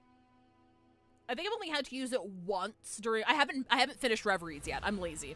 I haven't finished Reveries yet, but like during one of the 300 stages, I want to say, poison is the easiest way to cheese it. So I use them there. I'm like, hey, this works pretty good. Wait, the virus Rabies is a character in the game? Yeah, he's one of my favorites. He's a 4-star. No one gives a shit about him because he's weak. Look at him. Look at him. Rabies says His long story short, he was like a small town doctor from what I remember, and he fell in love with this woman from afar, and the woman contracted rabies. So without telling her, he did some arcanist bullshit that transferred that magically transferred her ailments to him. So she was cured of rabies, which is something you can't fucking cure, and he was turned into this. So he's completely lost his mind, and he gets along with little farm animals and makes farm noises. Look at his tail! My poor boy!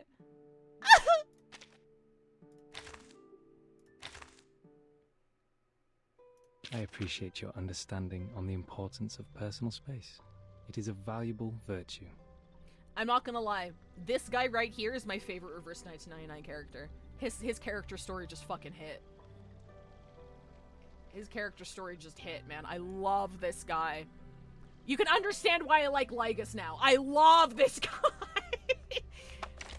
There are weirder names. There's a knight. Bonjour. Comment allez-vous? I saw this artwork. This is one of the artworks that made me play this game. I'm like, oh, he's beautiful. Apparently his Euphoria isn't great, but I don't care. I'm probably gonna get it anyway. Who else is there? There's Tooth Fairy. Stop talking. It's time for a checkup. She's cool. Please open your mouth. I don't use her very much anymore. This is her original skin there.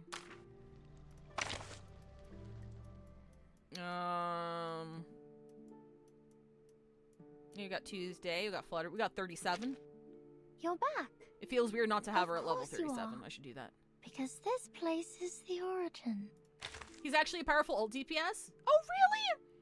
That's good. I didn't look at what I didn't look into what he did. I just saw people like who were waiting for it be disappointed. So I'm like, oh, that sucks.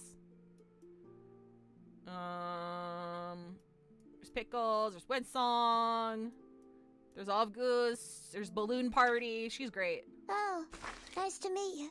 Nice to meet you. She creepy as hell. I love her. Damn shame the Milwaukee Protocol only cured rabies the one time. I can't remember what the Milwaukee Protocol is. That an SCP reference? I'm thinking of another protocol, aren't I? I think weren't there like two people who good folks who passed were under cured the of tree will rabies? get a leaf for a flower. Ezio's still fucking broken. Yeah, I don't understand. Like, good folks who pass under the I do tree understand. I completely Wow, understand. But it's like, another holy shit.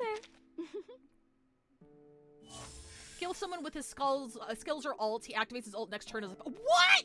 That's crazy! I love that, actually. I've always loved Moxie building with his ass. Wow, another worshiper. Time to make a night team. He's been there lying in wait. Oh, there's Onion, named off of the newspaper, of course. Or the satire news outlet. There's Darly Clatter. There's Alien T. That's awesome, Commander. That's sick. Oh, wait, hang on. We got one more. Streamer luck? Streamer luck? No streamer luck.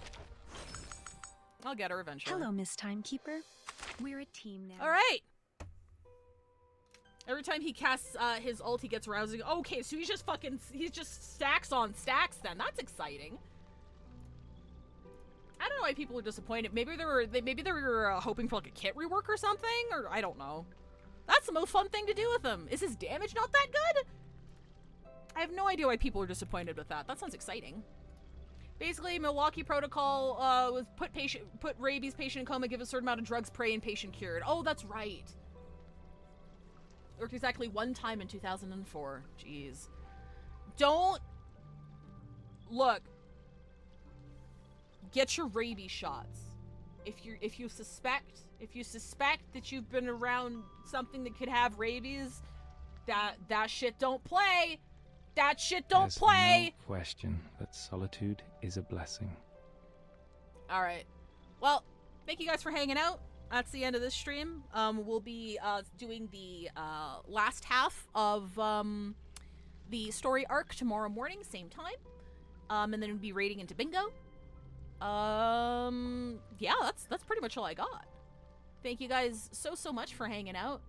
As always, it's way more fun doing these when I get to share it with people who like to watch. I'm going to... Where should I drop you off? I'm going to drop you off at Radius. What's our raid message, guys? Until next time, Legacy Yapper, I wear the badge with pride. What is our raid message? Nautica character story kind of traumatized me. I'm excited. I love being traumatized. Florida Squirrel Man. Yeah, I think Florida Squirrel Man is more suitable for Radius chat.